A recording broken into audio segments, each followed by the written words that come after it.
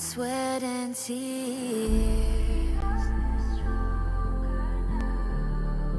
Blood, sweat and tears.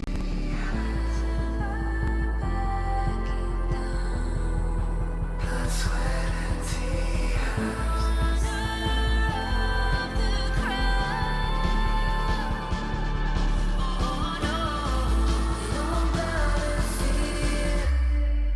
Blood, sweat and tears.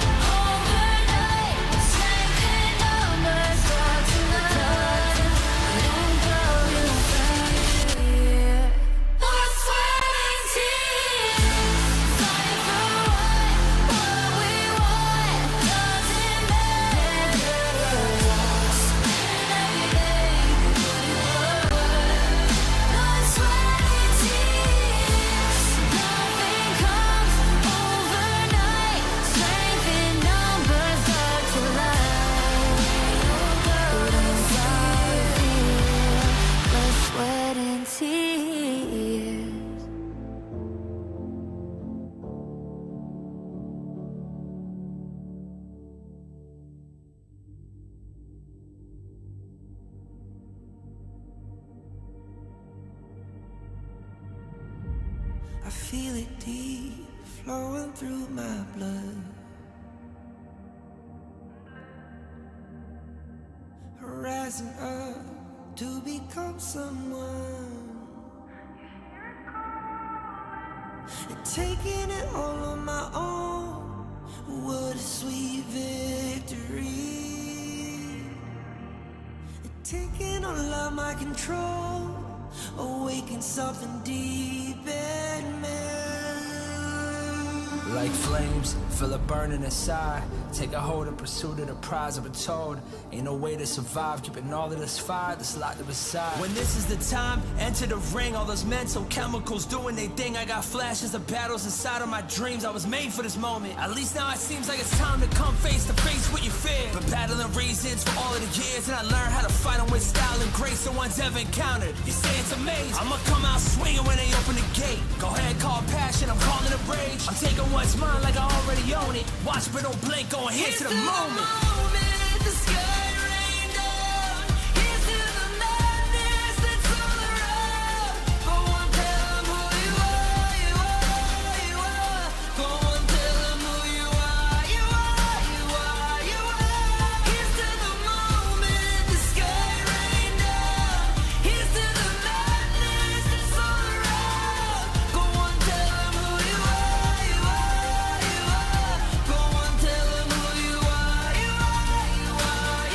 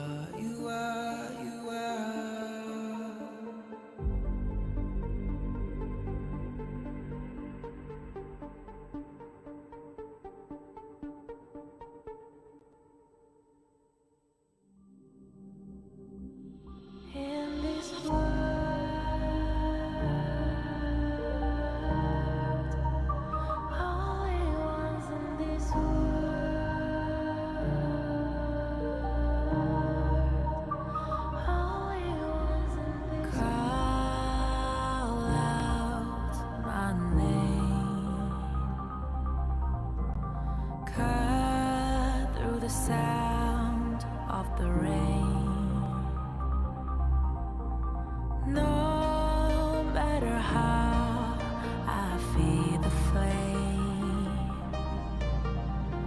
you know I feel the darkness and the pain.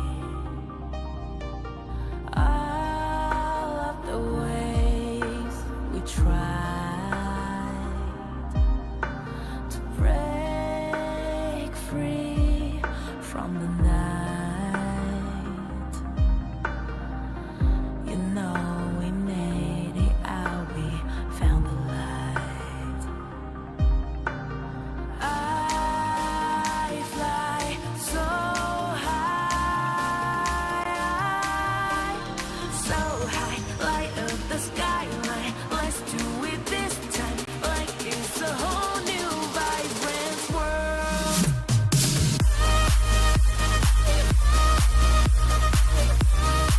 Like we're the only ones in this world. Like we're the only ones in this world. Now I see that I got everything I need.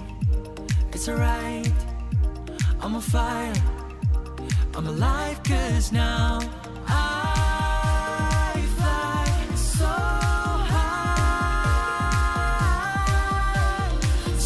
high, light up the skyline. Let's do it this time, like it's a whole new colorful world.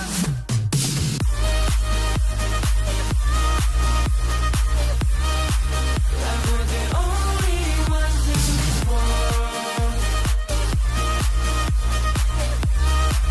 Like we're the only ones in this world.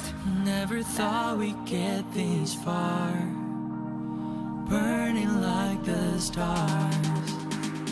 How we get this far, like we're the only ones in this world.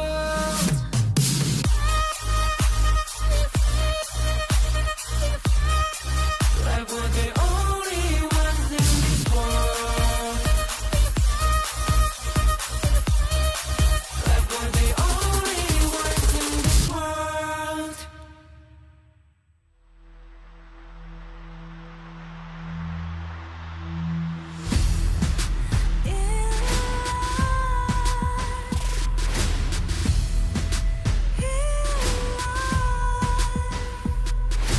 What's a life without its worth? Compromising with what hurts inside. When you let fear decide your fate, you don't choose which. Congratulations, Team Secret from Malaysia!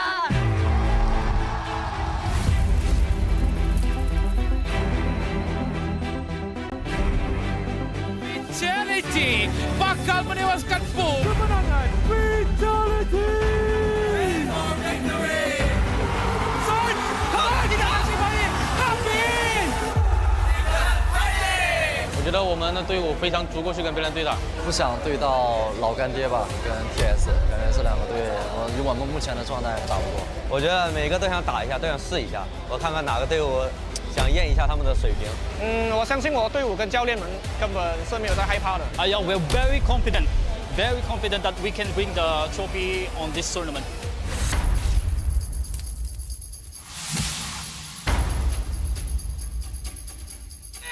Kristal mencari sasaran. Kemenangan untuk pasukan Loop. Esse sentimento agora de felicidade que a gente meio que chocou pessoas que acharam que a G que ia ganhar, então acho que a gente vem assim, eu me sinto bem feliz com isso. Obviously, it was a very tough journey. We have very low time to adapt to, so obviously it's just a honor and a pleasure to know that all our efforts has been worth it. 不认识，一个都不认识，所以说没什么道理怕，知道吗？干就完了，别让我拿到我的绝活，不然有你们好受。 Então, o recado que eu deixo pro próximo adversário aí é que é bom se preparar, porque a gente não vai ter piedade de ninguém aqui. 给他们准备个 surprise。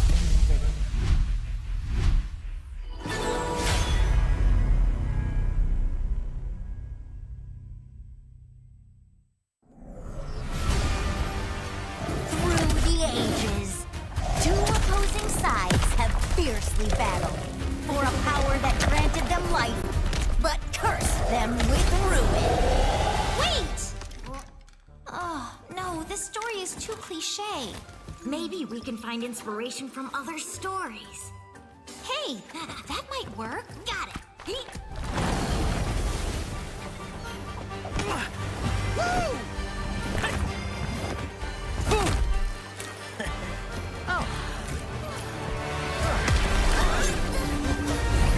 This story is adventurous, but lacks excitement. How about this one?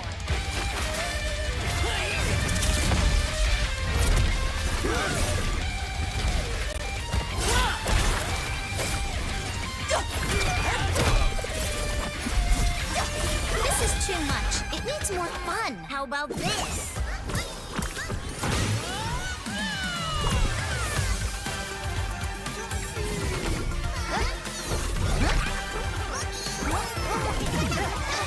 That's enough!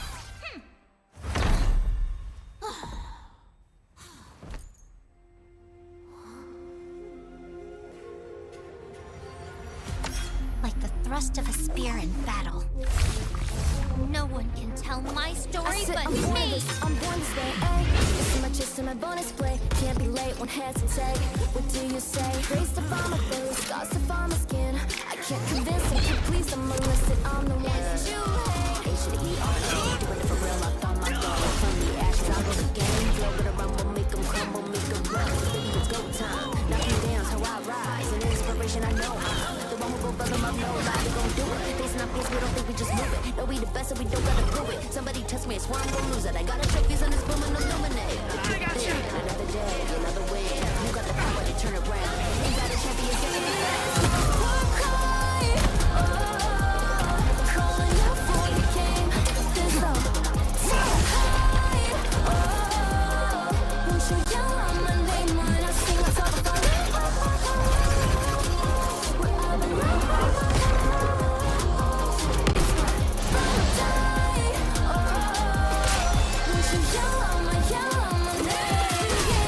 Cry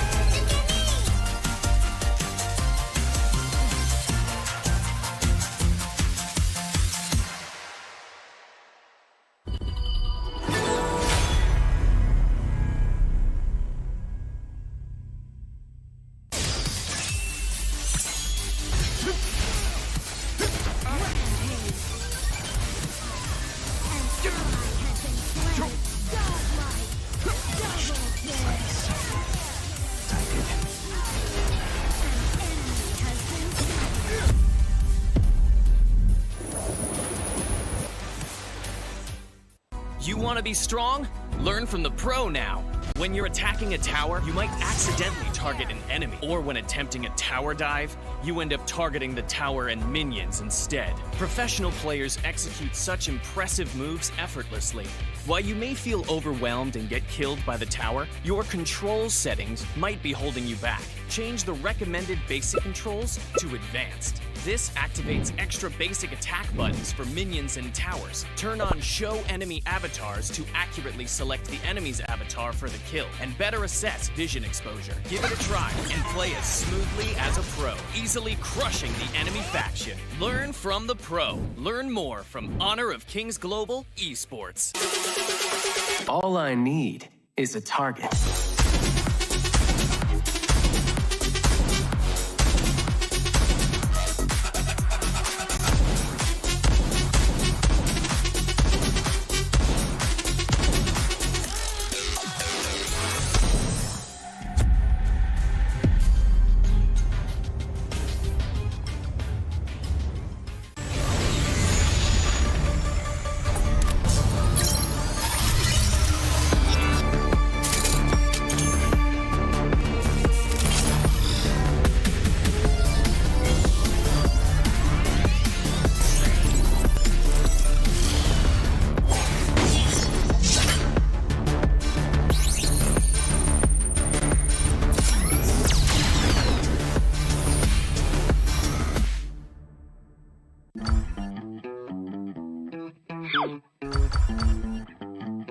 Lane stealers only bring frustration to a team. The team will be at a disadvantage and players will not enjoy the match. We are also players, and we know the problem doesn't lie with the good players. Therefore, based on feedback, we created the lane pre-pick system. Players will choose the lanes they want to play before looking for a match. The system will take these preferences into account and find suitable matches so that everyone can enjoy the game. To combat lane stealers, everyone has a chance to create a better gaming environment by reporting them and making the Gorge a better place. With this system, finding a balanced team is no longer a problem, but a practice in innovation.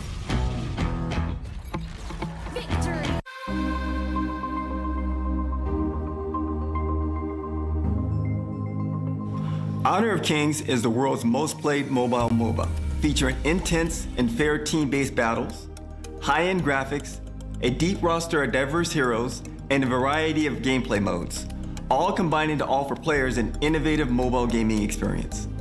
One of our main goals is to develop Honor of Kings for a global audience. To achieve this, we continue to add localized content to the game, such as collaborating with popular franchises to bring new regionally inspired heroes, skins, in-game events, and more to our worldwide community.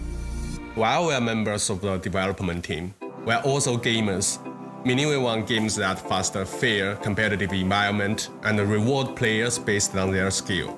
This is also our North Star when it comes to developing Honor of Kings, ensuring that the game's mechanics, heroes, equipment, and more are well balanced. The game has been designed from the ground up with a mindset that all elements that affect gameplay can be earned through effort and time spent, such as hero unlock and the Kena system.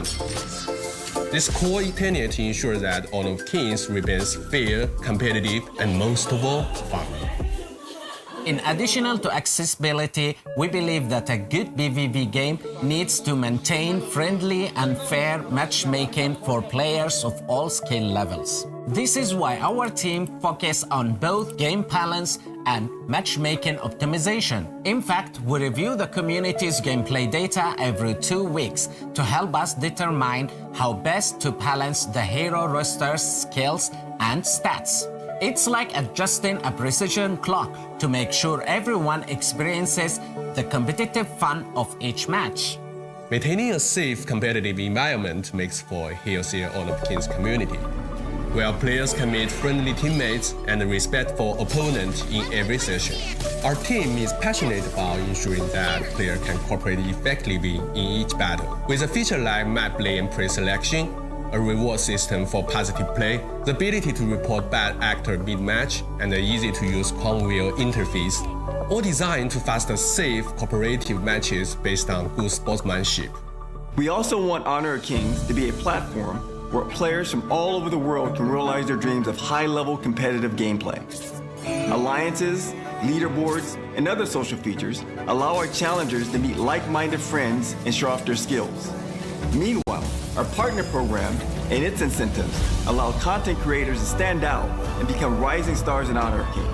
The esports ecosystem provides a global stage for all professional esports players to compete. These systems combine to form the game's ecosystem, building a stage for players from all over the world to shine. This is what Honor of Kings means to us. We look forward to meeting you in Heroes Dark as we come together as one strong, competitive, and awesome community.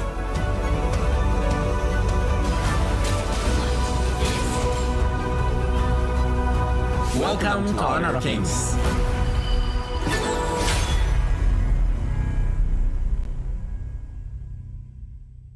You want to be strong? Learn from the pro now. When you choose a long-range marksman to take down enemies in the distance, only to find the enemies constantly staying at the edge of your attack range. When you enthusiastically pick a high-burst mage, planning to crush the opponents, but the enemies keep sneaking outside your vision. The professional players have long been using the small tricks in their settings for smooth operations. Let's take a look at how the pros set up their game. Change the setting from fixed camera to camera shifts with skill direction. Your vision will move with the direction of your skills, allowing for a broader vision range. This not only enables more accurate targeting, but also gives you the upper hand to anticipate incoming enemies in advance. Come and try this practical secret that...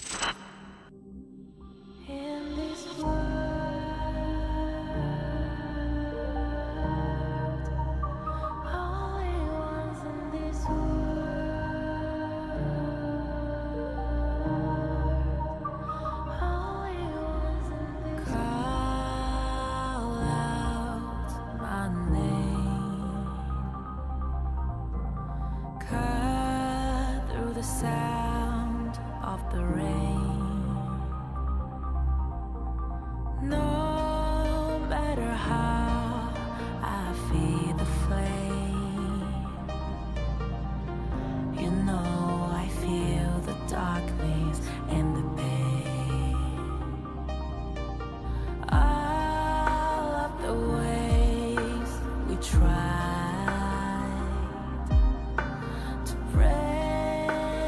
free from the night.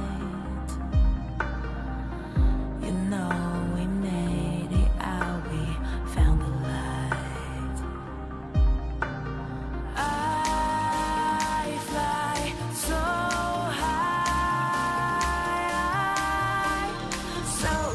light up the skyline. Let's do it this time, like it's a whole new vibrant world.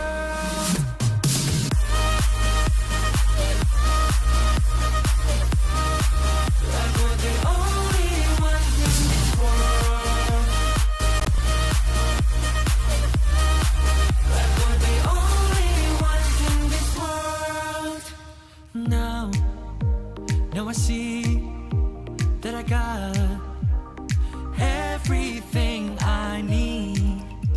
It's alright, I'm on fire, I'm alive, 'cause now I fly so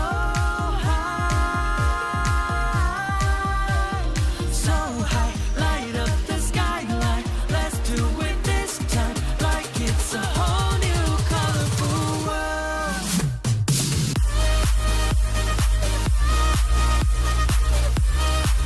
Like we're the only ones in this world.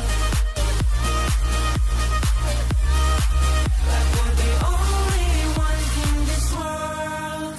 Never thought we'd get this far, burning like the stars. How we get this far, like we're the only ones in this world.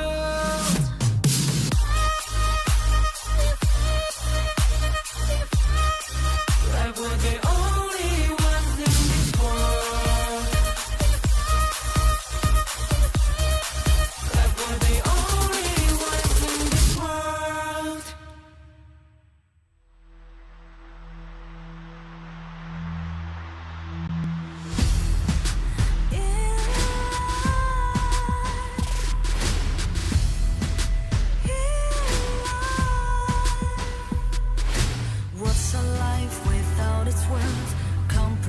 dancing with what hurts inside. When you let fear decide your fate, you don't choose which path to take in life. In life, I'm finally letting go of everything that still holds me. I'm against all odds, but I won't give up, 'cause it's my time to shine. Standing in the spotlight, can't no one back me down. Destiny is calling highlight. I'm not afraid to fight for everything I love. Victory is in my sight.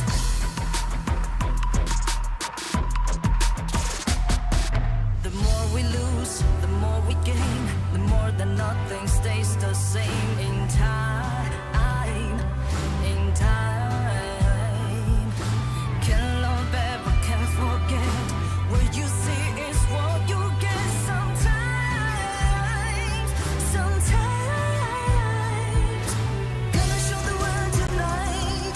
The light that shines inside us. We're against the odds, but we won't give up, 'cause it's our time to shine. Standing in the spotlight.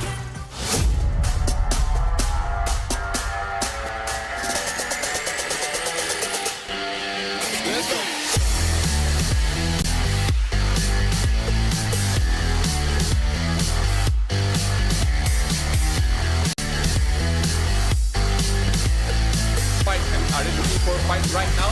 Danny going in the lead.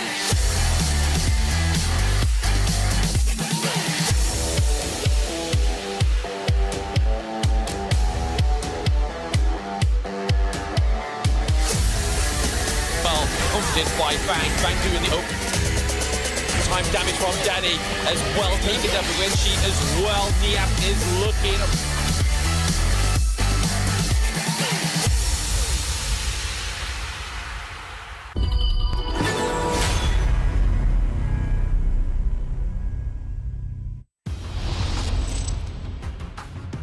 Hello everyone, welcome back to Honor of Kings Invitational Season 2 Knockout Stage. I'm your host Choo Choo, and today we'll start off by congratulating our top 8 teams for qualifying to the upcoming Esports World Cup in Riyadh.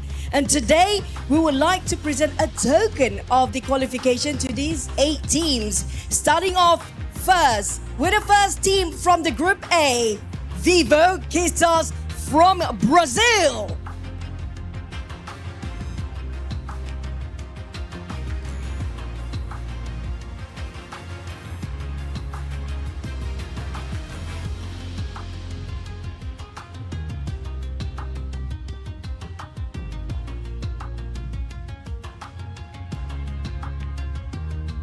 Congratulations. Next up,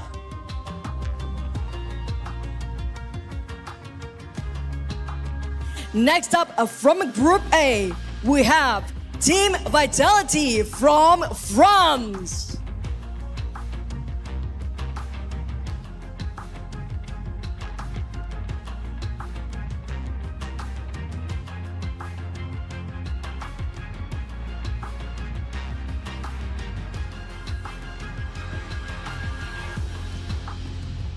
Congratulations.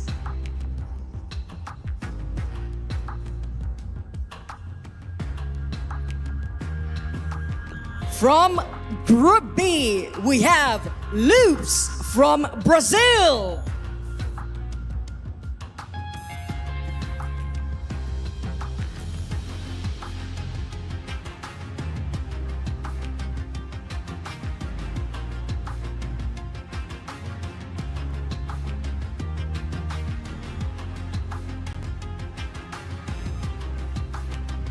Congratulations.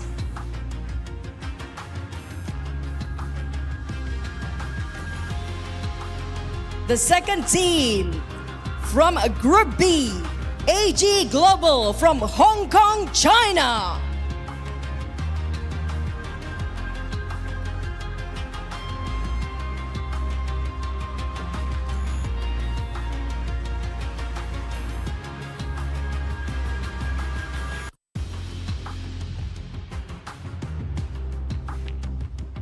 Congratulations.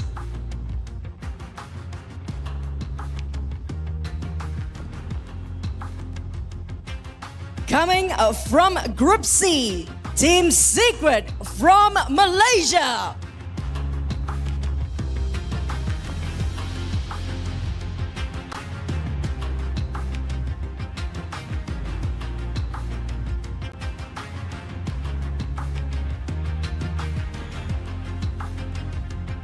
Congratulations.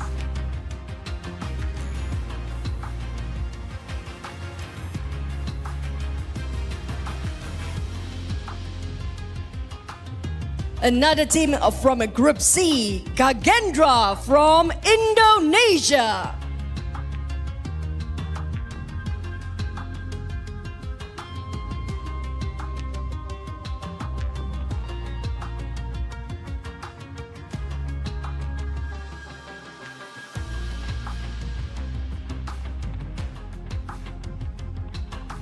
Congratulations.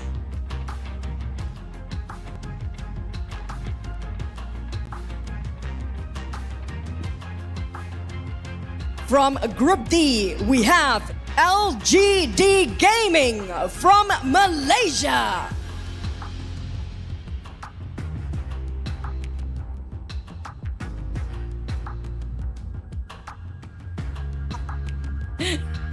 Congratulations.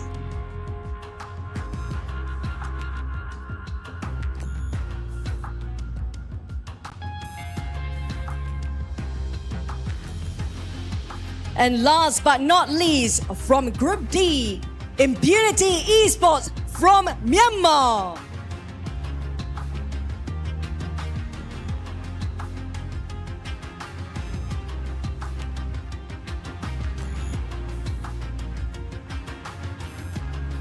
Congratulations. Now, I would like to invite all 8 teams representative to come to the center of the stage for the photo op.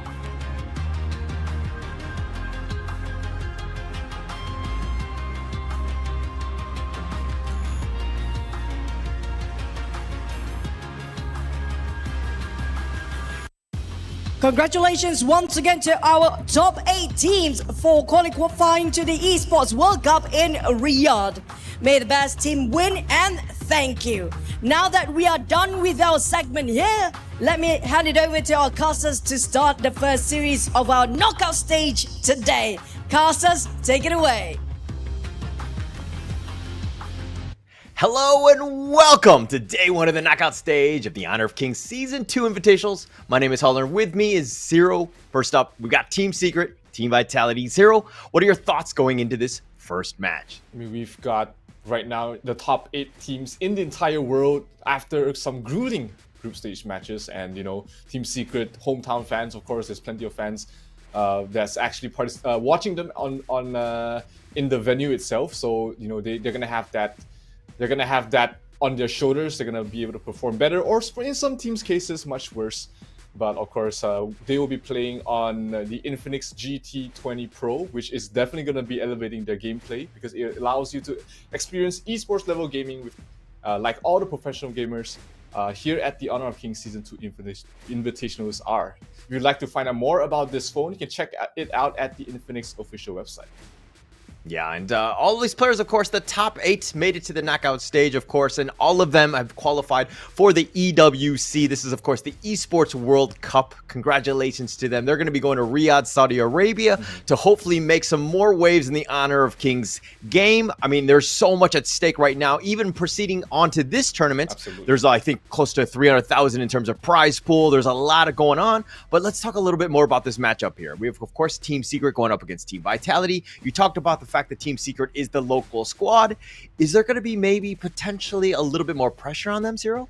Yeah, these are very young kids, right? LGD has a very youngish roster. They're not the youngest in the entire tournament, but they have a very young roster. And for players, for these players who might not have that much of a stage experience, it does tend to become a factor in how they're performing. But you know, for those veterans who, especially for teams who live off the crowd atmosphere, who live off the energy of their supporters, that's where that's why some teams are so strong in LAN events. It's just because they can feed off the energy that everybody's giving off in the arena.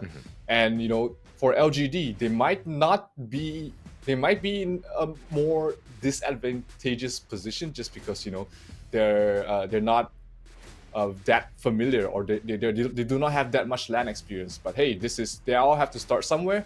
And for on the other hand, it's for their opponents, for Team Vitality, they are a newish roster as well, but they will feel less of that pressure just because, hey, we're not in our country, nobody here knows us, and they can just play without a word. Yeah, and I'm wondering if it's getting to the point where these are the teams that have qualified. I mean, do you kind of show all your strats, or do you maybe look to just kind of save them maybe for the EWC? Like, what is your thought process going into this one, especially since it's a best of 5? If you get eliminated, you're out of this tournament. So are you going to play this one to the full tilt level that you can get to, or is it going to be more of one of those things where you kind of maybe we take it a little bit easy today, huh? I think, you know, we're out of the group stages. These players, it is a single elimination tournament. They don't have any more lives to play with. So definitely no one should be trying to pull their punches, trying to hide strategies. Maybe for the first game, you don't go all out. But as the tournament continues to go on, that's where you want to show the world the best. Because, you know, everybody's going to adapt eventually. And better to find out now what you just want to make sure that, you know, you get to learn what your composition or what your strategy is weak against as well, because better to find out here than to find out at EWC, because that's a much bigger prize. Yes, for sure. And of course, if we're going to see about some of the, like how they got here, right? Like Team Secret, of course. Let's actually talk a little bit about the ranking system. Of course, this is where, you know, in Honor Kings, everybody's starting out at the bottom. They're kind of making their way up. I know that there's been a huge push, at least amongst my own friends, just trying to get there. So we're just grouping up as 5 and just trying to make, you know, just dominating in that sense. But, you know, okay. Team Secret here, they were undefeated, right? They went 2-0 against Kagendra and Isiris. But they're going up against Team Vitality, which is, of course, the second place of Group A. If we're looking at this one, of course, it's going to be in the bottom part, the Team Secret versus Vitality. But the winner of this one will play Vivo Kid Stars, which Team Vitality lost to, and Kagendra, which Team Secret actually beat. This is kind of an interesting one in that bottom bracket, you know? Yep, definitely. Team Secret arguably had the slightly easier bracket. I mean, if you're in a slightly easier group, if you're not grouped with the defending champions, that's going to be a good group. And, you know, Team Secret also had to play one less series because they were in a 3-team group. So that it goes both ways as well. You know, having less to show, you have to show less of your strategy, but also get less play time. So definitely, you know, coming second in the group with VKS, that's definitely not a bad result whatsoever. Yeah, but the thing is that you're up. Yeah, you got second place in the groups, and now you have to play Team Secret, which you're talking about. They didn't play in as many games. A lot of things are kind of hidden, right? Their stats are so inflated because they won 2-0. I mean, they almost have like 100% win rate with almost all of their games. But here is going to be the schedule for today. Of course, the first matchup is going to be Team Secret versus Team Vitality. And the second one of the day is going to be Loops versus Impunity Esports, the Myanmar squad, which are making waves. But are they strong enough to take out the Brazilian squad in Loops? We're going to find out in that second match. Yeah, the clash of regions is always very interesting to see different metas, different sort of strategies, different hero pools even come into play. So I always like having, you know, these cross-region matches, because they will not have a lot of opportunities to practice with each other, or even to have to compete against each other. So this first matchup, this entire top 8, they all are very interesting matchups, and today is without any difference at all. Yeah, and I love the fact that it's diverse, right? In the sense of just like going into this one, who really is the best region? We're gonna have to find out. I think that, you know, I mean, Brazil, they have 2 squads in this one, and also Malaysia, they have two crazy strong teams with their shortest game of like LGD's was like 7 minutes and. Something 7 minutes 40 seconds, something like that. It was actually crazy where they just completely dominated. But the thing is that they didn't get a whole lot of reps. Yep, exactly. Right? Yeah, they might be playing on, you know, on the practice side, and they're probably doing it, you know, completely outside of this tournament. But they haven't shown much in this tournament yet. Is that a good thing or a bad thing, Zero? It's a good thing for themselves because they don't have to show too much of their strategy. Obviously, every team coming into this tournament will have already put in their work beforehand, and you don't really want to overdo things. It is a very common thing where you try and practice again and again, and when the day comes where you need to perform, then you just get burnt out, or you don't feel at your best. So teams have to balance getting the practice in and getting enough rest as well, and having to play less in the groups also means that you have to show less of your strategy. So I think in this situation, Team Secret being the more unknown team for a lot of their opponents, and now they show less of their strategy, that's going to be good for Team Secret. Yeah, okay. You talk about them playing less or whatever, but I'm pretty sure these guys are still playing their ranked games. Absolutely. It's not an issue. I mean, these guys are absolute monsters, and they've invested so many hours and time. It's just a matter of the strategy and just kind of going into the game and playing to that level, that high tier level that we've kind of seen throughout this tournament. And I'm expecting to see even more of that because, again, both of these squads are very, very strong. I think that, yeah, Team Vitality came in second place, and you're kind of like, there's some question marks now. But that might have opened some doors. Is Team Secret now, are they able to just find some of those gaps and figure out how to take them out? Again, it's going to be super interesting. I think this first matchup is going to have a lot of fireworks. Yeah, absolutely. The hero pools are very diverse as well across both these teams. They've been able to showcase mastery on different sort of compositions and even different sort of play styles. So having this as an opening match, it is anybody's game. I feel like it could go all the way to game 5. So definitely looking forward for this match to start. Okay, now going into this first one, Team Secret, Team Vitality, do you have a favorite? Well, I mean, you're asking a Malaysian if he has a. I know. I just want to say. I just want to know. Let's call it out. Let's clear the air, so to speak. Zero. I mean, is it going to be Team Secret? Yeah, it's going to be Team Secret. I've been following Long and TNX ever since their start in their competitive careers. So it's great to see them, making it this far in a very reputable organization and now playing in one of the biggest tournaments of their lives. I really want them to do well. And of course, for the all the Malaysian fans watching out there, they would want someone to cheer in the finals. Yeah, and it's going to be super interesting, right? I think it's great to have. I mean, I wish I had a local team or a team that I can get can kind of cheer for. I kind of am neutral throughout. That said, I think that Impunity Squad from Myanmar had kind of earned my heart, so to speak. I think they played really well in the group stage, so it's going to be super interesting in that second matchup. But I'm getting a little ahead of myself. I think Team Vitality is the team to look out for. I think that this is going to be probably the one that goes the distance, I would say. Yeah. Like in a best of 5, we're probably going to see at least 4 or 5 games, right? Yep, I think so. Definitely. These two teams, it feels like, at least on paper, they haven't faced against each other on any official matches before. But from what I've seen in their performance, they definitely look like they are very evenly matched. So it's going to come down to decisions made on the fly, their drafts, their strategies, the plays they make in the game itself to decide who the victor is. Yeah. Okay. So, I mean, it's going to be interesting seeing what they do. But again, you look at, Team Vitality is going to do the VOD replays of all of the games that Team Secret have. And it's just like them dominating, them having 100% win rate with all their drafts. You're kind of like, okay, who do we ban out? How do we play against this team? This team is just on fire, right? Yep, absolutely. They are. I mean, there are some obvious ones, especially if you have less practice reps against that composition. As Team Secret has put out the Fuzi and Da Chao combination twice in the group stages already, and those games, Team Secret had absolutely answers to everything that their opponents could bring up. So we might see the Da Chao just being banned out against Team Secret because they've been the ones that has been really utilizing that strategy to the best, and especially if you don't have a lot of practice against that composition, that's something you definitely want to look out for. But this will be the first contender, the homeboys from Malaysia. It is going to be Team Secret, and yeah, one of the youngest rosters in this entire tournament. Plenty of experience internationally as well, representing Malaysia in international tournaments. For Long and TNX, so they definitely have that international exposure and experience. Yeah, I mean, good-looking squad. I mean, they're coming in, they're ready to kind of just make their name known. They're walking out here doing it in style. They understand how much pressure is at stake. Starting off the knockout stage in front of your home crowd, getting that level of, hey, can we get to that, can we take this team out?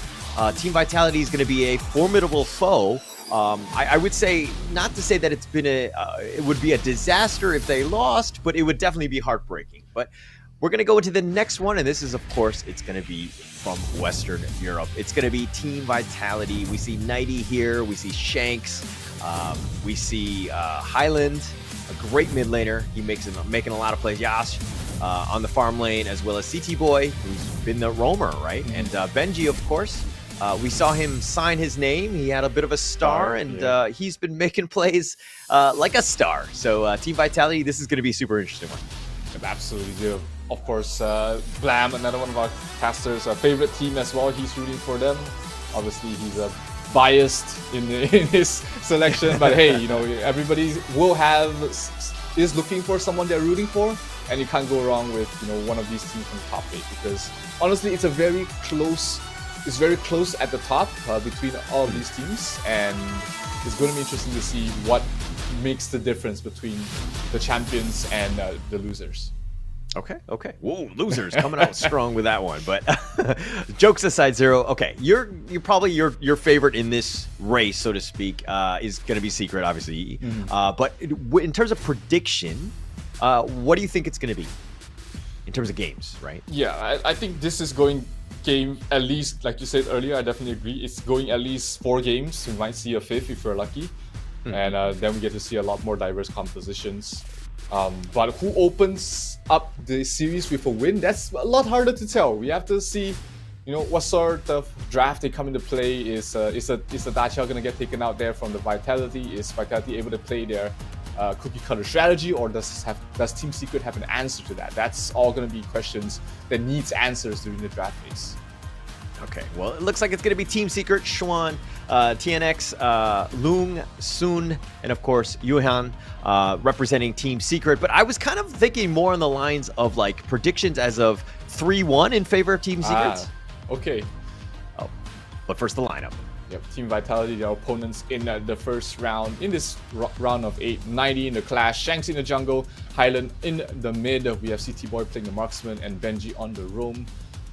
And yeah, like it's like 3-1, but I expect myself to be wrong even when I say that, because Team Vitality definitely has what it takes to force this to game number 5. But I think ultimately it will be a Team Secret victory.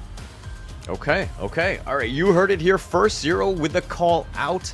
I mean, some of the stats, again, heavily favored in front of Team Secret just because they played very, very well, right? In terms of kills, they've gotten quite a number of them. And average kills of 14.3, that is actually pretty crazy per game by Team Secret, just absolutely dominating their opponents. I mean, the other one that kind of sticks out, of course, the average DPM, the damage is quite high, and the first blood rate, that is as to be expected, 50%. Team Secret really kind of not having enough games to really make a dent in that department, at least. Yep, absolutely. I mean, you have to remember Team Secret also played some of the shortest games in the group stage as well. So having this high amount of average kills, and you compare that with the actual time being played, that goes to show, how aggressive Team Secret can play, how fast their movements are across the map. So it's going to be interesting. Team Vitality has been one to show that they favor the mid-game sort of composition. They like to play after getting some farm, after getting some objectives across the map. So if they're able to withstand the early aggression coming from Team Secret, I think Vitality has a very good shot in taking games. If not, they're just going to crumble in the early game aggression that Team Secret has been able to pull out. Yeah, and we kind of saw some of those weaknesses that you're talking about, right? With that early game, Team Vitality looked a little shaky against Vivo Key Stars, who were kind of dominant from front to end. But it's one of those times where, again, they've had a day off yesterday, and I'm sure the team kind of regrouped. They're not in a terrible spot. Second place is still great in getting into that top 8. They've already secured their spot into the EWC, so it's a matter of just fine-tuning at this point.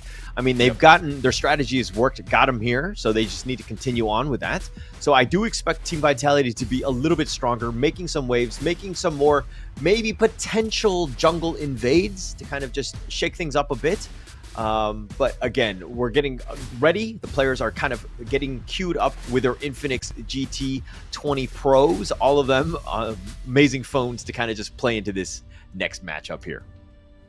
Absolutely, and we start off the draft spicy. The Da Qiao ban as expected from Vitality, though they do not want to face against that. While Team Secret goes for the more standard bans in this tournament so far, at least. Arlie, the highest ban and picked marksman in the current roster in this tournament as well. And of course, Heino banned out there by Team Secret as well.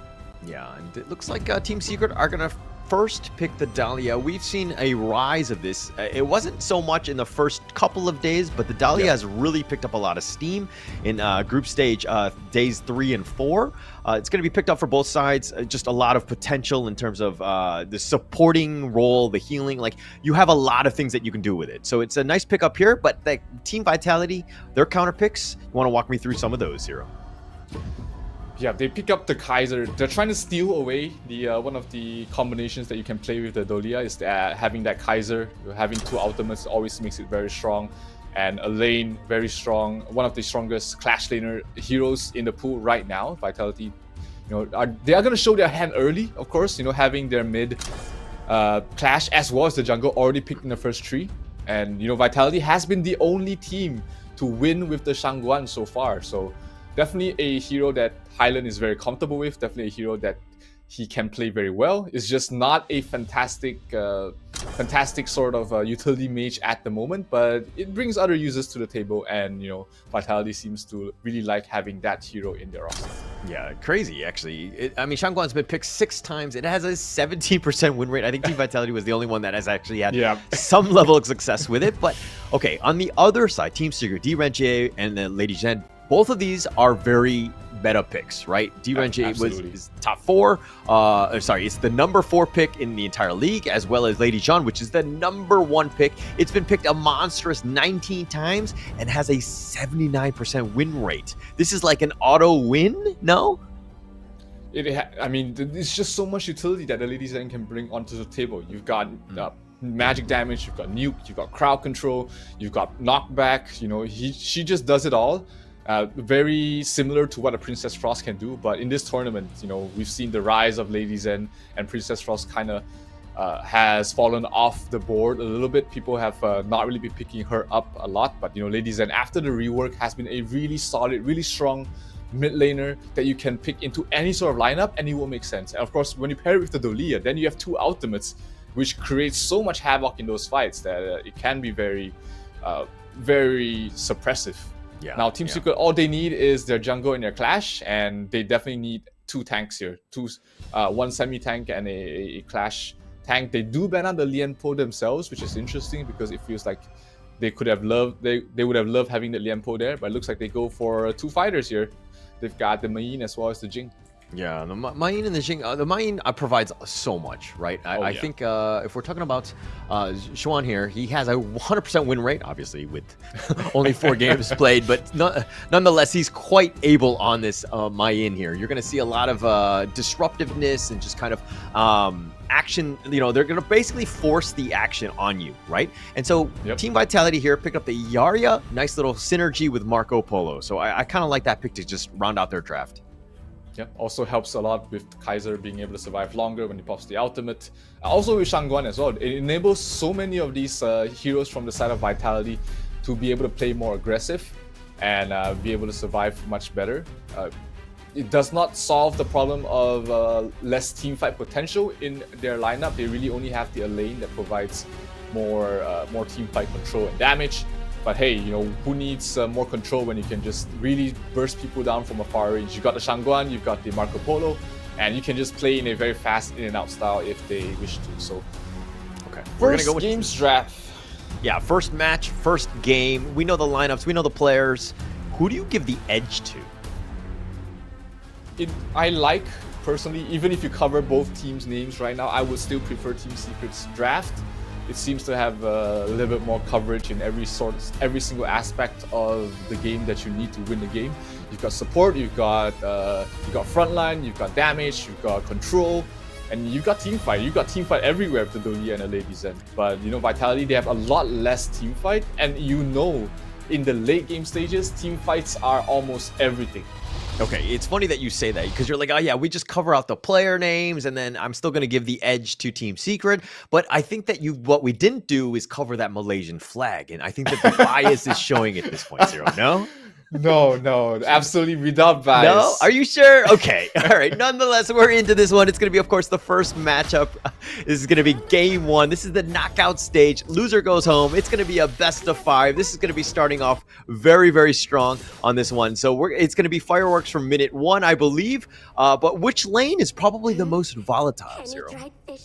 It's going to be very passive across all of these lanes. You know, you've got the GRMY and the Dolia, not really kill combinations, Marco Polo area as well. Meanwhile, the Kaiser isn't a hero that wants to roam a lot in the early stages of the game as well. Neither is the Jing, so the laning stages are going to be a lot more passive, even on both sides.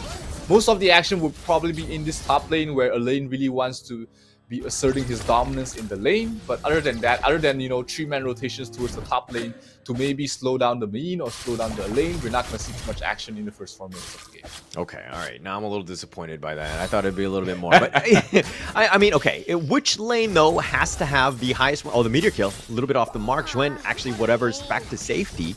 And if we're looking in the top lane, I mean, Team Vitality seem to be kind of prioritizing this top one here, as it looks like they've got the level difference. They've got the lanes that are pushing. I mean, is this the right lane for you? Well, the Invincible Warrior, sorry, going into this one. Xuan taking a lot of damage, but he's going to back off. He will be fine, though. Yeah, that clash lane is definitely where you want to put pressure, especially if you're Vitality. You want to stop the Main getting to the mid lane, the mid game very comfortably, and that's why you see the Jing helping the Main out so early on. She wasn't really fully focusing on farming. She was providing backup to her team, knowing that, hey, I just need to get this Main to the 12-minute mark, and she's going to carry the game for me. So good read from both sides. And it ended up really just being a trade of HP, and nobody's going home wounded. Okay.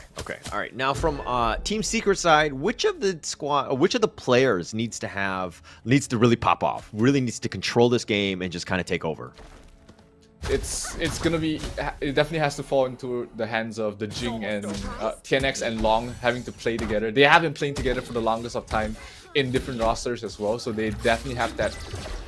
They have that synergy with each other. They have to make their rotations with each other to get things done across the map. So for Team Secret side, definitely look out for how Long and TNX is moving across the map. Okay, all right, let's reverse it. Let's talk Team Vitality then. Which of the players here needs to have the best game ever to take this game 1?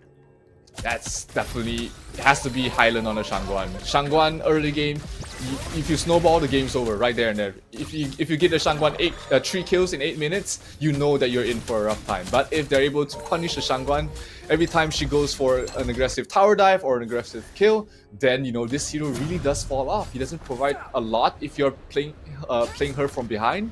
And you know, Hylan has had some good game, has had at least one good game on that hero, and that hero is not easy to play at all. So he definitely has, he knows that hero in and out. So it depends on how Team Secret is going to be able to shut her down. Yeah, there's a huge skill cap on this one. The dash forward by TNX has shown in the mid lane, but it does have a bit of a level advantage. I mean, level 7 versus, okay, CT Boy just hit level 7 in return, so they'll just look to continue to push. But as you said, really not a whole lot of action in the first 4 minutes. It looks like the Tyrant is going to be started here. This is going to be scouted out. So the Ode is going to connect, and TNX will take the Tyrant, and that was very quick. Yeah, 4 hero rotation downwards. Jing even had to use the ultimate to make sure that they are able to secure the first one. They got it very fast, and that's going to mean that it's just going to be a more passive gameplay after picking up that Tyrant. But Team Secret takes a slight lead for now in terms of the objectives across the map, but not by much. And here comes Hylan going for a kill on towards Long. The damage, that was what exactly we're looking for. Hylan trying to get that 3 kills in 8 minutes. He gets it off in a good start, getting a kill on towards Long. Okay, but Benji, the support with the Verdant Protector, actually stole the kill. Your thoughts on that one? Do you kind of, slap the hand of Benji at this point for stealing kills, huh? Well, it is a Yaria. You can't really... we talked about Hylan needing to get some kills, but she gets killed. She gets killed herself in towards the mid lane. Jing going in, getting a quick kill. Oh, CT Boy gets a nice kill on towards Xuan as well in the top. Oh, the roaming that's gun gonna be huge. The Fevered Barrage is doing some work. Xian actually flashes away. He's going to be the Death at Sunset. Connects on onto the 3. Does the Meteor kill, and he does knock him up, but not enough damage. And TNX will limp away, but he will survive. That was close for the side of Team Secret. They did not expect the rotation coming in from 90. And that was a good call from 90 as well, making that teleport towards mid and walk towards down, towards the bottom lanes, seeing that CT Boy has already top lane locked in and already pushed up. The tier 1 tower will fall for the top, so Vitality, they move their clash, but they don't lose too much farm on the Kaiser, and they managed to get the first tower of the game as well. That's going to bode well for them heading towards the mid game. No, very good, right by Team Vitality right there. I think forcing it out. I mean, yeah, the Tyrant was taken or whatever, but you got more of the kills, and of course, taking that top T1 is super important. You've just kind of created some space. But you know, one thing though would have been nice to have that Tyrant buff on to Shanks with the Marco Polo. I think the damage really accelerates at that point. But unfortunately, you got to just pick your battle, so to speak. And I think Team Secret came on top of that. Yeah, absolutely. You gotta, you gotta fight where you think you can win, and Vitality was also very patient. They didn't really try to force too many engagements, but mid lane, Elaine trying to go for 2 of their heroes. It seems like Jing might be in trouble. TNX trying to get out of there with the fancy footwork, trying to heal back up as well. Very low, 1 more hit, and Marco Polo gets the kill. Might be going for more as well. That might be the death. No, barely surviving is Xuan, and that means the tier 1 tower in the mid is in trouble as well. Vitality off to a hot start, getting 2 towers so early on. That also means that the jungle is in such a it's going to be such a dangerous position for Team Secret to traverse into. Yeah, and Team Vitality really showing how to probably just take out objectives. It started with, 90 kind of going in and, attacking TNX and Sun. But in the top lane, 90 has been killed. You compliment him, and then he just goes down. So I guess that one's on me. My bad. Caster's curse, it happens sometime. Oh, he walks, looks like the Shangguan walks into a ambush, but Highland was able to get out of there safely. So they did manage to get the tier 1 bottom tower as well, so Vitality is going to be very happy with that, not losing any members, but mid lane might be where Team Secret wants to make a stand. They're going to make a stand. I mean, the lane is pushing here. CT Boy still up in front. Of course, Shanks getting a lot of farm. Level advantage over Soon is something to take note of, right? I mean, Soon had died, so he does need to play a little bit of catch-up, but Shanks having that Benji just kind of, basically just protecting you at all points, it just makes things a lot easier. But in the top lane, something to take note of, Team Secret, again, trying to make a rotation, trying to force it out. Maybe you take this Crimson Cone. They will take this one. They do have the image, but on the backside, it looks like they've got 90. 90 actually went in too deep, tried to go 1 versus 5, not able to do it. He's going to be killed, and it looks like they're going to back off here. They have the finishing stroke trying to go in, but it looks like Highland is going to be the first to fall in that one, and Soon will die in return, so it's a 2-for-1 in favor of Team Secret. Yeah, you never want that Shangguan to go in without any sort of backup. That means that all the damage will be focused on her, and she's not the tankiest of mages. In fact, most of the mages are probably very tanky as well. So 2-for-1 trade, ultimately, you still got the marksman from the side of Team Secret. Highland not gonna feel too happy about dying, but hey, at least he got something back, and that also puts them in a good position to fight for the next upcoming objectives. Yeah, I mean, they'll take it at this point, right? I think it's still very early, just trying to get a little bit more farm onto, of course, Team Secret at this point. But now the Tyrant, this is going to be started here. It is going to be spotted out by Xuan. They will pull out the Tyrant here at half-life, something to take note of. Are they going to go in? And CT Boy will secure it, takes it down, and they really need that. But the Death at Sunset was committed, as well as the images, and I think they're going to disengage at this point.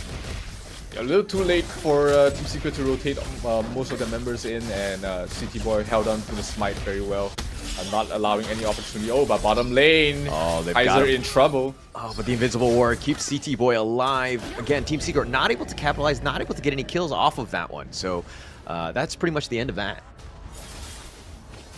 Just gonna go down to a little more macro play, as most of these players are getting their next tier of items, getting towards that next power spike. We do see the Shangguan building more defensive. She's building more lifesteal, building more HP, trying to keep herself alive for a long time, not going for the full burst sort of item build that we do see the Shangguan go for sometimes. So he's playing more for a team, being the front line, opening up vision, going for snipes towards the back line, and also getting out in time. Yeah, and they definitely need to do that. But Team Vitality forcing it out. They want to get as many Tyrants as possible. They're all the way in the front. Nighty's going to scout him out. Death and Sunset sees him. Does connect onto 3. They've already gotten the Tyrant. They've got the knock-up as well. And they're trying to kill Zhijuan. But he's going to actually run off here. The Fever Barrage, but he went in too deep. And Shanks, oh, he was looking for the Verdant Protector. And Benji was not there to help support. And it looks like Benji is cheating on him as he's gone on to somebody onto Highland instead. And Shanks is going to be like, bro, come on, keep me alive. Yeah, he had absolute faith in his teammates, but that was still a little bit too deep, even with Benji supporting him.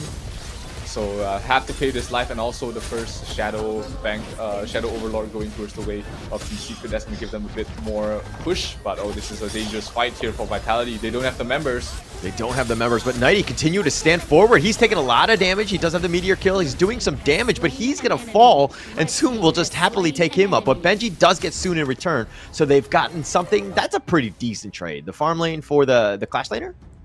Yeah, absolutely. I think Vitality will be okay with that trade. Obviously, a lane is very strong in the late game, and you kind of want him to scale very well to the late game as well. But you know, if you have to choose someone to fall, that's probably Benji first and 90 second would be the players that you'll be happy losing for a trade of their marksman. So Vitality still coming up ahead in that trade. Yeah, I think Benji would disagree with your order of people dying, but no, as a team, totally makes sense, and that's actually what you want. But it's one of those things where, you know, the Zarya is kind of like you're hidden behind other ones, so that you're really not that frontliner that's gonna die first usually. So if Benji, you know, I mean, obviously he needs to hit the right heroes, right teammates with that Verdant Protector, keep him alive, and I think that you really want to prioritize Shanks more than anybody else. Yeah, absolutely. You give him the extra EHP, the extra move speed and stun as well, so that's always going to be very important, especially for, you know, heroes like the Shangguan, like the Kaiser, like the Marco Polo, who always goes in deep to deal damage. And you need that a little bit more to survive, and we might see Benji being the difference maker between, you know, these heroes dying or not. Oh, but Shanks sees TNX. He's going to image away. He's got the mirror. He steps away. The Resplendent Revolver is a little off the mark. The Invincible Warrior is going to be committed as well, but they're on the chase, and they're really not able to find anything. They have the knockup from the whatever from the Zhuan, but it looks like they're going to have to back off. They're in the zone. They're going to get out of the mirror domain. They've gotten Highland right where they want him. He's so low, but he finally gets killed. Zhuan does go in and gets the smash, and she gets serious, but the Resplendent Revolver onto Soon. And it looks like they're going to take that one kill, and they're going to back off. Yeah, that was such a bad fight for Vitality. Half of their movement was blocked off by the Lady Zen ultimate. So that means that they were kind of split up, and you know, Highland was on the wrong side of the map and just got picked off there. That also allows Team Secret to start pushing towards this mid lane, but they should be able to stop the bleeding right there and then and stabilize the game from here. Yeah, and through that all, while Team Secret is coming up on top, you're definitely feeling the momentum favoring in Team Secret right now. But net worth-wise, still behind. Team Vitality have done a great job of securing that farm, pushing it out, and understanding how to take over the map. But this is still a time where Team Vitality cannot rest on their laurels. They need to continue to push. They need to be aggressive and take as much of the enemy jungle as possible. But Team Secret are finding ways to get back in this game. Yeah, I think even with this network difference, it's still a very comfortable position here for Team Secret. They definitely can scale towards the late game with the Delia, with the Jing and the Mayin as well. But you know, Vitality, they might want to ramp up the aggression, and they're gonna start that with this Tyrant. Yeah, they're gonna start this one, and it looks like 2 members of Team Secret are already a little low. The Image is just doing some work, and CT Boy gets sliced and diced, and Zhuan will die in return. And it looks like Nighty's trying to draw a bead on TNX, not able to, or Yuhan, excuse me, and he will fall again. A favored trade for Team Secret, 2 versus 1, and they're gonna look to capitalize and turn this into a Tyrant. Yeah, Jing played just so well, and I was able to get through the backline. Gets a kill on towards Benji as well, but that's gonna be the kill going towards the Delia. They get the Shadow Tyrant as well, and here Team Secret starts to take the reins of the game. TNX absolutely monster in those last 2 fights, and he's been really making things work here for Team Secret. Yeah, and Benji was just like, hey, I listened to you, Cyril. I died first in that team fight. I did my job, right? Right? No, not really. Okay, not in this case. But now this T2 mid is going to be sieged here. Team Vitality, all they can do is really watch. But again, the net worth lead has shifted. TNX makes a beeline for this Overlord, and they're just going to take every single objective at this point. Yeah, they still have the Primal Bond debuff on them, so they're gonna take a bit more damage, gonna take a bit more time to finish off this this Overlord, but the rotations are not gonna come in here from Vitality. So that's gonna be the Shadow Vanguards being pushing out the waves there for Team Secret as they take a almost 1,000 gold lead at this point in time, and 10x is already nearly fully slaughtered right now. Yeah, and Team Secret, this is a very strong showing by them. Like, it's one of those things where when you see them in the group where they were in the lead almost in every single game and just like dominated, this is the time where, hey, we face some adversity and how do we bounce back? And Team Secret, understanding that the macro level of this play, of just getting themselves back in this game, of controlling it, getting as much farm as possible, and just choosing the right fights. And this net worth lead is completely shifted in favor of Team Secret. Absolutely. They are so good in playing from behind, and they're usually saying, oh, Highland dropping down very low, has to pop the ultimate to get the hell out of dodge. Jing did use his mirrors as well, but not going to get too much out of that. So the Shadow Vanguard in the bottom lane will be cleaned up here, but CT Boy might be in some trouble. He's being knocked back. He pops his ultimate, trying to back off. Ladies and ultimate perfectly placed, but he's still very safe for now. Can he back off in time? Dropping down very low, trying to go for the kill. But looks like they're not going to overcommit for that. Team Secret might be chased off though, but Jing with the ultimate, the damage, just dissuading Vitality from moving any forward. And they will, in return, after all that, get the bottom tier 3 tower. What a great fight by Team Secret there. Just understanding that, like, hey, we don't have to fully commit for this, but we do need to make it very uncomfortable for Team Vitality, where they can't actually team fight. They actually had to hide under their own T3, and through that all, they were able to siege it, and they were to take it out. That's exactly what you want as Team Secret, where, hey, it's not about the kills, it's about the objectives and taking that out, and taking that bottom T3 at the 16-minute mark is actually a pretty sizable blow. That was a very clean move there from Team Secret. They lost no one. They got the objective that they were looking for. They did send the Vanguard over there, and they got everything they wanted. But oh, IMP.XiaoLin going mano-a-mano against the Jing, has to pop the ultimate, but all on an island. He's gonna fall. 10x doing way too much damage at this point, and Vitality has to defend their base with 4 heroes left. Okay, you know, City Boy is just like, hey, the skill name is called Invincible Warrior. Why am I not invincible against 5 guys? And he just dies right there. He just gets blown up against 5 people. Not going to happen here. And Team Secret, again, just finding another pick-off, making it very difficult for Team Vitality. The saving grace right now is that Marco Polo is very, very farmed. He can deal a lot of damage from a very safe distance, and he can always go in and out as well. But speaking of in and out, there goes Shanks. He goes down, so does the Delia.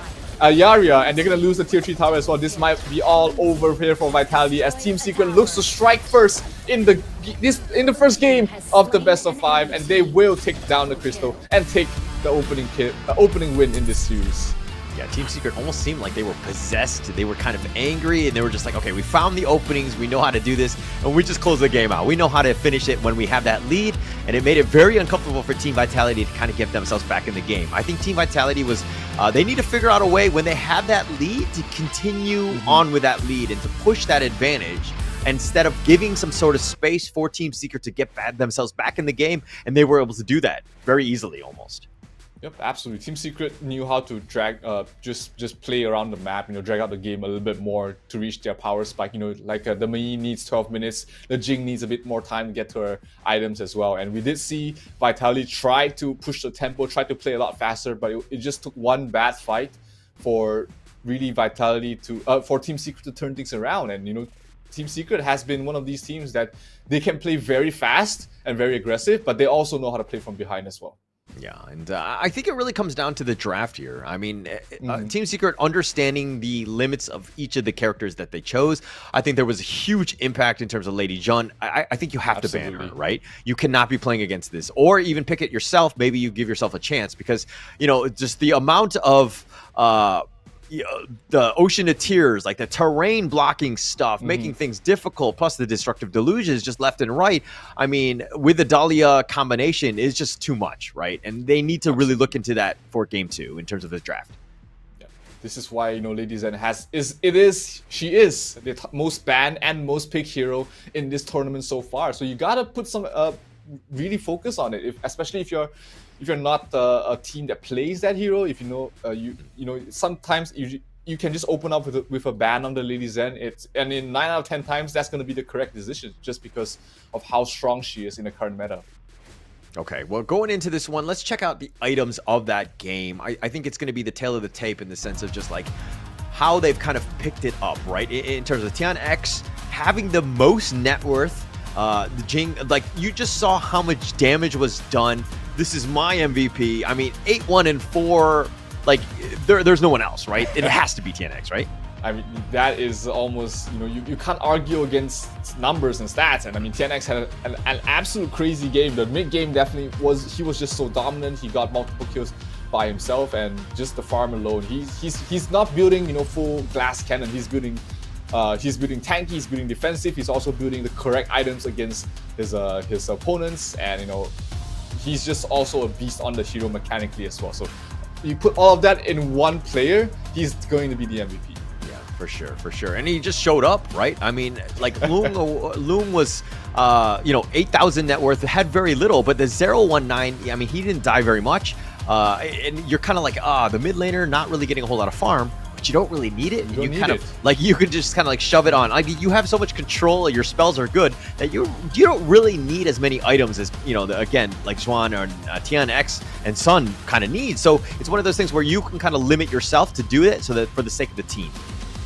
That's the power of Lady Zen, you know, that with no net worth, she can do almost the same thing as she would with 13,000. So take a look at the stats here. You see Lady Zen on top of the damage dealt for the team, and she doesn't even have full items yet. That's how crazy this hero actually is, and that's why, you know, you gotta really put some focus on it, on the graphics. Yes, for sure. And I think that Team Vitality were like, hey, we have the Elaine, Nighty can just jump on her and get onto him. But Team Secret, the way that they were playing is that they were actually the initiators of all the fights. Team Vitality had to react to everything that was thrown at them. They really couldn't find the Loom to just kind of to jump on him and to kind of take him out. And Loom's positioning was flawless. I mean, look at this, the 25,000 damage taken, the lowest across the entire, you know, board, right? Like, it just speaks volumes about the fact that, you know, he can be doing the damage and he can do it from a safe spot. Absolutely. It's absolutely crazy to see, you know, Team Secret just moving so well as a team together, knowing that, you know, Team Vitality, they have all these heroes that wants to jump towards the backlines, and all they need to really do is just play together as a team. They have the Dalia to provide the AoE heal. They have the better team fight with the Lady Zen as well, so why not utilize that and don't lose any members without getting at least something for yourself. And despite, you know, the lead that Vitality had in the early game, it wasn't much. It was 1,700, maybe 2,000 at most, but it was something that was still comfortable enough for Team Secret to say, hey, you know, we can just continue in our game plan and we will win the late game. Yeah, and speaking of late game, Team Secret really pulling out on top. This is one of those things where, like, okay, if I'm going to use the student analogy here, where, you know, Team Secret showed up to class, they went to a couple pop quizzes, but then like the midterm came around and they failed, and they were like dipping down, and then they're like, oh crap, now we need to study, now we gotta just win it out in the end, and they did, and all on the back of TNX, of course, with his KDA of 8-1 and 4. That damage dealt was crazy too, is 100,000. But TNX really making a huge impression on the game, right? With the mirror domains. Yep, absolutely. I mean, I don't think there's any argument against TNX being picked as the MVP here. Absolutely crazy performance from him. And, you know, you've got so many heroes that he can play. You know, Jing is one of the more popular ones. And, you know, do you want to take that out of his hands, or do you just want to play differently or draft differently against him? Yeah, and we're going to have to see. I mean, we're going to go into the highlights here. This is going to be the TNX special, I would say. He's just going to get kills left and right. But if you see some of the attacks, like CT Boy going in 1 versus 5, Team Vitality was not there to help out. Nighty goes in as well. Then they're like, okay, we'll just focus on this. We'll just eat this free food, so to speak. It's a 5 versus 1. We're able to take him out. But they isolated very well in terms of the attacks. Like, yeah, he goes in, Shanks. He had a nice Fever Barrage. He was in the heart of the enemy team, but where was everyone else? Like, he doesn't want to be that focal point. He wants to be kind of like, let, you know, Elaine go in, let the CT Boy Kaiser go in, let them kind of attract attention, and then Shanks can kind of just clean up everyone else, right? He doesn't need to be going in first, and they seem to be not on the same page. Yeah, exactly. I was just about to bring up that point. Is like, is that, you know, you see this lineup from Vitality. They have 3 heroes, actually even 4 heroes that really want to jump towards the backlines, but they never seem to be doing that together as a team. And I definitely agree with that statement that, you know, it doesn't seem like they are taking these engagements together as a team. Feels like, you know, one player says, hey, let's go in, and then you have 3 other players and will be like, hey, let's be a bit more patient, wait for a better opportunity. So when you're playing something like a composition like this, trying to play aggressive, everybody needs to be doing the same thing, else it would just be like what we've seen in this, almost the entire highlight was just players dying by themselves. Yeah. Okay, in a team fight, you want to get it so that you have a numbers advantage somewhere, right? There are different pockets of the fight that are going on at the same time.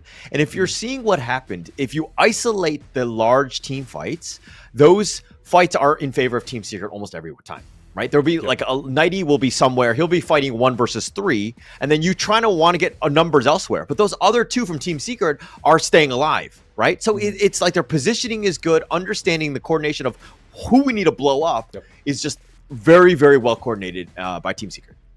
Yeah, Team Secret definitely looks like they are looking like the better team in terms of just playing together, not even by composition or draft. They're just they feel like they are doing everything. They have a hive mind, right? They are being controlled by one puppet master, but everybody knows their role. They know what they need to do, and it's been fantastic to see them play so well so far. But something else that's fantastic to see, that's already here. I've been playing some games on him as well. That's going to be the Yao. That's already released in the global server. It's now available to all. So definitely, if you like flashy heroes, if you like fighters yourselves, pick yourself up the Yao, and you're going to have some fun with it. Yeah, definitely. And he's a lot of fun to play. I mean, I've only kind of just tested him out a little bit. I did get to play around with him a bit, and just the potential for outplay is just there, right? And I think the Shining Star living up to it, he's going to earn you a lot of stars. So definitely look to pick him up in the jungle, especially. So he's a lot of fun. Yeah, very flashy skills. The movement's beautiful as well. True. So yeah, I can't wait for Yao to make his way to the competitive scene. Not in this patch, obviously. They are playing in the previous patch. You don't want to introduce new heroes in the middle of a tournament for sure. But in the next one, definitely we'll be seeing at least him make his debut in the competitive Honor of Kings circuit. Definitely. And but we're still not over with this one. I think that was a very good, strong statement by Team Secret with that win. Now, if you happen to be Team Vitality, what do you, your coach, Xero, okay? Tell Team Vitality what they need to do better in this game. Other than be Malaysian. So they need to shake off that last loss. You know, it is a best of 5. You gotta take one game at a time. Just not really forget the entire loss, but remember the good things, learn from the bad ones, and then just move on to the next game. It is a best of 5. It's not a global ban pick, so you still have everything to play for, and it is you know, just gotta put one foot ahead of the other and focus on the next draft. You gotta draft a bit better. I definitely feel like, you know, Team Secret had won in the draft in the previous game, so this game, you know, gotta start off from the beginning, get into the game with a good draft, and then move on from there. Okay. Well, speaking of which, it looks like Team Vitality have stolen the same playbook, or at least the first pick of the Delia here, looking to change things up. Team Secret, this is not just with everything seems to be reversed right now, with Elaine being picked up by Team Secret, and of course with the Lady Jean just kind of rounding it out. You just got to go with the Lady Jean no matter what, right? Yeah, it's just like, if it's not banned, definitely pick it up early. It seems to be the formula that has been working out for all of these teams. Vitality gets a very scary combination themselves. They got the Dolia Kaiser combination, and that was something that they didn't have in the previous game. They did have the Kaiser, but without the support of the Dolia. Probably as a block pick away from Team Secret, but this time they get the full combination themselves. It's going to be fun to watch, but the Team Secret seems like they are trying to make a point here. We can play your heroes, but better. Yeah, I think it's just a little bit of disrespect more than anything else. But okay, let's talk a little bit about the Shangguan here, right? Team Vitality, we know that Highland can technically play him, and he did have that one really good game.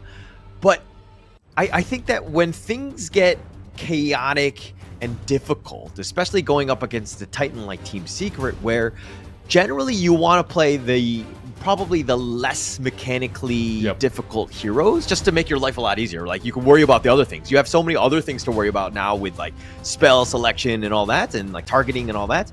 But wouldn't it be better for Team Vitality to choose a hero that doesn't have a 14% win rate?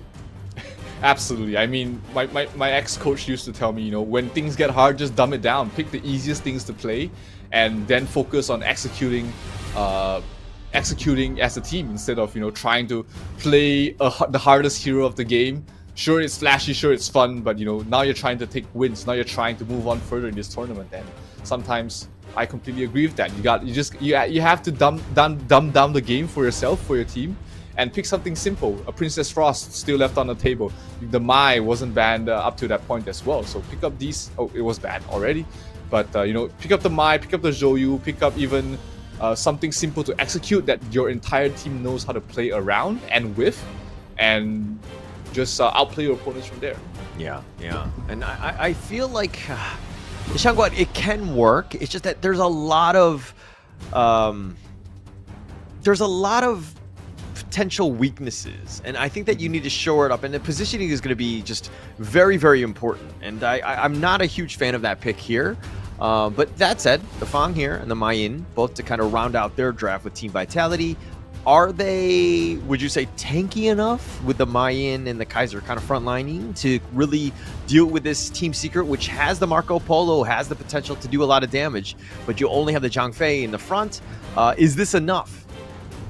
It feels like, again, like they are not drafting for team fights, is Vitality. They don't have much team fights in their lineup. Same with the first game. You know, this game you have to do Leah, slightly more team fight, but again, you got the Kaiser who kind of wants to just 1 versus 1 against the enemy, or just be the semi-tank for his team, but no one else to follow up with. There's almost no stuns on the entire lineup of Vitality, and you know, we've seen this happen in the first game where they couldn't take any fight just because of how oppressive the Ladies End ultimate was. And this game, you know, Team Secret still has the Ladies End. They have the Elaine to bolster up the team fight. They've got the Ada for the team fight, and the Zhang Fei as well, one of the best team fight supports in the game, in the hands of Team Secret. So they have all the team fight they need for the side of Team Secret, and we've seen them being able to drag out the game long enough for the team fights to really matter. Yeah, and Team Vitality, just, they seem to have, okay, they want to be mobile, they want to be, you know, glass cannon-ish and just blow people up. But man, when those long, prolonged fights happen that Team Secret are really going to want, especially with that lineup, I feel like Team Vitality have to play this one perfectly. You make a single mistake and the game is pretty much over, because there's no way you catch up, especially against this lineup of Team Secret here. Yeah, absolutely. Not with your heroes, not with Fang, not with the Xiangguan. Anytime you fall behind by 1,000 gold, you know that net worth is going to double and triple, become more exponential as the game goes by without you getting multiple kills. So let's see if Vitality is able to make any adjustments in their gameplay, play a bit faster for game number 2, or will we see Team Secret go off to match point this early on? Okay. Well, speaking of matches, this is going to be the first match of the day. Game 2, of course.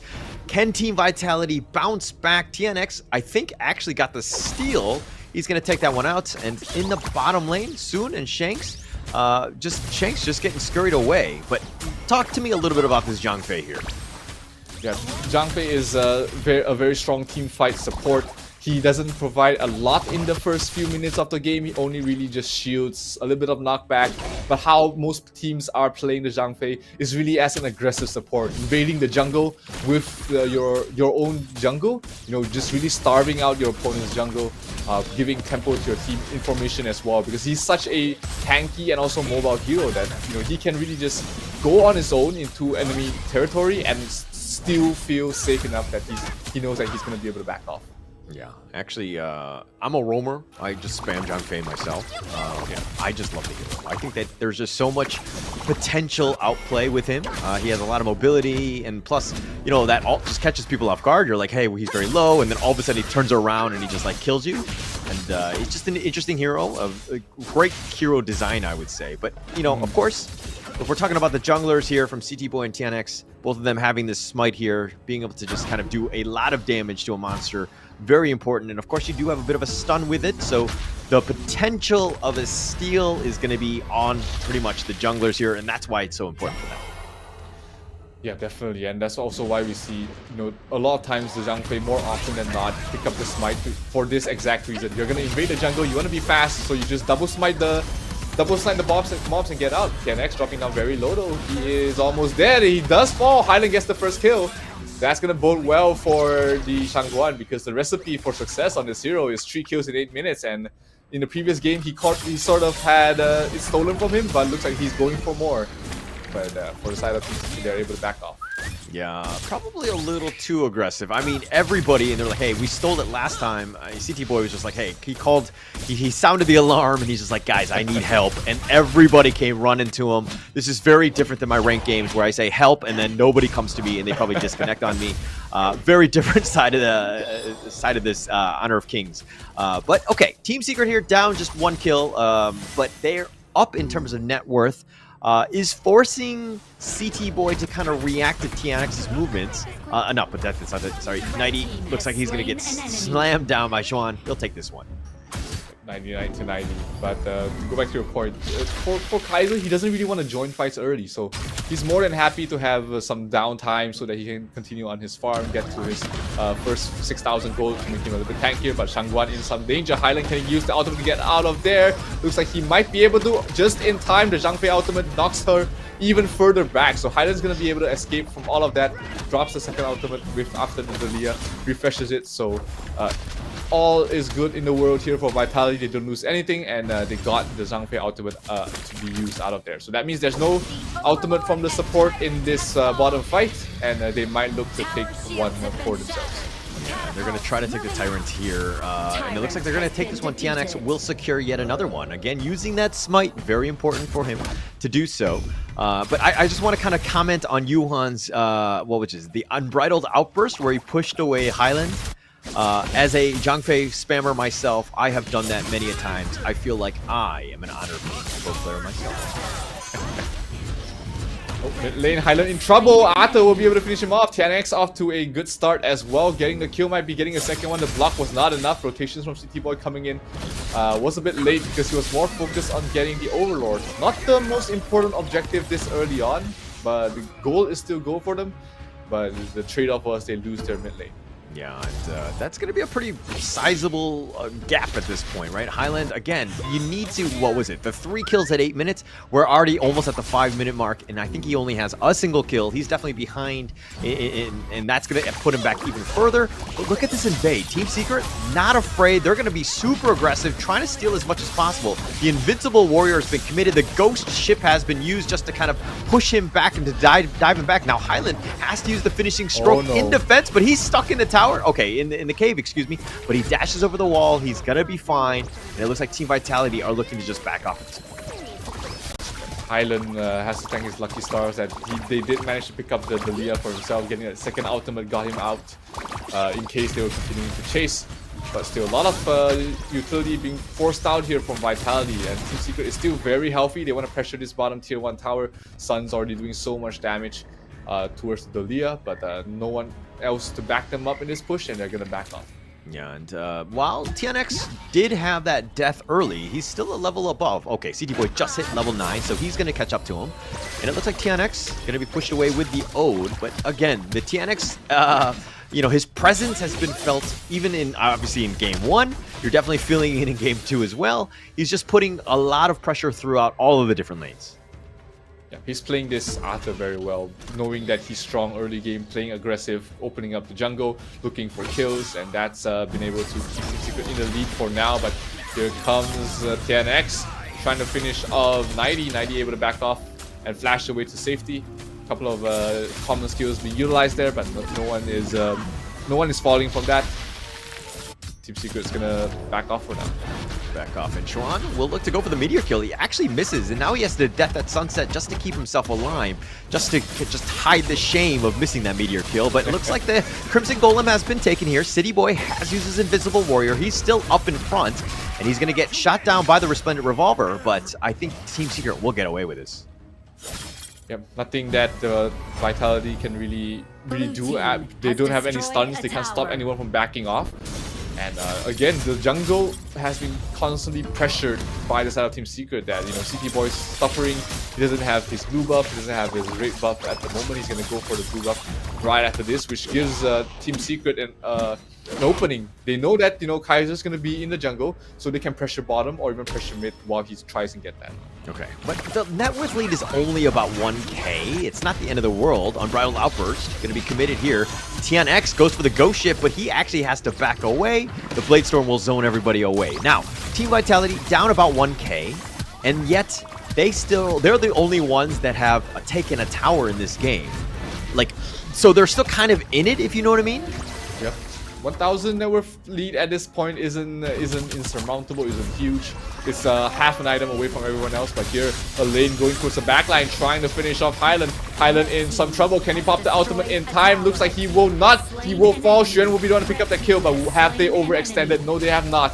CT Boy will fall as well, so it's a 3 versus 5 fight in towards the mid, and we might see Team Secret getting the first tower of their own themselves. Okay, Xuan here just kind of flexing. I mean, playing really well, hitting the back line, just cutting off the angle of retreat. And Highland not able to finishing stroke away, but okay. Oh my gosh, he flashes away soon. Does have the shield from the Leaping Savior. Benji's on the other side. He's not going to go for this one, but that was actually pretty close for Sun. Yeah, it was a close call. I mean, Team Secret has been invading this this Might Golem again and again. Has been able to get it every single time. Team Vitality tried to punish them for that move, but again, Team Secret able to get away with highway robbery, and that also allows Xuan to push out the top lane. Seeing 4 heroes in the bottom already, he knows that, hey, I can push out this top, not be in any danger whatsoever, and potentially get that top tier 1 tower. Okay, looks like they're going to start the Overlord here. TNX will start this one. They do have the portal play from Zwan, who's going to be in the bottom lane. Will show. It looks like, oh, Highland gets the steal. Okay, we'll take that. That's good for the current situation of Vitality. They get to slow things down a little bit. Now they have additional damage from the buff, and they might look to take a fight over here. Everyone's still healthy. CT Boy got the blue buff, arguably the more important buff for the Kaiser, and they might try and get something to get themselves back into this game. Yeah, they're going to need a little bit more of those. Just a couple more steals and they're back in it. Nighty's going to hide in the bushes. Team Secret, on the other hand, are going to look to just push the top lane. Oh, no, okay. Oh, Nighty trying to dodge away. He flashes just to get himself back to safety, but Sun will continue to push the top lane. Nothing much they can do about the Marco Polo, not with the main, especially not with this current lead for now, so they're going to be happy to back off and defend. A more important tower is that mid tower, because it opens up the rotations towards both the Tyrant and the Overlord. By the bottom fight, again, all circulating around this Rig Golem. Yeah, the Forbidden Domain just providing a little bit of zoning, and Shanks is going to be the first to fall. He's been sniped in, and it looks like Highland trying to run, but Benji's going to be killed as well. It's a 2 for nothing, and they're trying to kill Xuan. Not able to do so. He gets the shield from the Leaping Savior, keeping him alive. Nighty wants him. Xuan, gets him with a meteor kill, knocks him up, and takes down Nighty as well. It's a 3 for nothing, and it looks like they're going to capitalize and turn this into a Tyrant kill as well. Really well played by Team Secret. Yep, really good fight coming out of there. They get even more jungle objectives. CT Boy continues to suffer, only getting half the buffs at all times. So Team Secret's 4,000 net worth lead almost at this point, and it's reaching that point. You know, Team Secret is at their best, where they are the most aggressive, where they're the strongest with their power spike and Vitality. They don't have the items to fight back for now. No real chance. This is very difficult. Anytime Team Secret get a lead, they just put their foot down, so to speak. And the Ghost Ship is just locking him in. Yes, he's the invincible warrior, but okay, he will use that just to keep himself alive. And CT Boy, again, a level behind TNX, hasn't really had too much success thus far. Yeah, he's having a terrible game. I mean, 5,500 net worth in 11 minutes as the jungle is not a good spot. And for Kaiser, if you don't have any items, you're not really that tanky. You're relying on your invincible warrior to try and survive, but it's not enough as this game goes on. Shang's dropping down very low, gets solo killed there by TNX. and they're gonna try and go for more. We do see TNX knocking one back. IslandXiaoLin trying to use the ultimate, not gonna get it in time. Double kill towards the side of the Ada, and they're gonna push out towards the top lane. Crit Wave is already coming in. They're gonna get another kill on towards Benji, and this is going to be a free tower to pick up there by Team Secret. The question is now, are they gonna try and finish this game off right here and now, or would they make this the safer move and back off? Nah, I mean, with 3 down, you have to go for this one. It's going to be one last hurrah, trying to defend. Nighty solo. He's going to be the one to fall, and it's going to be a team wipe. And Ace goes the way of Team Secret. They're just going to wait for the next minion waves. They're going to close this game out. It looks like they've got this in full control. They're going to take down the base, and it looks like Team Secret will take game 2. So fast. The tempo is just so fast for Team Secret. Give them an inch, they'll take a mile. They'll take your tier 3 and they'll take your crystal on the same breath. So fantastic start here for the Malaysian squad. They're up 2-0 right now in this best of 5 series. Yeah, they're just controlling the game. There's a lot of tempo, and they're just making some very smart plays throughout. Understanding, again, the limits of the heroes. They're like, hey, we can even pick the heroes that you chose last time, and we'll show you how to use them. And again, I think it's all on the back of the Lady Jeanne. Not to say that the other players from Team Secret weren't able to step up, but again, you just see a lot of impact from this Lady Jeanne. Yep, absolutely. I mean, mid lane has been phenomenal there for the side of Team Secret, and once again, TNX on the Ada. I mean, he was amazing on the Jing, and he makes Ada looks like an absolute tier 1 jungle hero, which he's not really, because he's a little bit limited in his late game prowess, his late game scalability. But when you end the game in 10 minutes, what's a better hero than Ada to do that for you? Yeah. I would, it's if you can end a game in 10 minutes, especially at this level, you're gonna have a good time, right? There's gonna be so much confidence going into this one. I mean, you just destroy them in game 2, and you just need one more. I mean, I'm wondering if they kind of mess around a little bit in terms of the draft in game 3, or do they just kind of put on their business suits and just be like, hey, let's be serious about this and just close it out and not really show our hand. But it's going to be very interesting how they proceed on this one, because again, Team Secret full control. They can do whatever they want. Yeah, I mean, you've got so much of a safety net to fall back on, even if they lose the next game or the game after. This definitely isn't looking like the 3-1 or 3-2 we were predicting here, Holler, but it's just been, Team Secret really playing well as a team. Yeah. This is the Team Secret special, right? To be honest, I'm thinking, Team Vitality, they've done it where they've had decent starts, but Team Secret just find ways to get back in the game. Yep. There are definitely gaps in Team Vitality's strategy where they allow teams to get back in, and Team Secret are finding all of them and just kind of controlling the games from then on. So I think they need to really work on that transition into the mid game. Yep, the first 4 minutes from the side of Vitality always looks really good. I mean, whether if they're playing aggressive or defensive, they've always been able to get something across the map. But the moment they lose that early game, or even if it reaches the mid game, that's where Team Secret really shines. And this game, I mean, the Zhang Fei, one of your, like you said, your favorite hero, doing very well. No deaths on him. Got his crucial items. He's building very smart in his item build as well, allowing to tank out with the least amount of items to survive. And of course, not to mention Xuan as well as TNX, absolute monsters on the lane and the Ada. Yeah, just controlling the game. I mean, look, the only person who died, I mean, 2 people died. TNX and Xuan both died once, so shame on them. I guess at the end of the day, we have to look at some of the things that they might have done better, and some of those kills or some of those deaths might be avoidable at the end of the day. But again, Team Secret just controlling it out. This is exactly what you wanted. Sun really stepped up. Lung, again, just very low net worth, but able to kind of control the tempo and just do the damage. And I think it'll be interesting seeing in this next one of how much damage they did at the end of the day. Okay, Lung didn't have as much damage this game 1. Yeah, just because the game ended a lot faster, but he still is the top across both teams, and also taken the least damage across all the other 9 players as well.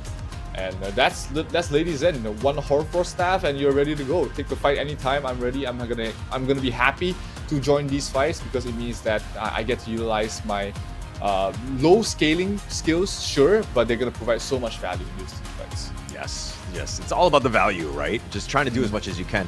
But okay, if I'm kind of wondering, I mean, with the Ata pick by TNX, Could there have been a better hero for him? Because I feel like at the same side, if the flip a coin, if we're looking at Soon, of just trying to have a better draft, like it could have been Marco Polo, it could have been, Lady Sun, it could have been almost any other hero because they were just able to control the game. But I'm wondering if the Anta pick had enough impact where you're like, actually, this is the right one in game 2. I think there is very limited jungle heroes that does the same thing as Ada. Zilong is the other one, which I think will fit in that specific role that he was playing in that game. I actually preferred Zilong over the Ada just because of the ease of execution, as well as just having the extra stun for your team is great. Ada does provide his own sort of benefits to the team. The Ada is more of a team sort of jungle, but there's not many jungle heroes that can fit in the same role. Dun is probably the more popular one, but I'm not a huge fan of Dun at all. Okay. Well, to be honest, day 4, Dune had quite a showing. There were definitely some good games with him, so I think it's kind of like hit or miss depending on the team. But okay, who do you think is going to be the MVP from Team Secret, right?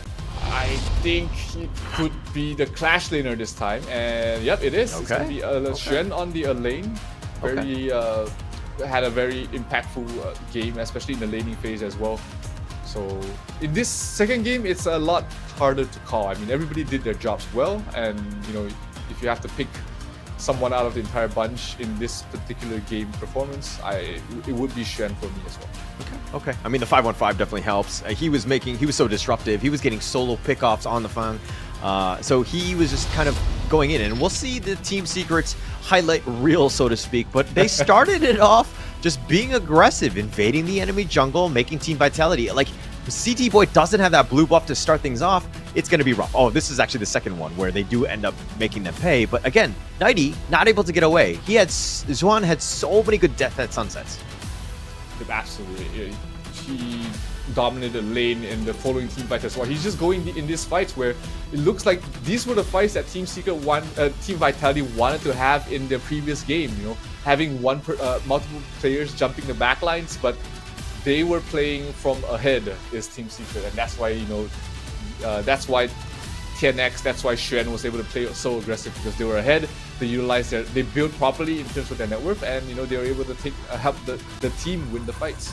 Yeah, and look at Xuan again, just with the solo kill bottom. I think it was on Shanks, just forcing him out, understanding his target priority of killing him, and then once he was 1v1, then he would deep death at sunset and get himself to the team fight. And Xuan here somehow surviving with literally a sliver of life, and just managed to kind of just force the issue, right? Shanks on the run, no real way to get away. And this happened countless times. Xuan was just like, okay, this is my guy. I'm just going to continue to make Shanks' game miserable. I'm just going to have a tough time for him. And again, Shanks did really not able to get any sort of farm because he was focused from the first target in any sort of team fight.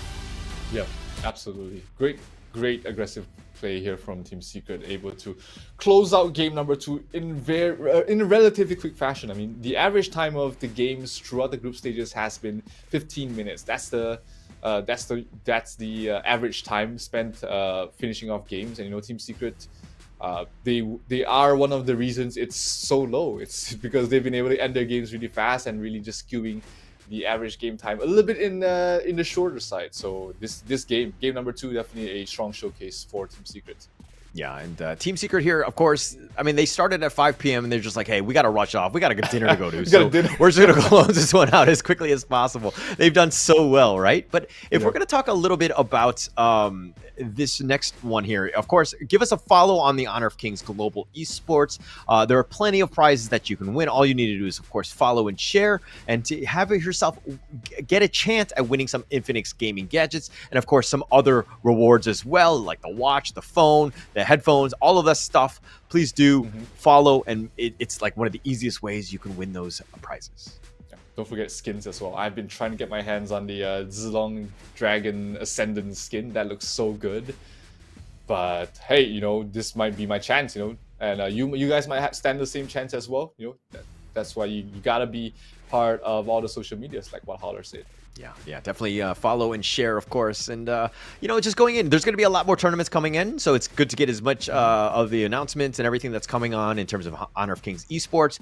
It's going to be great. Okay, But now let's go back to the game here, right? I think for this game 3, I think Team Vitality need to do themselves a favor and ban out the Shangguan themselves so they don't potentially pick them. Yeah, that's one way to go about it. Or, you know, they have the first pick this time, so, you know, pick up the Lady Zen for yourself. You don't ban it. You know, either force Team Secret to ban out the Lady Zen, or you pick it yourself. You have the first pick. You have the advantage in the draft having that first pick. So we've all seen Lady Zen in her full glory, and so far she has 100% win rate when being played on the blue team. So this time, I mean. Okay. Vitality, they're playing on the blue team. This is potentially the last game of the tournament. This is the time to bring out all the stops, and you know, you either ban it in the first phase or you don't ban it. Let Team Secret ban it out, and you know, potentially move on from there, because in these 2 games we've seen the power of her. Okay, yes, the power is just too much. 81% win rate, highest picked throughout the entire tournament. At this point, the win rate is getting higher and higher and higher. I do not want to see Lady Jean in my ranked games. So what do we do? Who do we petition? Who do we talk to, Zero? I mean, you just have to go with the flavor of the tournament, and it's fun to see. I mean, in season 1, it was just Princess Frost every single game, and I was talking. Me and Blam, we were talking about why is nobody picking Lady Zen? That's the next best thing to Princess Frost, and now Lady Zen's taking the spotlight. So next up is going to be Zhou Yu. So when are people going to start picking up Zhou Yu? Yeah, soon, hopefully. We're gonna have to change this one up. But of course, this is gonna be game 3. The draft is gonna be starting things out. The Da Chao and the Elaine ban from Team Vitality. That's an interesting one. But the Team Secrets are gonna ban out the Kaiser. We've seen, you know, Shanks play that one 2 times already to somewhat limited success. But yes, he was tanky. He wasn't the weakest link, I would say, in that draft. But it looks like Team Secret are respect banning here. Your thoughts on that ban? Yeah, it's I mean, definitely, you know, in Team Secret's roster, there's so many heroes that they can play and have performed very well on it. You can't really ban out all of their heroes, so you just have to pick the best and ban the best in that specific scenario of the game. You know, how the first 2 bans have progressed gives you a bit of information, and you just have to work with that in towards the next phase. Arlie finally sees the light of day, being picked up here by Vitality, while Team Secret goes for the Dalia and the Mai. We get to see a Mai in this series as well. Okay, all right. Mai, I expect Lung to kind of it's kind of go with that one. I think Mai has a lot of outplay potential. Again, we'll see where the Mai ends up.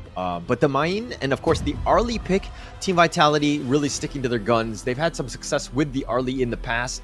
But again, very sticking with Team Vitality's MO of being somewhat damage dealers, but very mobile, squishy ones tends to be, again, what they're trying to aim for. But they've had somewhat limited success. That said, it looks like they're going to pick up the Lady Jean, hopefully to just steal it away from Team Secret at this point. Yeah, and also it bolsters the team fight. You know, that's what was missing in their previous 2 games. They had no way to really have any form of team fight control. The Lian Po was constantly banned out. Zhang Fei was on the enemy side. They didn't pick up the Dun. They picked up the Kaiser as the jungle, so no team fight at all from the jungle. This time, having the Lady Zen really helps tick that box, but they still need someone else to be in the front lines.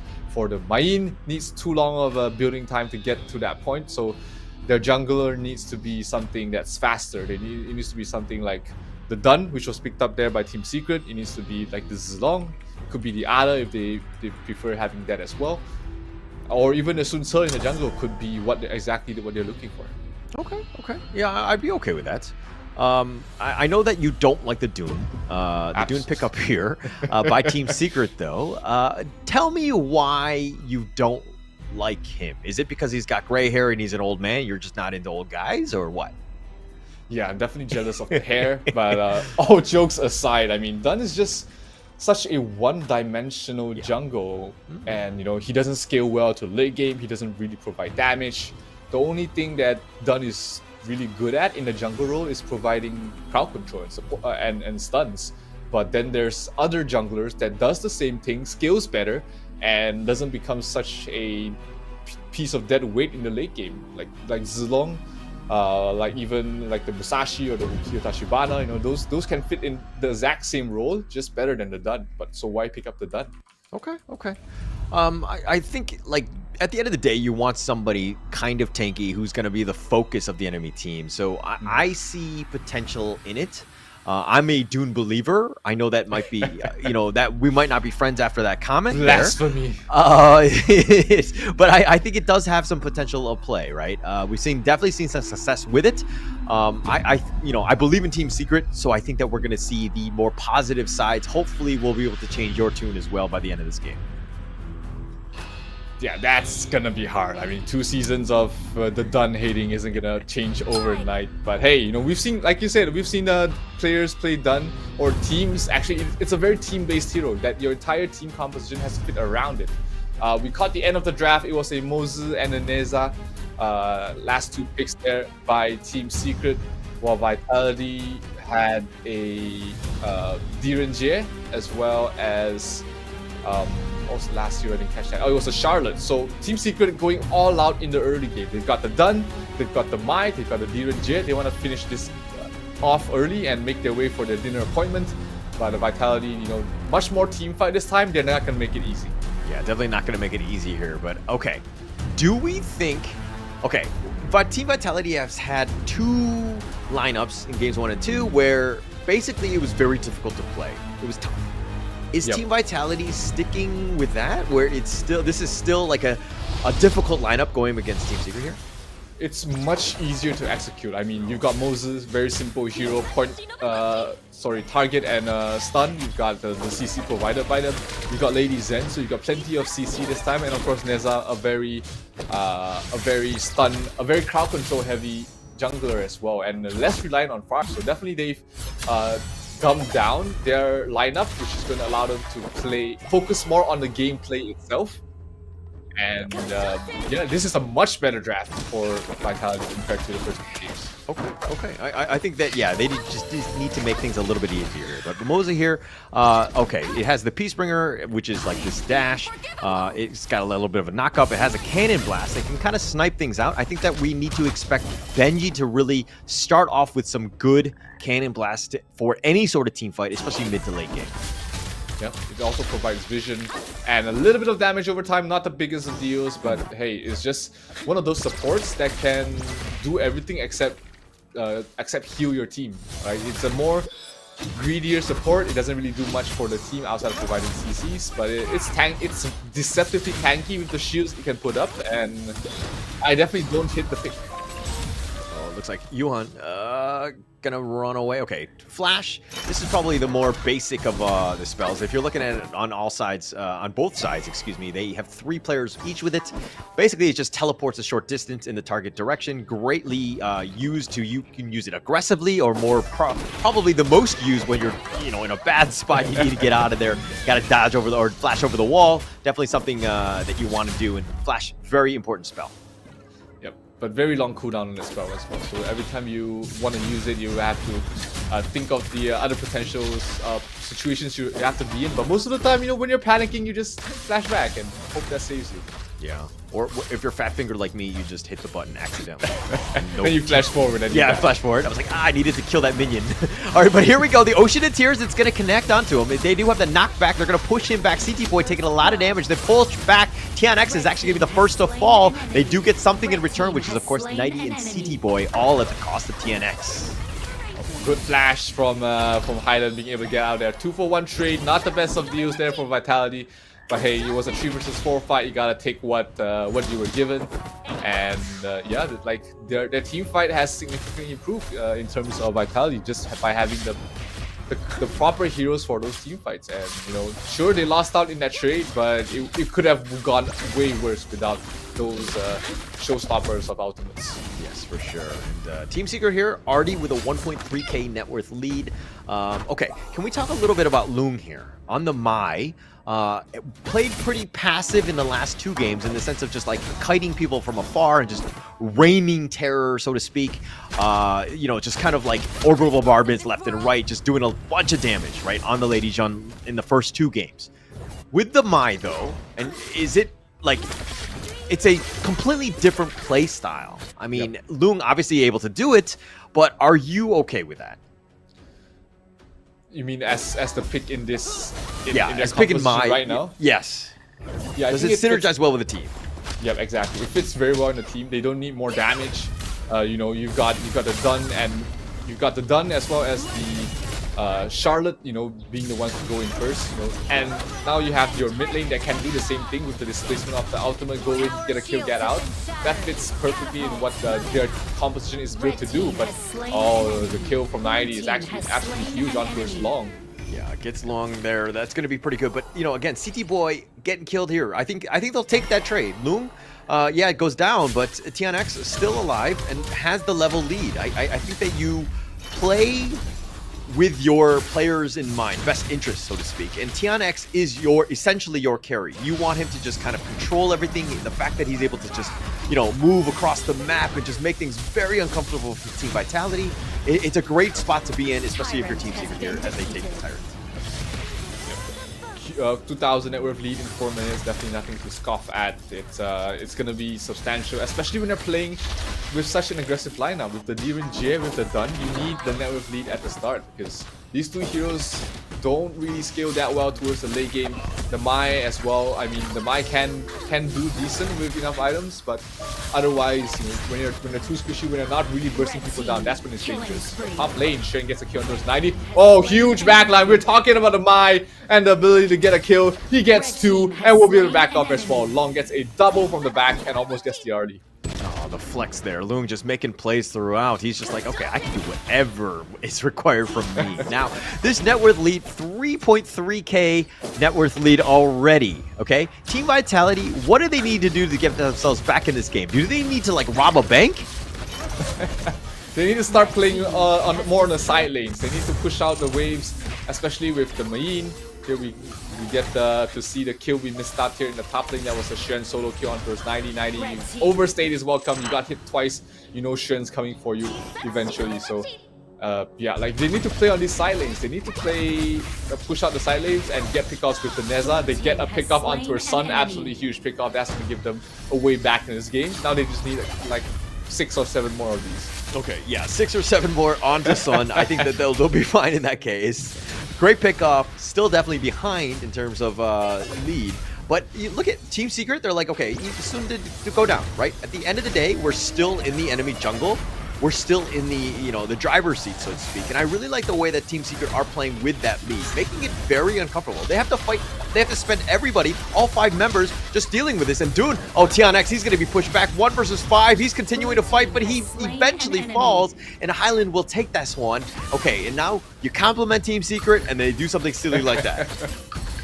Yeah, good call there from Vitality, you know, moving the Main, making sure that they have the numbers advantage going to the fight, and a very well placed ultimate from Lady Zen, something they were missing completely in the first 2 games. And they slowed down the tempo, they slowed down Team Secret. The network is plateauing out so far, and you know, that gives Vitality a chance to come back to this game. They just need to keep stalling, keep farming, get items on the RD, get items on the Mai, and go towards that 12-minute mark with at least even items, if not ahead. Yeah, look, again, every single golem that comes out, Team Secret contesting, forcing it out, soon all the way in the front line, pushing them back, making it very difficult for Nighty, who does get the launch up, but it's 1 versus 3. They're looking to turn this around. Nice cannon blast, keeping them alive and slowing things down, but Team Vitality have to back off. They can't deal with anything, and it looks like the top T2 is going to be taken out. Team Secret, oh, and gets the snipe out. Shanks is down for the count. Yeah, he really just can't take the man fight with the Charlotte right now. Charlotte is just such a strong clash laner in the 1 versus 1 situation, and Mayin, not that much. She kind of wants to get in, go out in fights, go for just burst amount of damage, and when you're 1 versus 1, you don't really have the opportunity. So it's a completely different playstyle, and Team Secret getting that numbers advantage immediately goes for the mid tier 3 tower, and it's almost down actually. Almost down. They did a lot of structural damage there, and just forcing it again. Team Vitality playing very defensive, and that net worth lead is just grown, right? They've taken it out, they chipped it out, and they've taken, you know, the enemy jungle. They've taken everything from them. I think the only thing they left behind was like the toilet paper in the bathrooms. and they're gonna continue to grow on their net worth lead and pressure across the map as well, focusing on the Shadow Overlord this time. That's gonna allow them to push up to the high ground. Probably gonna send it top and push the mid and the bottom lane out towards where they can meet in the high ground, and also create, you know, a three-way diversion where, you know, where Team Secret can dictate where they want to go, and Vitality has to play from behind and try and defend the best they can. It's tough. Yeah. I mean, you're talking about earlier about how to get back in this game and pushing the side lanes, but if you're looking at what's happening, is that they're afraid to go out. Like Benji's caught out here. He's just trying to just defend the lane, soon taking a decent amount of damage with the Ocean of Oddity, or Ocean of Tears, excuse me, and he's going to be pushed back. Sun taking a lot of damage, but he's going to turn this around. CT Boy is down. Benji is as well, and that's 2 for 1. Loom down did go down in the end, but TNX still up in front, does have the Wind Slash. He's going to tank this tower. And with this Drake and this minion wave, it looks like they're going to take the mid T3 at least. Mid T3 is going down, bottom lane. Oh. Very decently pushed out, so that's great for them. Oh, 2 kills going towards the way of Vitality. Is it enough at this point? It might not be, but they at least are able to stop this push. Stop Team Secret from going for the jugular, and hopefully get a better fight in the upcoming ones. You just want to push them back, just make it, you know, try to take whatever space you can do. I like whatever you can take, excuse me, from Team Secrets. But again, they've just been surgical, right? TNX playing, you know, focusing it on this Tyrant here. Any sort of gap, any sort of objective, Team Secret are on top of, and it's just very uncomfortable if you're a Team Vitality fan. Yeah, it is. The fights are definitely getting harder and harder. The net worth lead is still 8,000 towards the side of Team Secret, and they're trying to give chase. Charlotte flashes forward, but a nice ultimate from Lady Zen, as well as the most of that fight they need. Shex to get a kill onto her Xuan. Long caught in the back lines behind Neza as well. That's not a place you want to be in. 4 versus 1. They get the kill. Lady Zen in trouble, but it's still a positive trade here so far for the side of Vitality, and they're going for more early. Oh, Tian. So good in the movements. Nice block coming from Yuhan to keep TNX alive. They still managed to get the blue buff out of all of that, but hey, it was a 1 versus 2 trade. If you're Team Vitality, you'll take that any day. Yeah, TNX was so low. Yuhan right there blocking it, just diving in front, sacrificing the body to ensure that he keeps TNX alive. I think again in my ranked games, my support would have avoided that and let me take that shot into the dome. Really play well there as a team to just limit the bleeding. But here this Tyrant going down, 90 gets it, and we'll be able to get back away in time. Arlie very mobile as well. That just leaves the Neza to fight for himself. CT Boy can't really get out of there, but hey, they got one objective.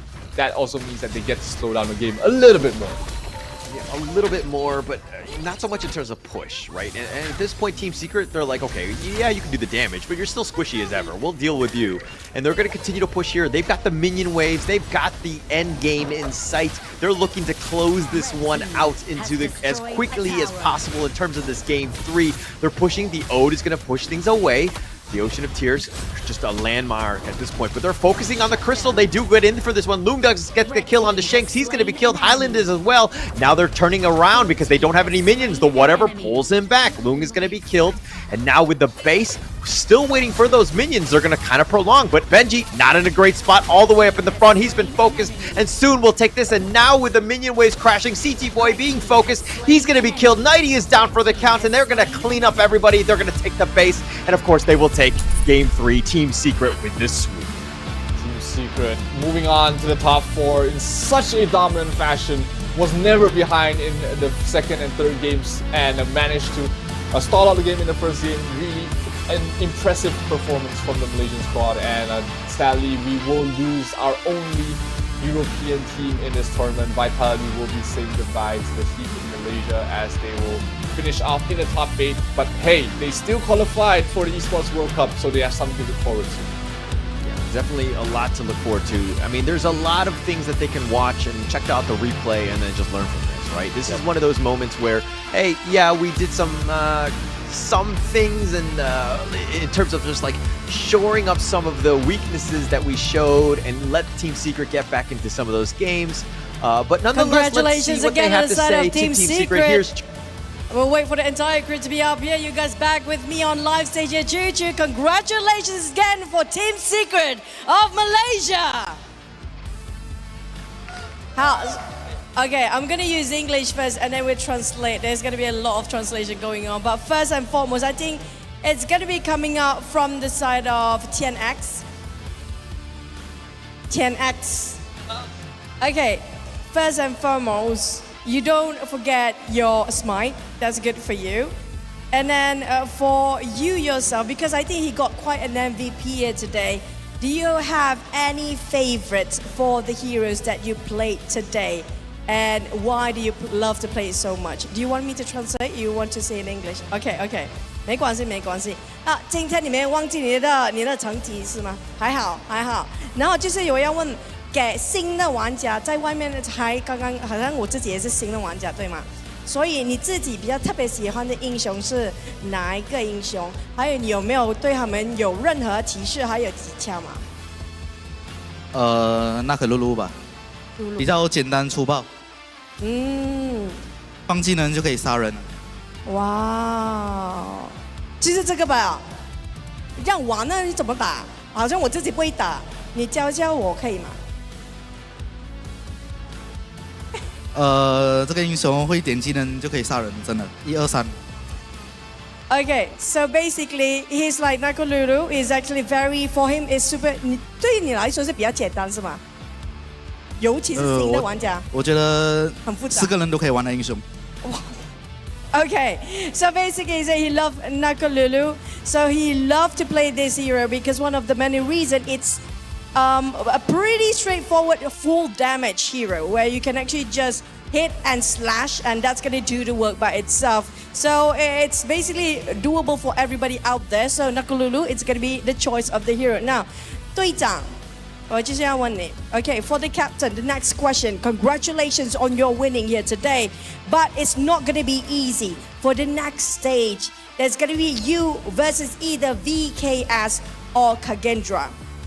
So which team do you want to fight against between these two teams? Now, 下一个阶段对吗？你们可能对 VKS 或者是 Kagendra。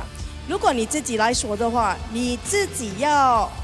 你比较特别喜欢对哪一队？下一个阶段的话，我比较希望打 VKS。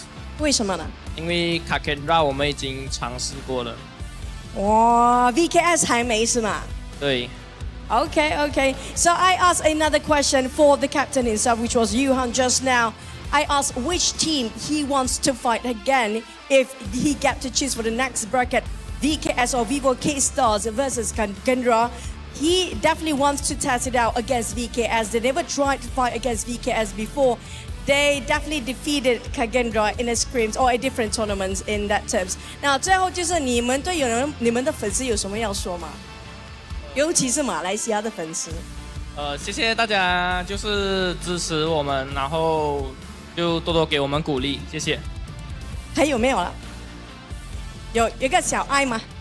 有没有一个小爱吧？全部一个小爱，对你们的粉丝，全部给一个小爱，你们的粉丝 ，Come on！ 谢谢大家，谢谢大家。So that's gonna be we love you guys for all the fans out there for Team Secret have been supporting them all the way. But congratulations again for Team Secret.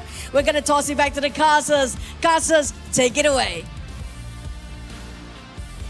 Thank you so much, Choo Choo, for that amazing interview. And we're going to be going into this one. I think Team Secret was just like still business, right? The business as usual. We understand how to close these games out. It's going to be very easy for us. But they were very professional. 3-0, made it quickly in time just for them to get a quick dinner as well. So Team Secret really just understanding what their priorities are, right? Yep, absolutely. I mean, they didn't mess around. They played for the win in every single scenario of the entire series. You can see, like, even if these players are very young, you know, they are very mentally mature in terms of becoming a professional, and you know, they respected their opponents and played to their best, which is what you will want from your opponent. And yeah, now they're in the top 4 of this in the Season 2 Invitational, and they're going to be facing, like what Choo Choo said, it's not going to be an easy opponent. The winner between VKS and Kagendra, both of them are very tough opponents to face in the next round, but hey, you have to beat the best to be the best. Yes, for sure, for sure. And do you think that Team Secret is probably going to want to play Kagendra again, seeing as that they have had some success with them? They understand what they, you know, they 2-0'd them, right, in the groups. Yep. Is that something that you would want to do if you were Team Secret? definitely will give you a little bit more confidence compared to facing the defending champions, who also went almost a flawless group stage. They only dropped one map in the entire group stage. So Kagendra would be the easier choice, but sometimes they like to challenge themselves. You know, you want to face the best, beat them early, so that you go into the next stage with a much easier time and also just more confidence in your team. Yeah. Okay. All right. And speaking of confidence with the team, look at this. Team Secret here, almost 4 out of 5 of them with 8,000 net worth or up. Yuhan, obviously the roamer, he's going to be kind of lagging behind and probably scolded later for not keeping up on the average level. But that's the typical Asian dad comment there. But if we're going to go into this one, like, you know, I think that they played well. Everybody was kind of you know, sharing the wealth, understanding the limits, and just this team is really starting to gel. And going into top 4, I think the timing is perfect for them. Oh, absolutely! Like one of the hiccups they had coming into this tournament was that, you know, you got 2 players that hasn't really spent a lot of time with the rest. Like Xuan, TNX, and Long has been playing together in the team for a decent amount of time, so they work well with each other. But then you have you have your farm lane and your roam/support not on the same page. But if you look at today, their performance, they look like a very well-oiled machine, and that's, like you said, the perfect time. So. Yeah. They're just like understanding, hey, it's like somebody's dying, and then like soon got caught out elsewhere, and they're like, okay, we have the rest of the 4, we're gonna push elsewhere. We know how to do the objectives. Just really, I mean, it seems silly, but like, oh, one guy died, but we can take things elsewhere. But this is just like the discipline. Like it's instead of being like soon dying and be like, oh, we need to back off now that we have only 4 for 5. It's like, no, actually we're strong in other areas. And Team Secret here, just like, again, had an early lead, knew how to take it over in the mid game. I mean, there was a little bit of a dip, you know, at the what is this, the 6-minute mark here, but at the end of the day, they knew how to close things out. Again, it's going to be a little bit of a, you don't want like a huge roller coaster where there's like these massive dips and these, like, you know, the fun free falling parts. You want things that are slowly like going up into your favorite and excuse me. And Team Secret really doing it well, and again, showing just why they're this monster and 3-0ing Team Vitality. Absolutely. I mean, Team Secret, nobody expects them to be this strong. They came from the last chance qualifiers. They lost out to LGD, making their way to this tournament in the Malaysian qualifiers, but they still made it here. And the MVP for game number 3, going towards the way of Xuan. I guess there is an argument for TNX on the jungle as well. But, you know, obviously I do prefer the Charlotte, because I would never want to see a Dun getting the MVP. But hey, Shen played fantastically in this game, got a lot of solo kills on towards both Arlie as well as the Mayin, and a very strong showcase of this hero. Yeah, very strong. I mean, 615, that definitely helps. The KDA just kind of pushing things along.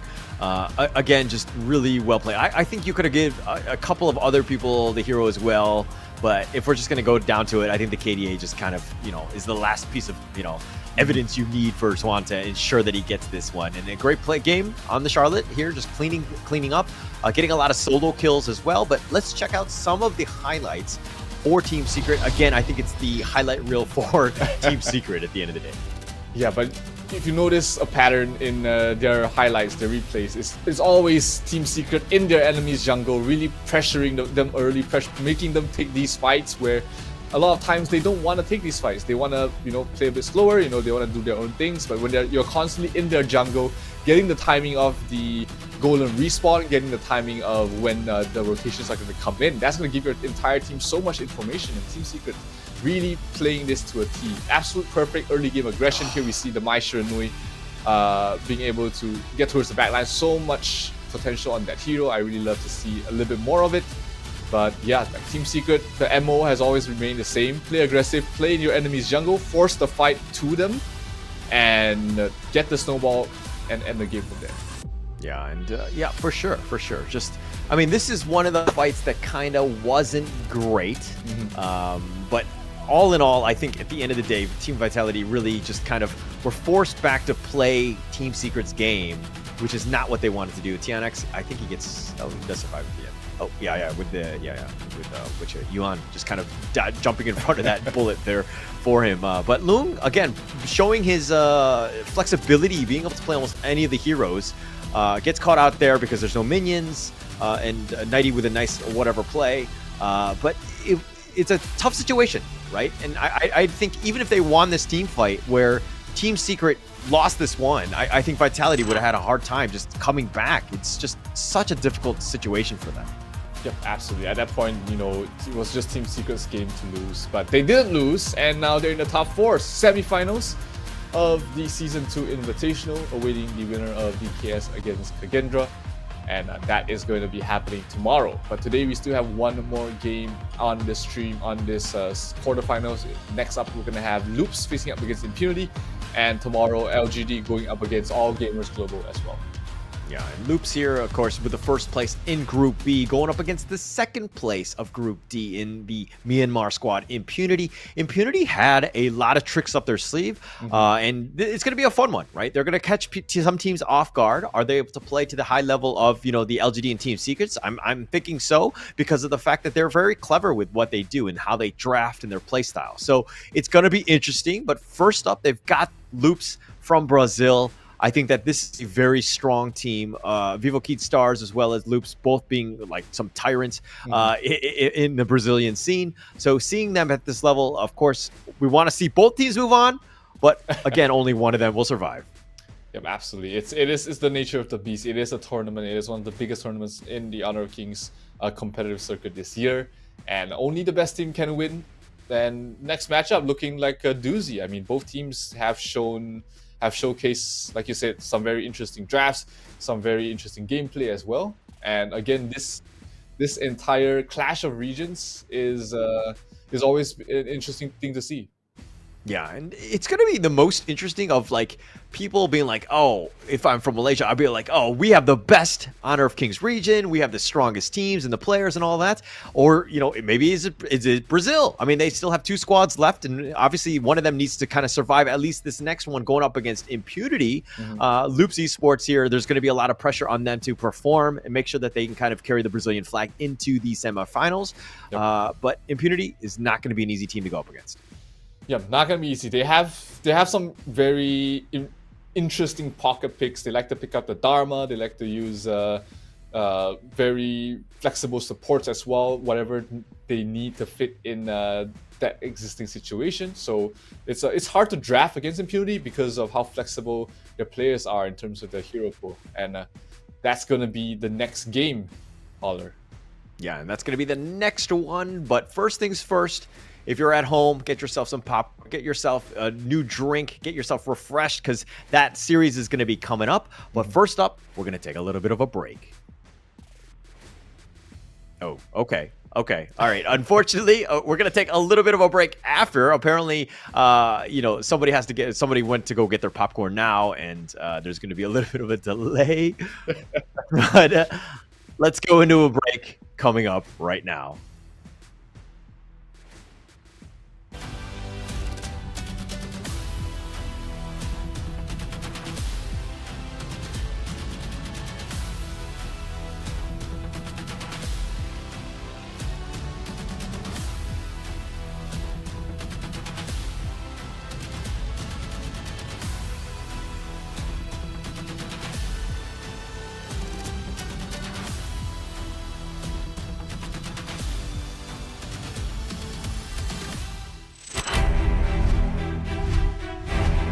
Congratulations, Team Secret from Malaysia!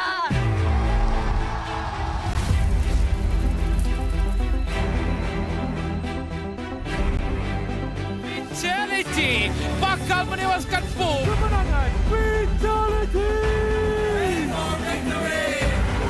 Son, tidak masih baik. Habis. 我觉得我们的队伍非常足够去跟别人对打。不想对到老干爹吧，跟 TS， 感觉这两个队，以我们目前的状态打不过。我觉得每个都想打一下，都想试一下，我看看哪个队伍想验一下他们的水平。我相信我队伍跟教练们根本是没有在害怕的。Yeah, we're very confident that we can bring the trophy on this tournament.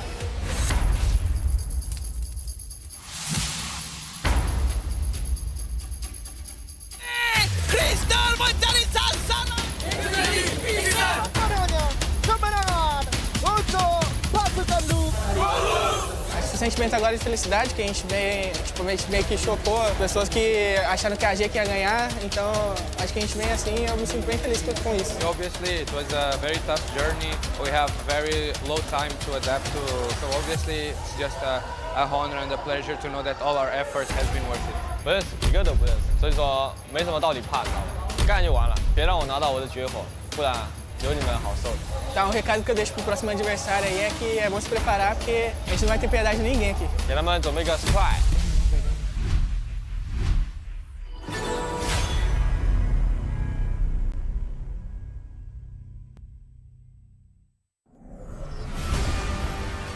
Through the ages, two opposing sides have fiercely battled for a power that granted them life, but cursed them with ruin.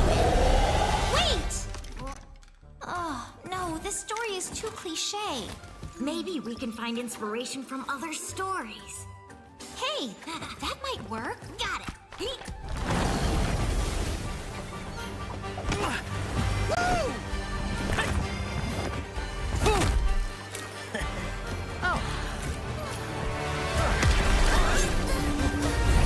This story is adventurous, but lacks excitement. How about this one?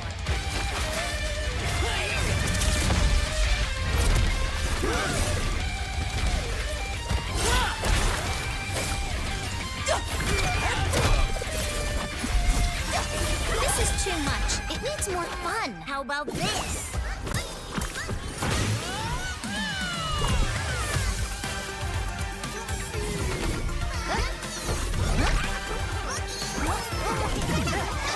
That's enough!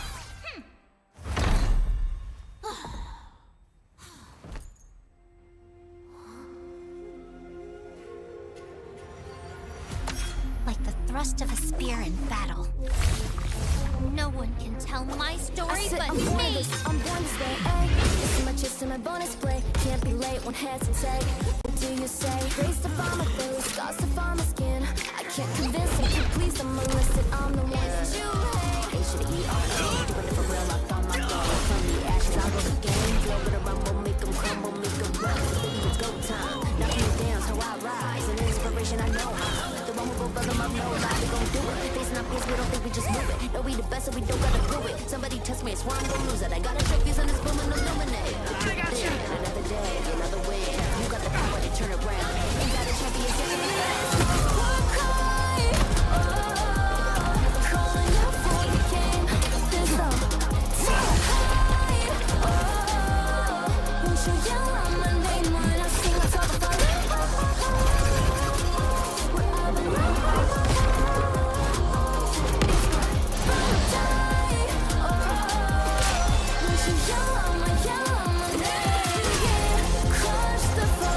Look at me now.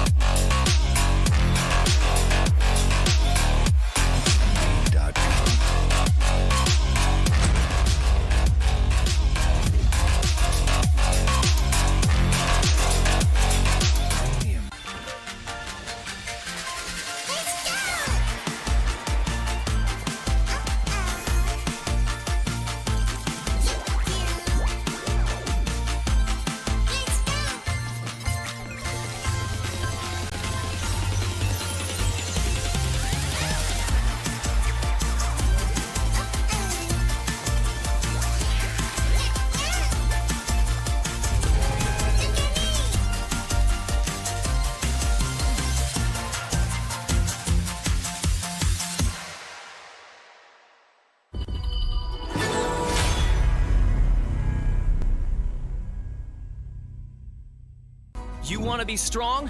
Learn from the pro now. When you're attacking a tower, you might accidentally target an enemy. Or when attempting a tower dive, you end up targeting the tower and minions instead. Professional players execute such impressive moves effortlessly. While you may feel overwhelmed and get killed by the tower, your controls settings might be holding you back. Change the recommended basic controls to advanced. This activates extra basic attack buttons for minions and towers. Turn on Show Enemy Avatars to accurately select the enemy's avatar for the kill, and better assess vision exposure. Give it a try and play as smoothly as a pro, easily crushing the enemy faction. Learn from the pro. Learn more from Honor of Kings Global Esports.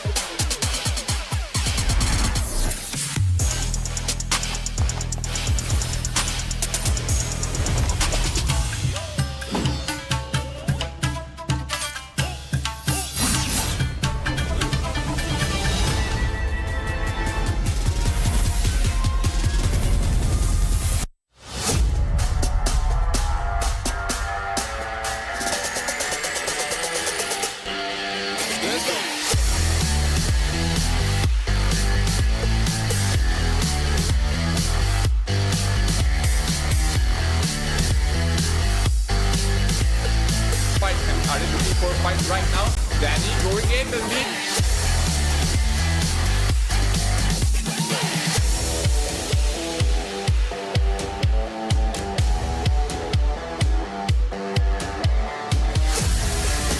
Well, this by Fang. Fang doing the time damage from Danny as well, taking down the win sheet as well. Niap is looking.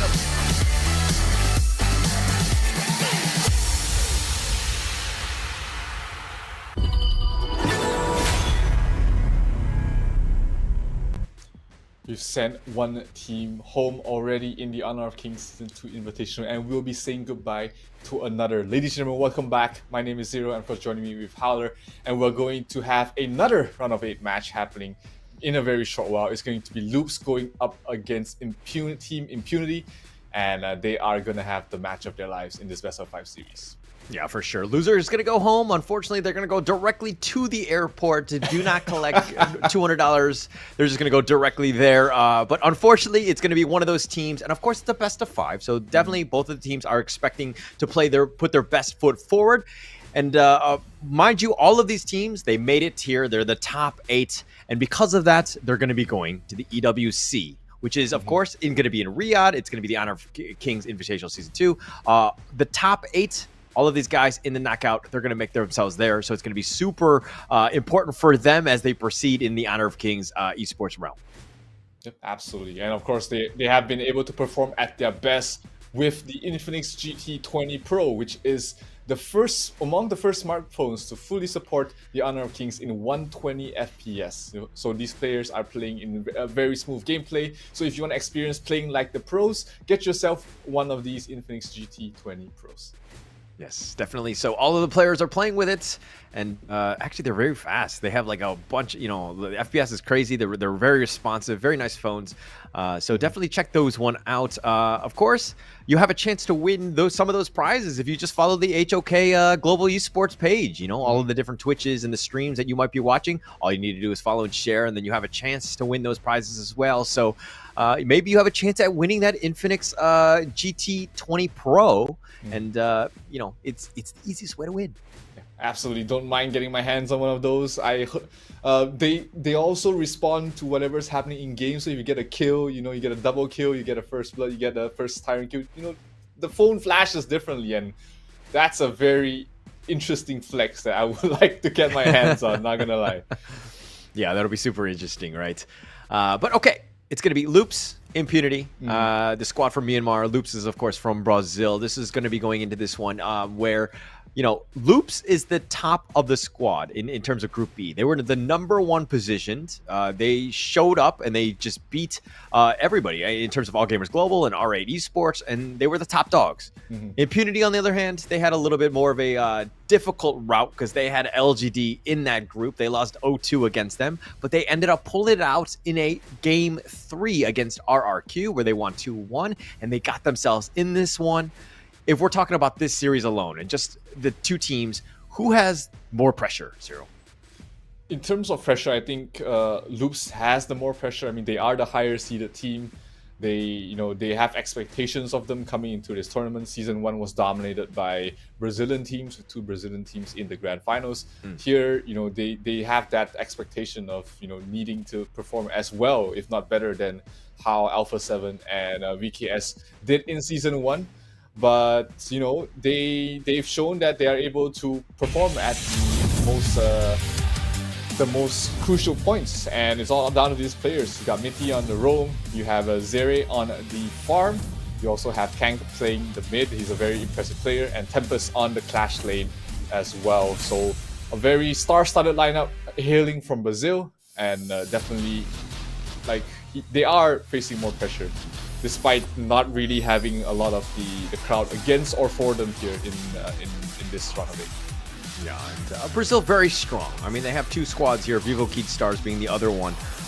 And there's a lot of expectations going on to them, and to see exactly how they perform on the international stage, getting themselves into the top 8. Yes, it's a success, and it's definitely a win for them, but they want more. If anything, I think that there's going to be a lot more pressure onto Loops. But they're going up against a formidable squad. And of course, this is the Myanmar squad. This is going to be Impunity. They are a tough one as well. The MMKH qualifier here. And Black Ashing. And of course, X-Hero in the mid lane. GiaoLin on the farm lane. And finally, Megumi on the roam. We just kind of, they really gel well together. Impunity Esports, very strong team. Yeah, they've been playing together for the longest of time. They've been playing qualifiers and actually qualified for a couple of the KICs in the previous years. So definitely they have the bulk of, they have a lot of experience playing together as a team, and as an organization as well, has been very supportive of these players competing in Honor of Kings. So no stranger to the stage. They also have arguably the tougher bracket compared to Loops. So the seeding might throw off a couple of, might throw off the audience a little bit if Impunity goes on to win. But they arguably were in the definitely the tougher group. You've got RRQ, you've got LGD in that group, and you know, coming in second in that group is a lot. It's something to be proud of as well. Yeah, for sure, for sure. And they were ecstatic right after they won and they qualified when they beat RRQ. Obviously, winning any sort of best of 3 in that final game is a huge moment for you. It's got to be sheer happiness and a lot of delight getting themselves into this one. But if we're going to talk a little bit about Loops, here's going to be the lineup here, right? And it's going to start off, it's going to be Tempest, ABH, Kank, XiaoLin, as well as Mithy here. This is a very strong team. Brazil has very good teams, and Loops has one of the strongest ones in the world. Yeah, they qualified to the Season 2 Invitational through the Chalk VR tournament, and they are at many times, even in Brazil's team, they look like they were able to compete against the likes of Vivo Kid Stars. So definitely someone to look out for. But Impunity is looking to give them a challenge here. You've got Asing, you've got Black, X-Hero, XiaoLin, and Megumi. Plenty of experience within those 5 players, and looking to make an upset over here. Yeah. And not just more than an upset. I think they want to make some waves, right? I think they want to go in. If they happen to win out this one, they're going up against potentially the winner of LGD Gaming and All Gamers Global. And I think that if Impunity were to win and getting back in potentially against LGD, they definitely want that revenge, right? Absolutely.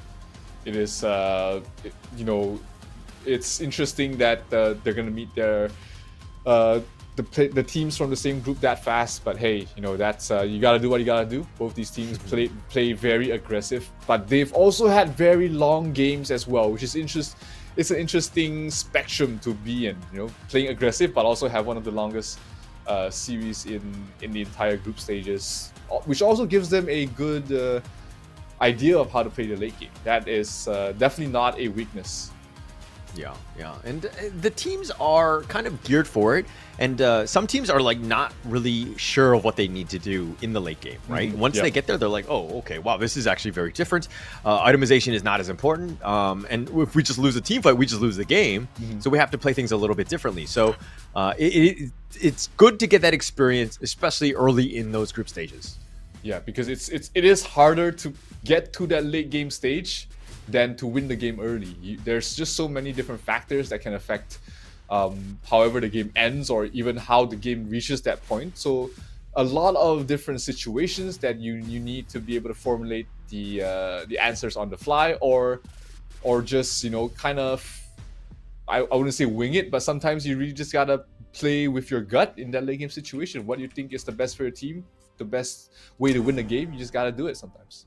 Yeah, you got to do it. I mean, this is pretty much it, right? I always look at game one as kind of like the tone setter. You want to go with your best foot forward. You need to ensure that you don't want to be behind, so to speak.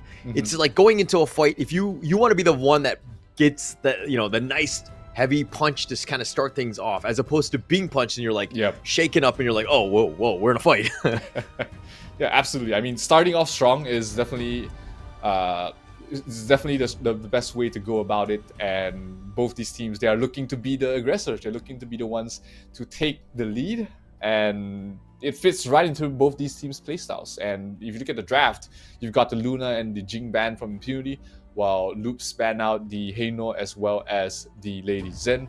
So a lot of meta bans in the first few picks, but a couple of heroes being left out as well.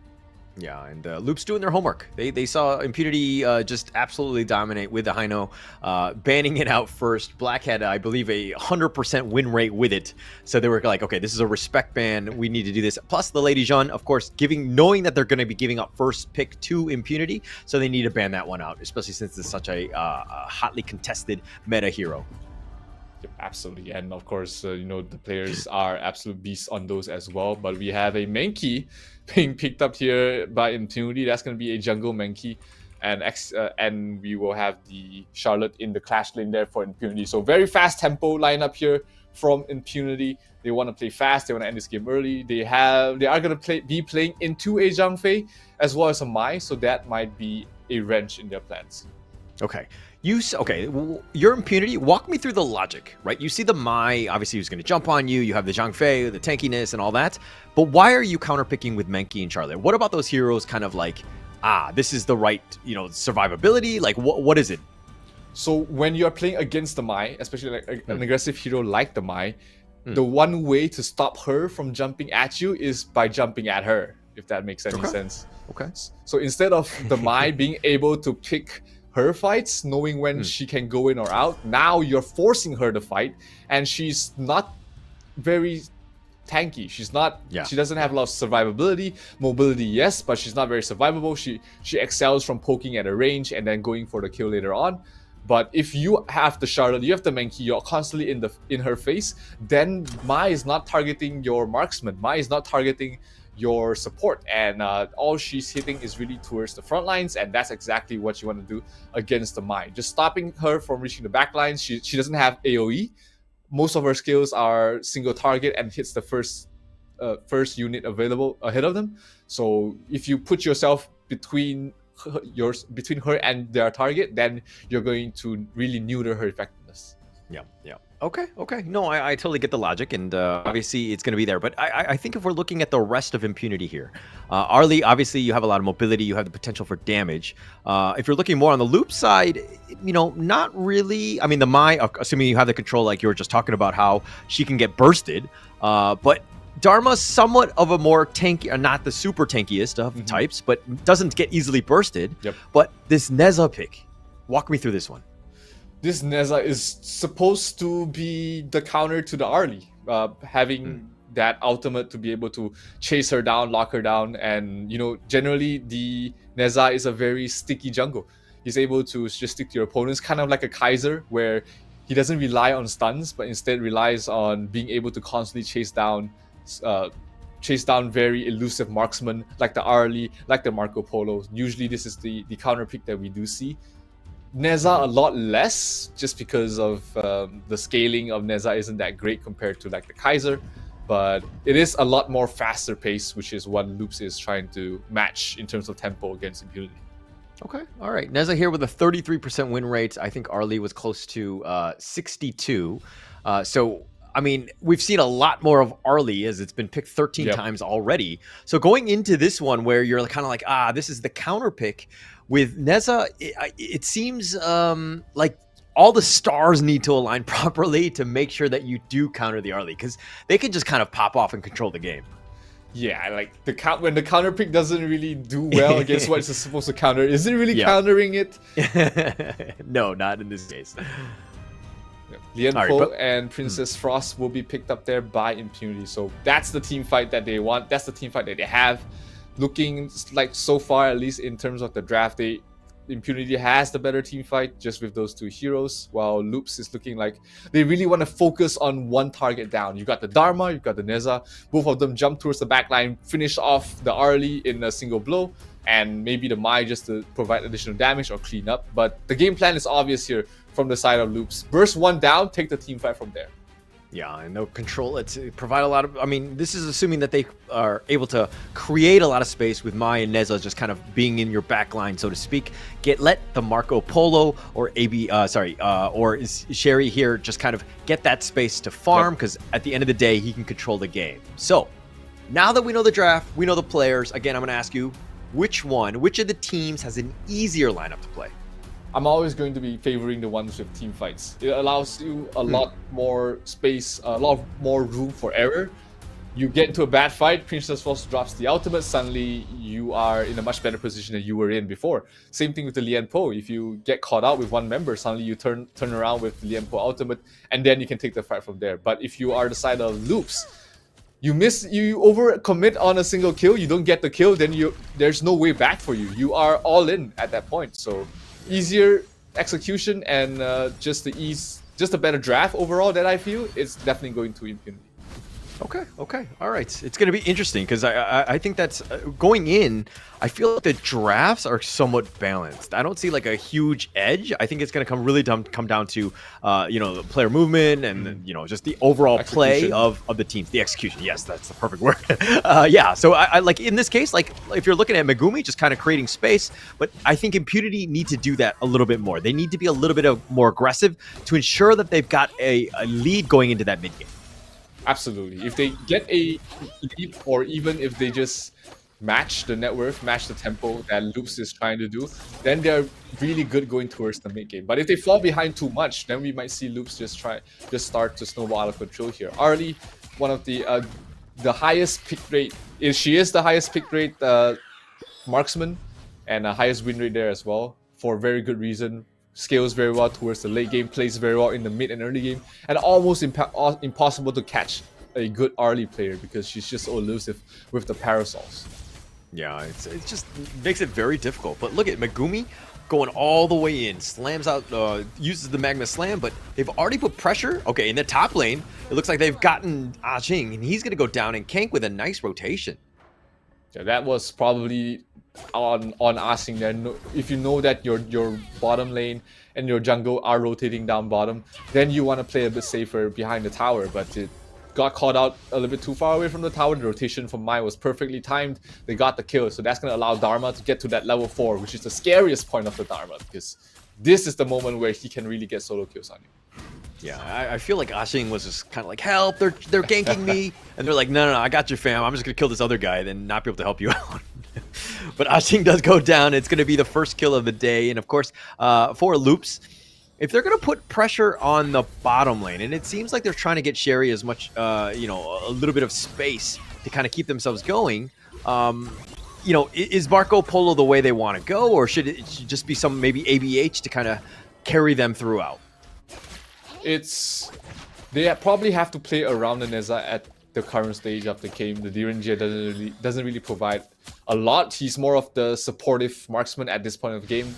Deals a bit of damage, provides some good utility, some good stuns. But outside of that, most of the damage, most of the initiation has to be around ABH. So you want to make sure that ABH has a good game. They're setting up rotations, they're setting up ganks for them, and just snowball the Neza from here, because Neza doesn't really do well in the late game. So you gotta play around him at his strongest point.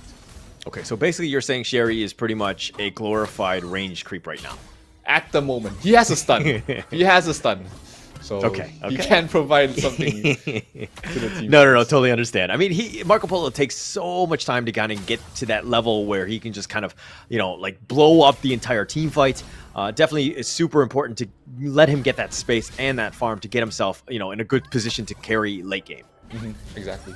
He needs 3 items. He needs to get to that point where he starts actually doing a lot of damage. Top lane, Tempest dropping down to half. Neza rotating in top, but the flash coming from XiaoLin keeps him out of danger, and that's going to be a wasted rotation from the side Loops. They don't get anything out of that. They don't get a tower, and things continue to slow down a little bit, which will benefit Impunity for now as they get to their next items, which will boost up the next team fight. Yeah, I mean, ABH, they're committing the Skyfall, excuse me. And, I mean, all at the cost of Xero's flash. So at the end of the day, not the worst thing in the world. He didn't lose any minion creeps in the mid lane or anything. So at the end of the day, not too bad. It's something that you will take. ABH, I feel like there's going to be a lot of pressure on him to make a lot of movement, force Impunity to kind of react to what he's doing, because he can take up a lot of space. And getting in with the Skyfalls at almost a moment's notice is going to be key for him.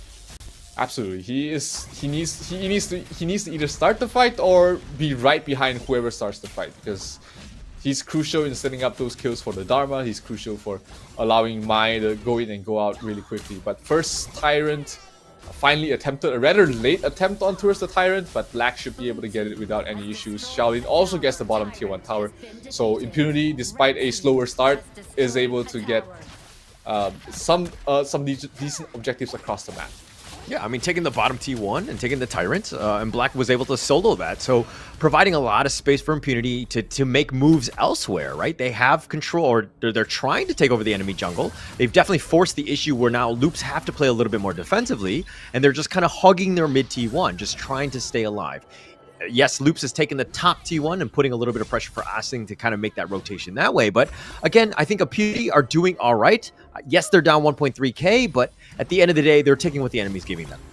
Yeah, it also doesn't feel like they're down 1.3k. They are the ones playing in their opponent's jungle.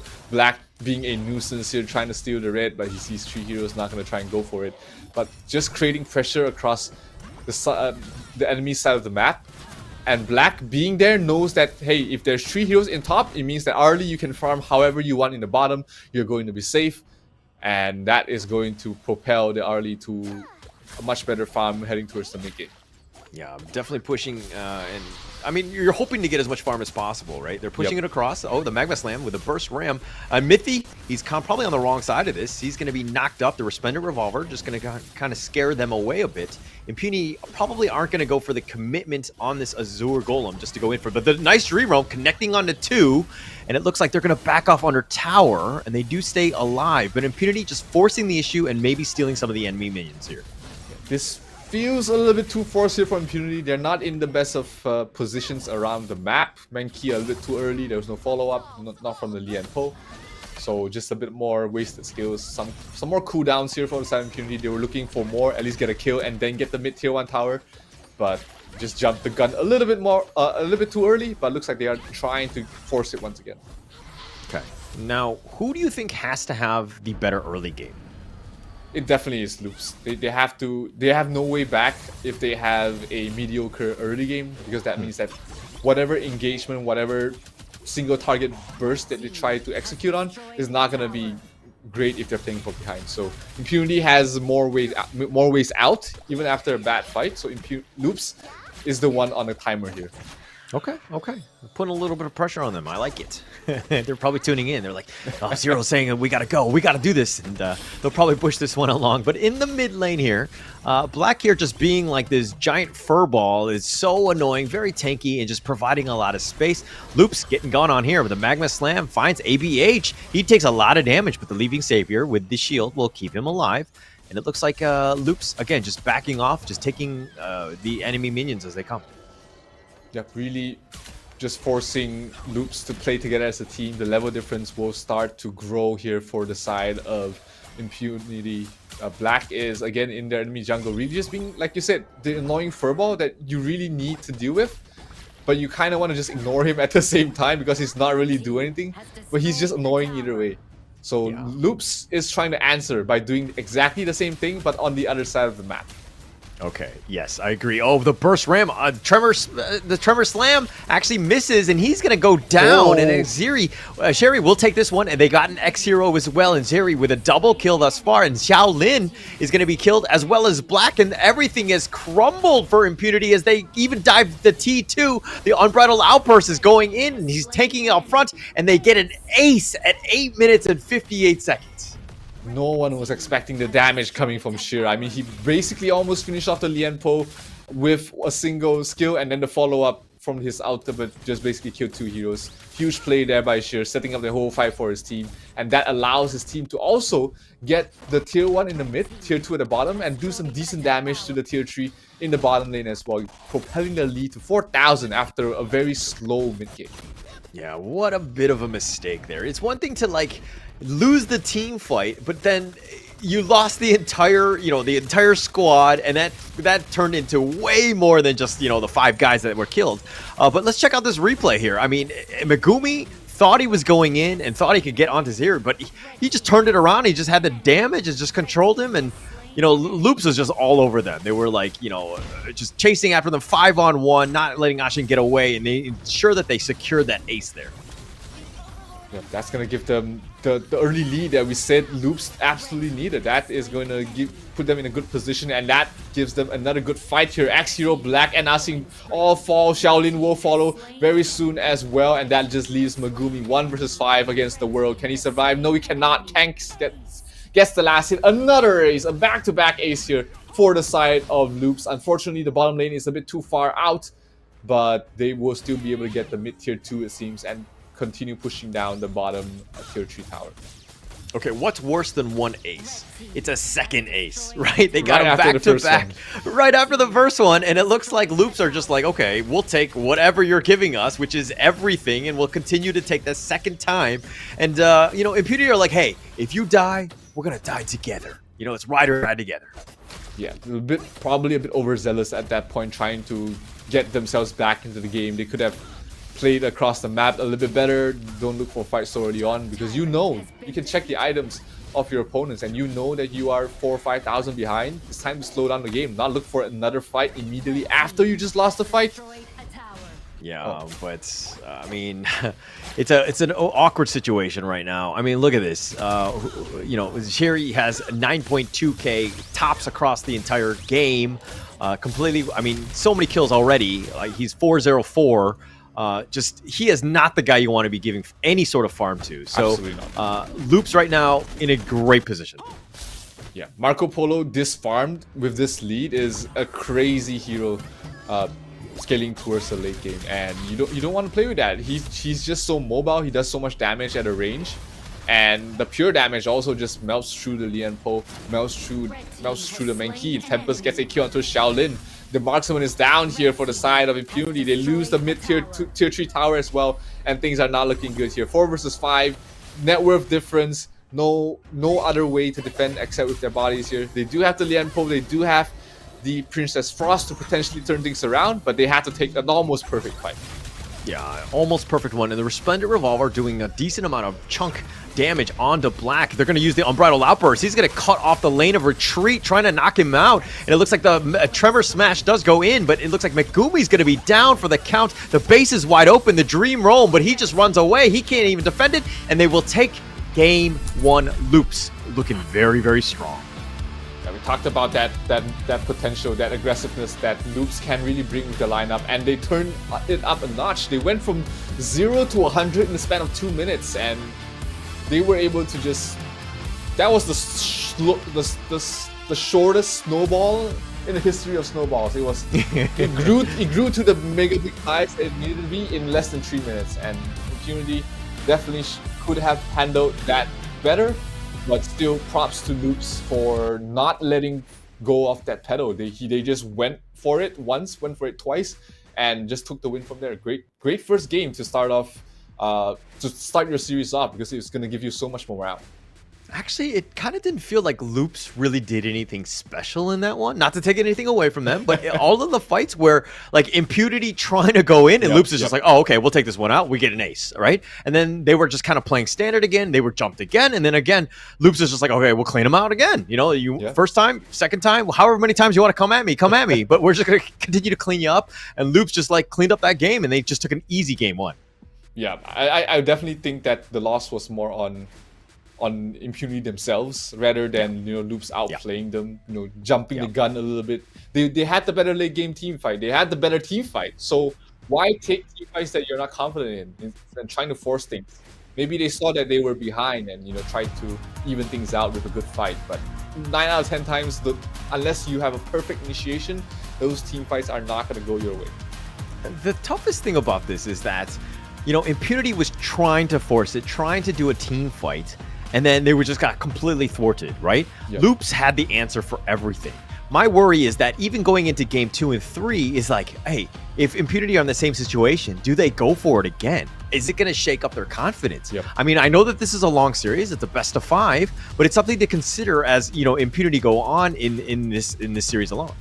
Yeah, it might haunt them in the upcoming games. So they really need to reset. That's where your coach, your assistant coach, needs to come in and try to instill that mindset of one game at a time. Just forget the past, try your best in the next game, and just take one step at a time. Like you said, it's a best of 5 series. There's still plenty of more games to really play here for Impunity. They can't really let one loss create that doubt, create that division in the next upcoming games. Oh, okay. I was going to say one other thing on that post game. They're like, the stats of Impunity were all like 0-3-0, 0-4-0. I was like, oh my God, this is like my rank game on my side. Like, this is the same KDAs. But let's go into a little bit about the actual stats here. If we're talking about the damage taken, or the damage dealt, Impunity side, really not too much. 47,000 from the GRMY. He was kind of out of position at times, so that's not really going to scale too much. But Loops, on the other hand, a little bit more balanced. Kank and, of course, GRMY just cleaning house, so to speak. So much damage there from GRMY. It all started from a decent laning stage, followed by just the 2 towers giving him the lead, and then that double kill in towards the first ace just gave him too much of a lead for Impunity to come back from. In a short time, they tried to force things that wasn't what they were supposed to. That didn't give them a lot of benefits, and Loops just took it away from there. And MVP, GRMY had an awesome game in this one. You don't really see a lot of Marco Polos really scale to the highest level, but he managed to really carry the game from that marksman position. Definitely.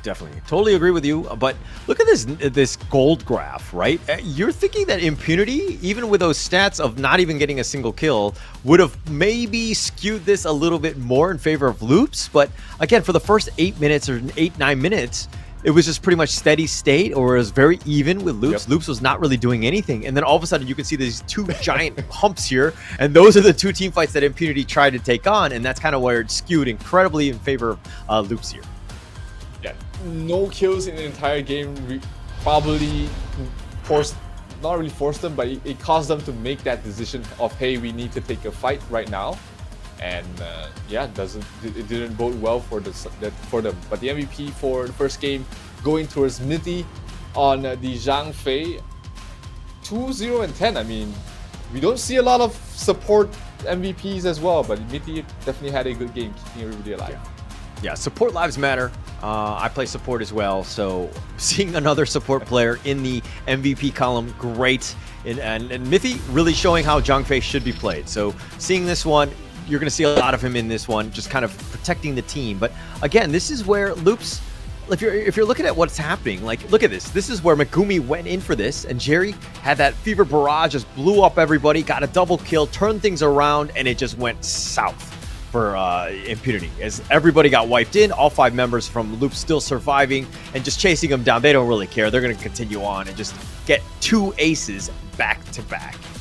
Yeah, I think they just panicked. This was the second fight that you were talking about, the second ace that they gave away here from the side of Impunity. They were 3,000 behind. They haven't lost the high ground yet, and the scoreline was 0-5. There was definitely much more game to play, but definitely jumped the gun here and put themselves in an unwinnable position from there on. So, you know, it might be the nerves, it might be people not being on the same page, or it just could be just the opening game. You know, everybody's getting warmed up, everybody's still trying to get into that groove, and we might not see the same mistake happen twice there for the side of Impunity.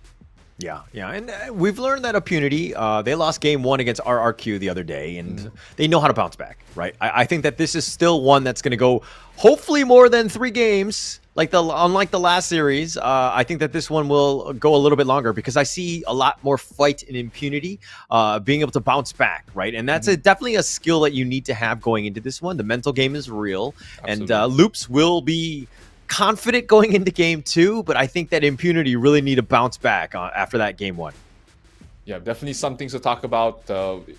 In this short break, the coach is going to have a few words. Got to make sure the players are at least in the right mindset, because that loss could be tilting to a couple of players on their squad, and they just have to make sure that, you know, they reset, go into the next game with a fresh mindset, and try and win from there. Yeah, for sure. But, you know, I think that if you're throwing out a lot of knowledge, and I'm wondering if, you know, if people out there also, if they're able to do some content creation on their own.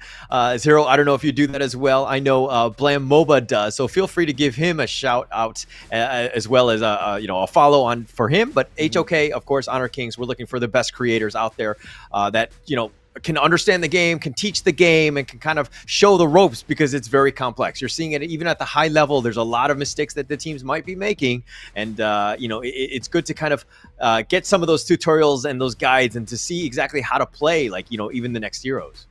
Yep, absolutely. It is definitely look out for your favorite creators, and you know, that's where you learn a lot about the games, learning from better players, more experienced players, and definitely look. If you are one of those creators yourself, make sure you apply to be an official Honor of Kings creator. Yeah, definitely. And looks like the coaches have kind of given their coach speak. They're kind of preparing for the next draft. There's got to be a lot more pressure on Impunity right now. Again, loser goes home after this best of 5 series. I know Impunity are going to want to bounce back. They're going to figure out. Look at them. They're all very serious. All of them are just kind of worried about this next game. I think one of them has their head down, maybe in prayer. I'm not sure. But nonetheless, this is going to be game 2. Is going in. I know the ban from Loops here. Yeah, never want to give the Hano to Impunity. He's an absolutely scary player to put his hands on. Is black on the Hano. They sometimes even play on a clash. So very flexible hero. Loops takes Hano out of their hands, and Impunity will ban out the Mai as well as the Luna on their side. Yes, initial bans. We're gonna see. Like, again, it's just initial. Okay, or the Arlie ban. Okay, Loops is like, okay, we don't want Impunity to run that one. I don't think it was the greatest in the last game, but it's respect. Maybe you just don't want to deal with it because they did have to counterpick it. But Ashing, what are you going to pick here first for? Okay, the Dahlia. Okay, we've seen that time and time again, though.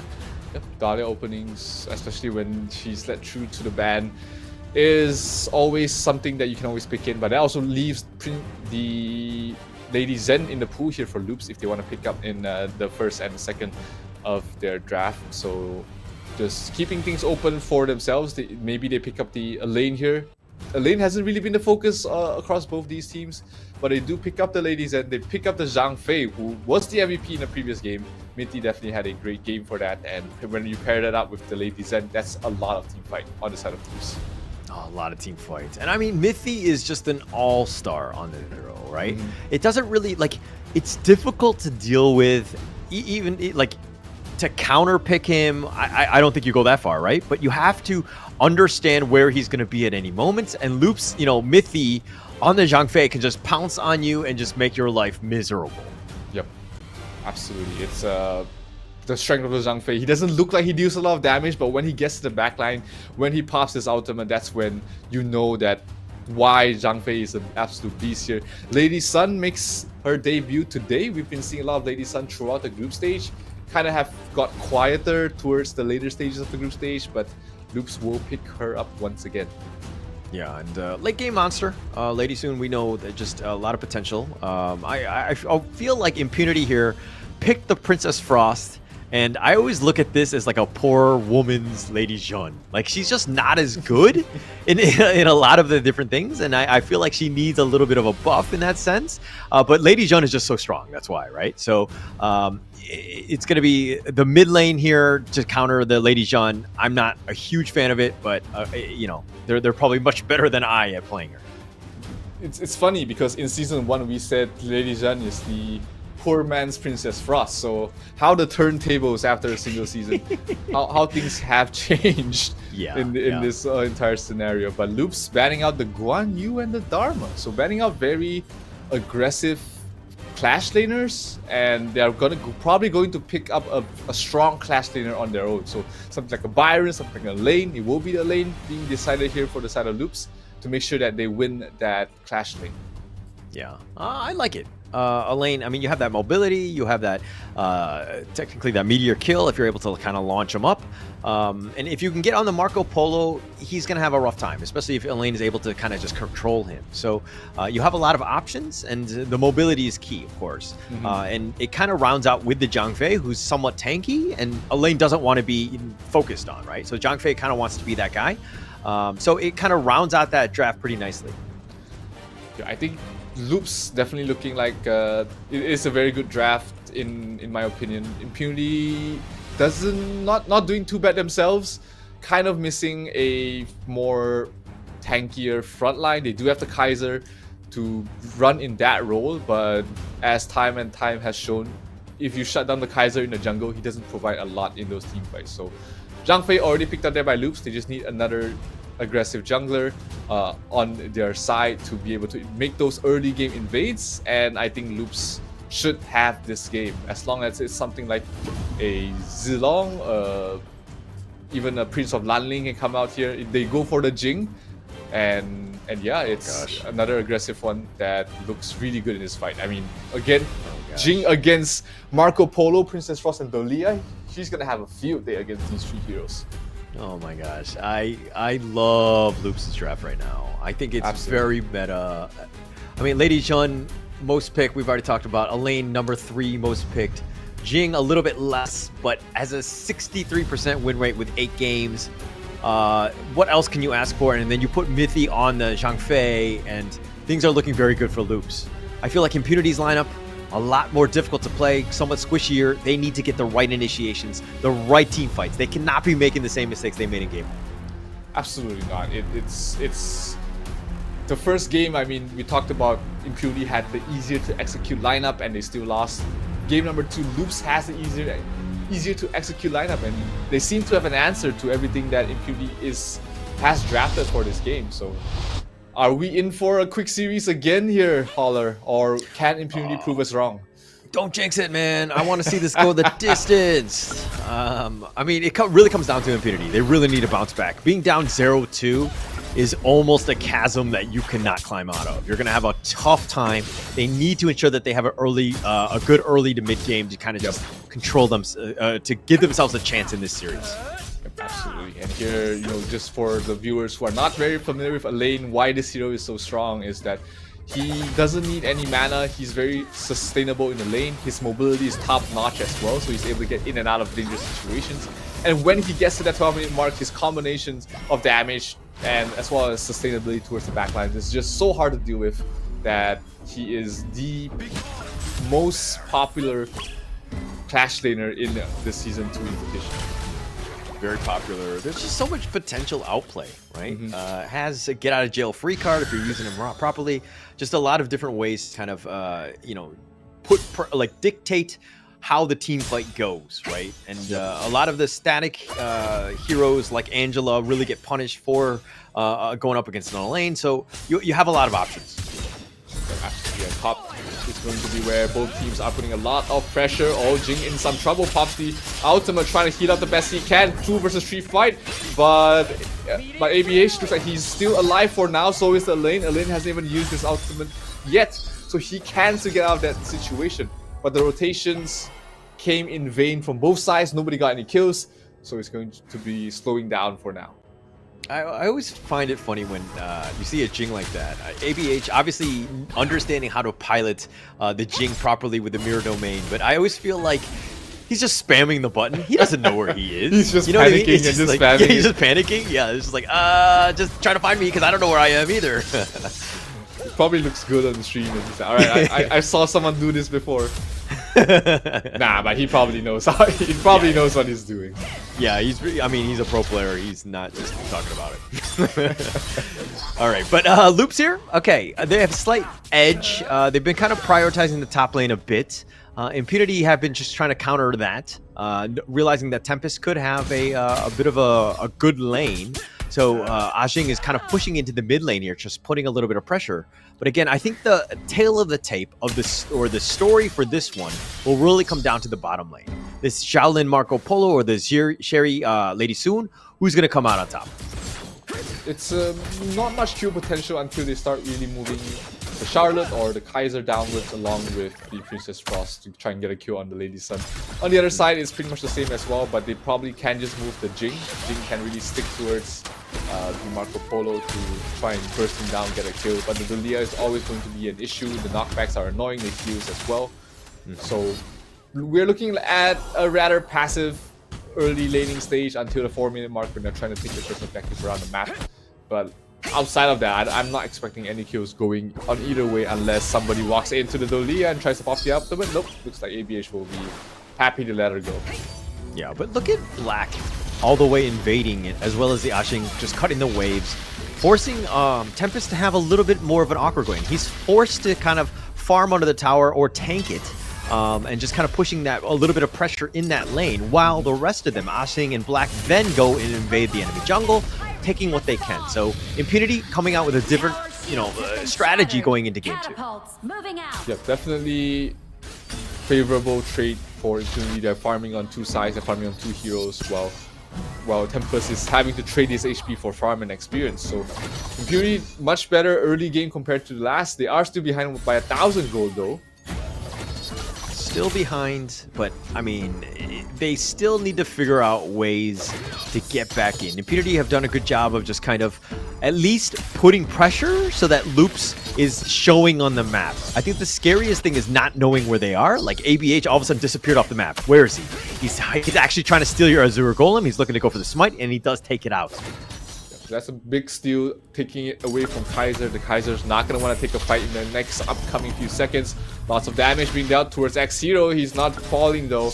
Able to use the flash towards safety. Kaiser rotates towards the mid to try and cut off towards Kank, but the ABH will also show his face there just to scare him off. Yeah, just to scare him off, and he's gonna, X0 will have to recall back home. Loops have done a great job of just pushing him out of the lane. Sometimes it's, you don't have to kill the guy. Yep. You just make him scared, and life again is like a resource, so he needs to recall back, and that's going to take time away from him. And if you're looking at this XP differential, X0 is level 6, Kank is level 7, so it's already paying dividends. Yep, absolutely. It's never about the kills most of the time. And here, ABH 1 versus 3, trying to go for a kill towards the Princess Frost. Gas the kill. Here comes the unbridled outburst. Oh, he was sick. He did push him away, but no, ABH does go down in the end. Oh, I thought Mithy had this save with the unbridled outburst, pushing him away. Oh, but Mithy now, he leaping saviors back under tower. It's going to be a 1-for-1 trade. marksman for the jungle for the mid. Not a good trade there for Loops. That also means that this Tyrant is in danger. Does Mithy has the smite? Yes, he does, but he's not going to try and go for it, as Black will secure it with his own smite. And that gives Infinity a way back to this game. They got a better trade-off in terms of kill.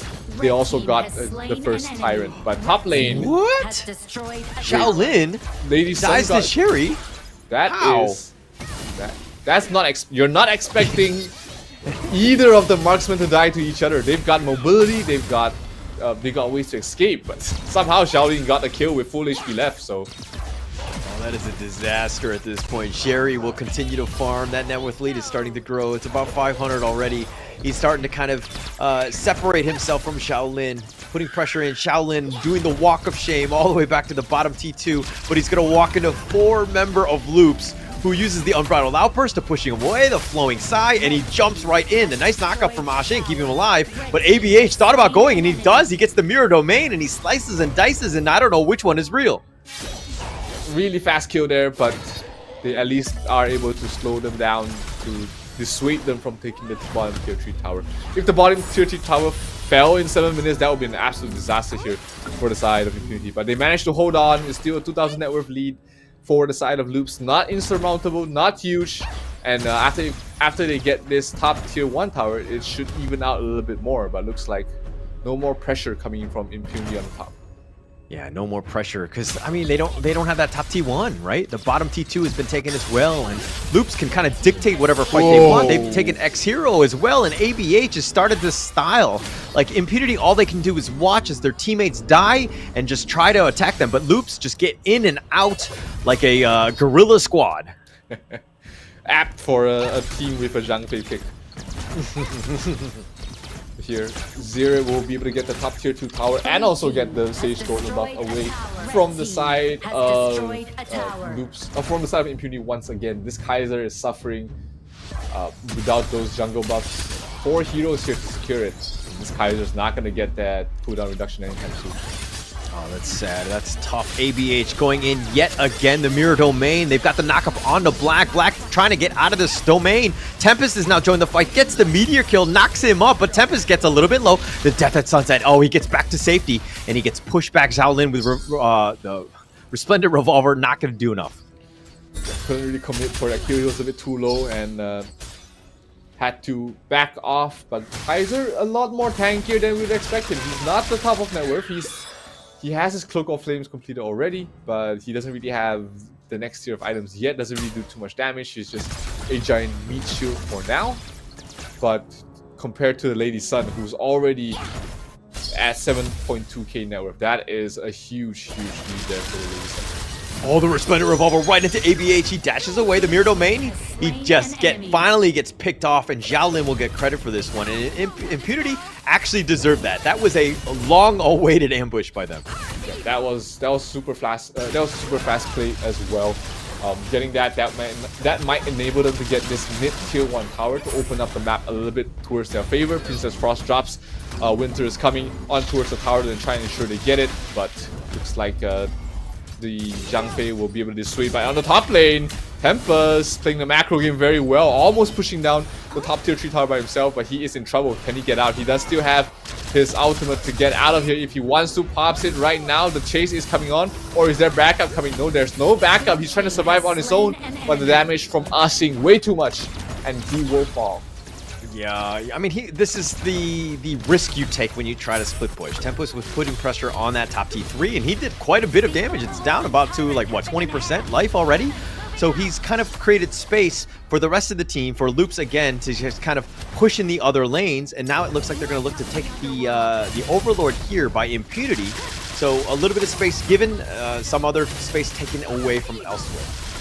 It's going to be an even trade for the jungle objectives. Tyrant is going to provide you damage, while the Shadow Vanguard is going to help Impunity repair these lanes, especially towards the top lane. They got to make sure to buy as much time as possible towards the top so that they don't lose more real estate and become harder to defend their jungle.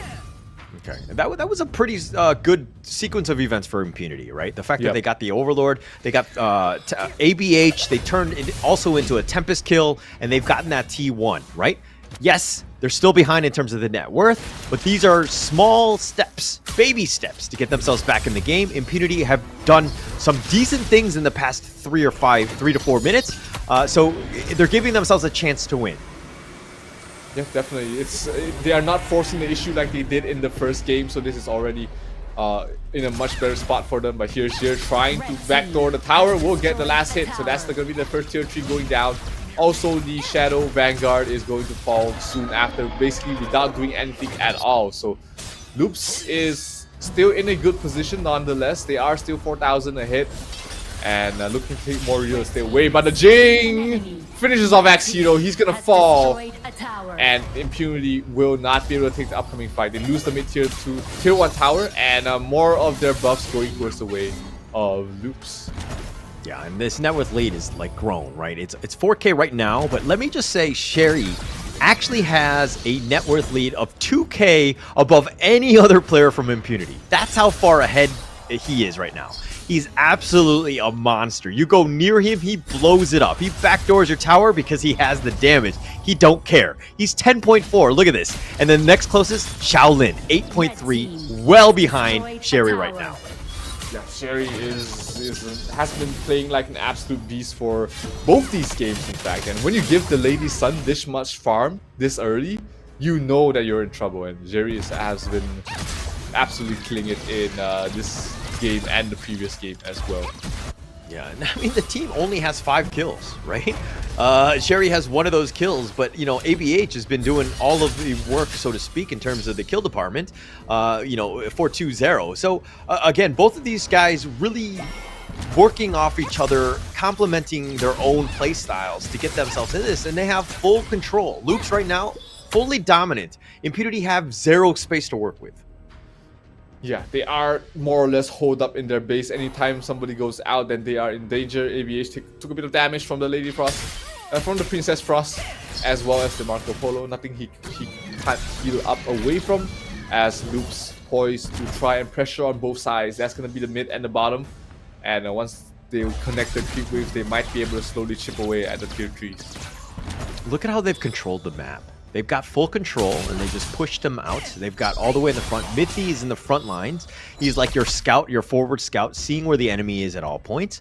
And like the minions are just coming out of the base right now. So again, Loops can continue to push. Impunity, on the other hand, all 5 of them sticking together, holding hands, pushing out, and just trying to clear their own jungle. And Black so scared he can't even face check that bush.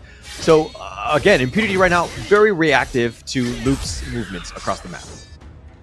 Yeah, and if you're reacting, you're always going to be 1 step slower than your opponent. So Impunity needs to pull out a rabbit from the hat here to try and get a favorable fight going towards them, where they are able to secure the win for that fight in particular. But the Tyrant does go towards the way of Loops, and we might see a high ground attempt with this buff. Okay, the rabbit that's being pulled out of the hat, is it worth 6K net worth? Because I don't think that's going to help them. That's not enough, right? They need more. They need like multiple rabbits at this point. Or they're going to need a bigger hat. No, a bigger hat. Or just a fatter rabbit. Is that what it is? All right, but Loops here continuing to just dominate. They've got a 6K net worth lead, pushing it across. XiaoLin is going to recall back to safety. These Drakes are starting to push. And again, it's just, they've slowed it down. Loops have nothing to do, like, they don't need to force the issue. They have plenty of time. They have full control. They just find that pick off. Impunity gets out of position with one guy. They turn it into a 5 vs 4. Loops can then just end the game.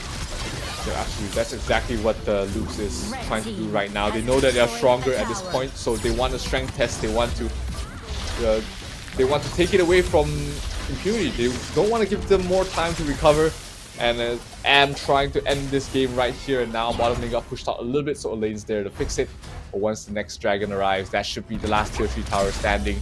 Jing also trying to steal the blue jungle buff. It has not spawned, so he has to play without it for a little bit. But once those dragons reach, that's where your tier 3s... Oh, Jing going towards the back line. So much damage towards the Princess Frost, but he manages to stay alive for the moment. Oh, stays for the moment, but he's going to be down. Ashing is going to be the first to fall. ABH will get yet another kill, rack him up. And it looks like Mithy will go into Unbridled Ferali form. He's going to just kind of create the path. They've already got all of the T3s. It is a matter of time. But it looks like Loops have made the call. They're going to regroup and come back to fight yet another day. 3-6 in terms of score. It is still possible for Impunity to come back from this game. The lead is not insurmountable. It's about 8,000 difference at the moment. But without those tier 3s, it also means the creep waves are constantly being pushed out to the front of your base, and you're not going to extend on that lead without making a huge team fight happening anytime soon. Yeah, and XiaoLin here, 14.1k net worth, and then 13.6 by ABH. Oh my gosh, those guys are literally the 1%, right? They're super rich. Yeah, that's all down to just the tempo that Loops had for the entire game. They had, what, 6 kills in total?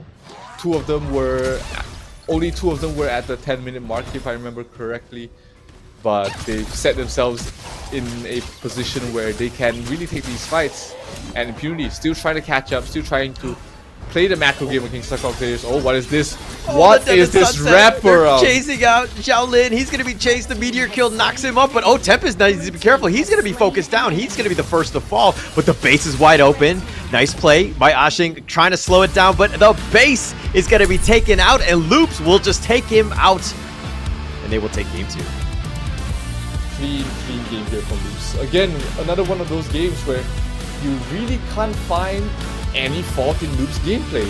It's like they played standard. They played, how you expect a team to play at this highest level, and somehow they are making things easy for them.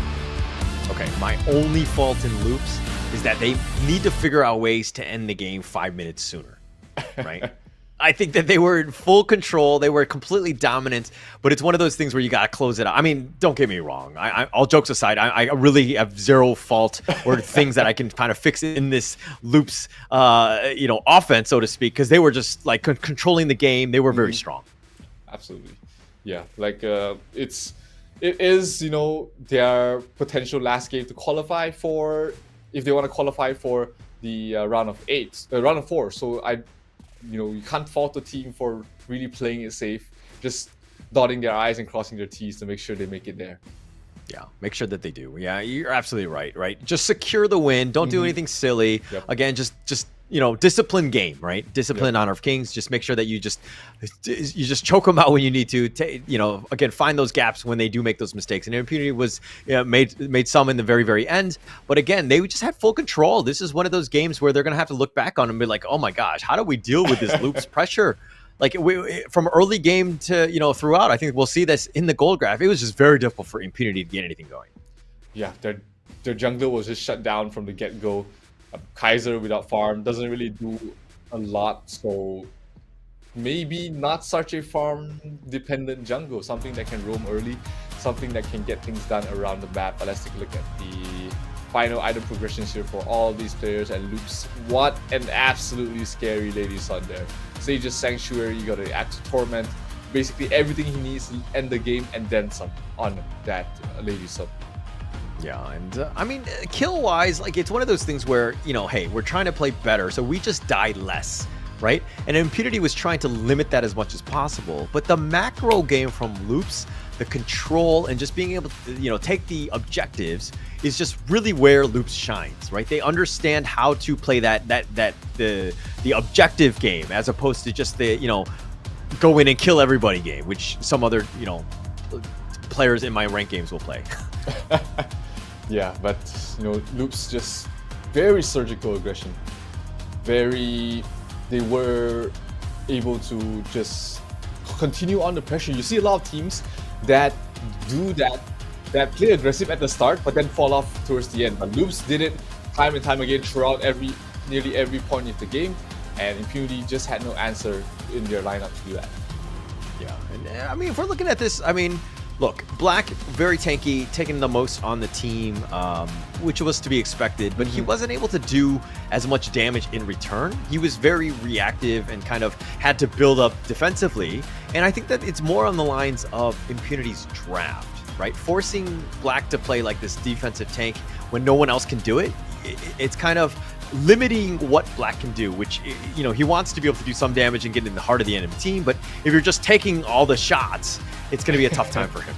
Yeah, absolutely. I mean, it could be a game plan issue here for Impunity. They might have come into the draft thinking that the Marco Polo and the Charlotte will be the main damage dealers, so Black just needs to be a bit tankier, but XiaoLin isn't able to really deal with the likes of the Jing and the Charlotte, and you just don't have enough everywhere else. If you look at the damage split, it's just everyone wasn't really doing huge damage at all. And speaking of the gold graph, went directly in favor of Loops. I mean, just start to finish, just closed out the game. Just very strong, very well-disciplined team, just closing it out, right? I think if we're going to go back to that draft, though, I think Impunity really lacked any sort of control, right? The Jing was just a menace. ABH, I think he was definitely my MVP going into this one because just about how much pressure he put, and he was so mobile. Like, they could not control him, they could not get to him, and you know, Elaine on top of them. It was just way too much for Impunity to deal with. Yeah, absolutely a rough situation for Impunity to be in right now. 0-2 down. Lady Zen gets the MVP for game number 2. It's gonna go to Clank. 103, not the most impressive scoreline, but hey, we know that the Lady Zen is just more than kills. It's the team fight utility, it's the CC, it's the long range pokes that makes this hero the #1 pick in Season 2. Boo is all I can say. I disagree with this MVP. I think it should have been ABH on the Jing. There was more impact throughout, but we'll see the replay and then we'll make another decision on that one. But ABH, look at this one. He's dodging around, just going from image to image, and it looks like Black is like, I don't know how to deal with this. I'm taking a lot of damage, and they got 0 kills out of that rotation.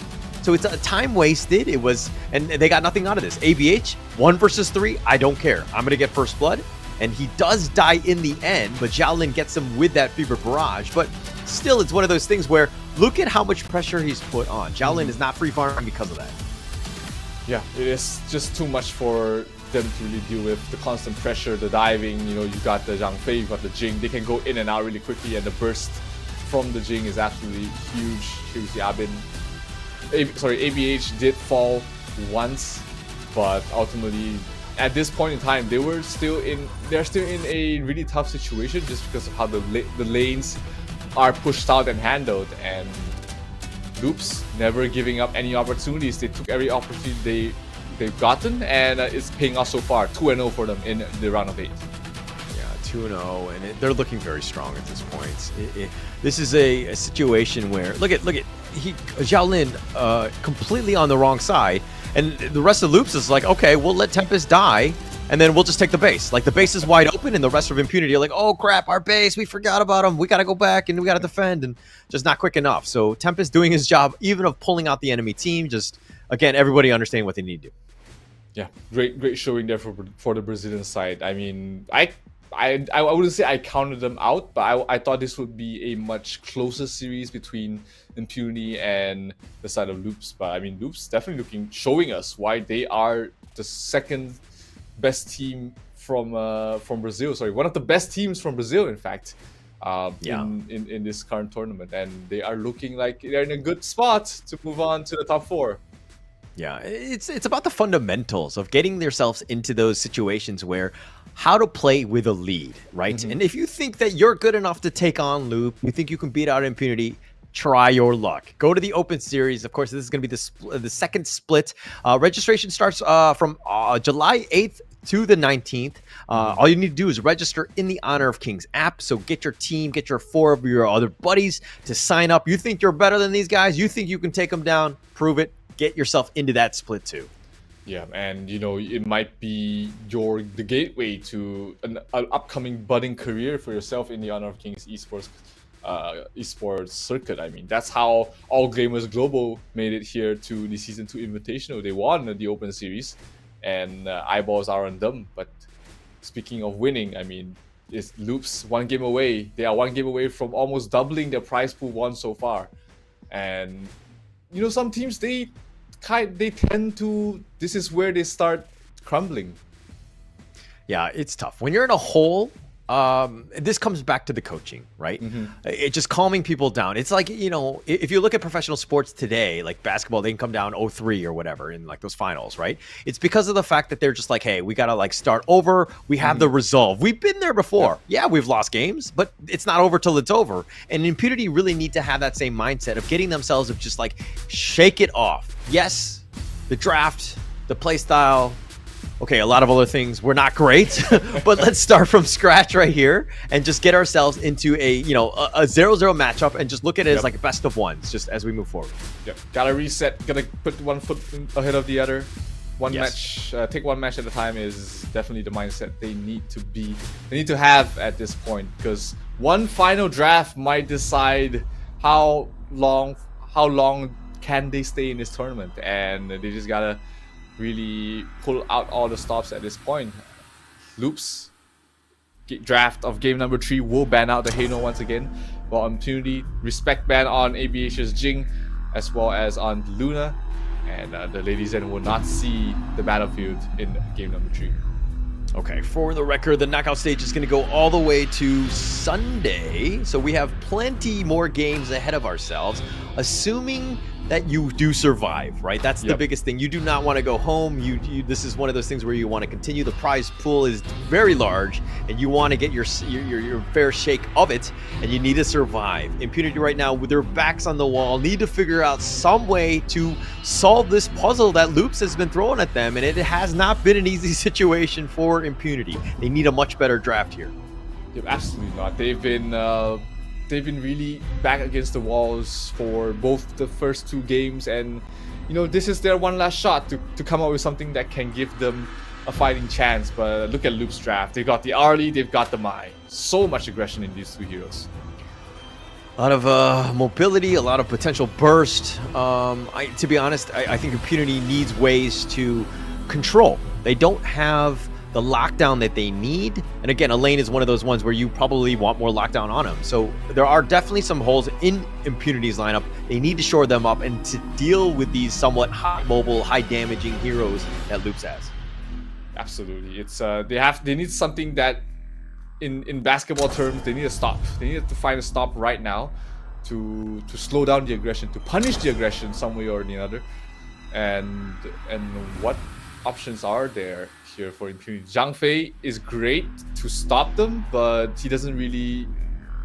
Sorry, he does great slowing them down, but he doesn't really fully stop them. So another big team fight hero, maybe like a Zhou Yu, something that punishes them for running in, could be what they're looking for.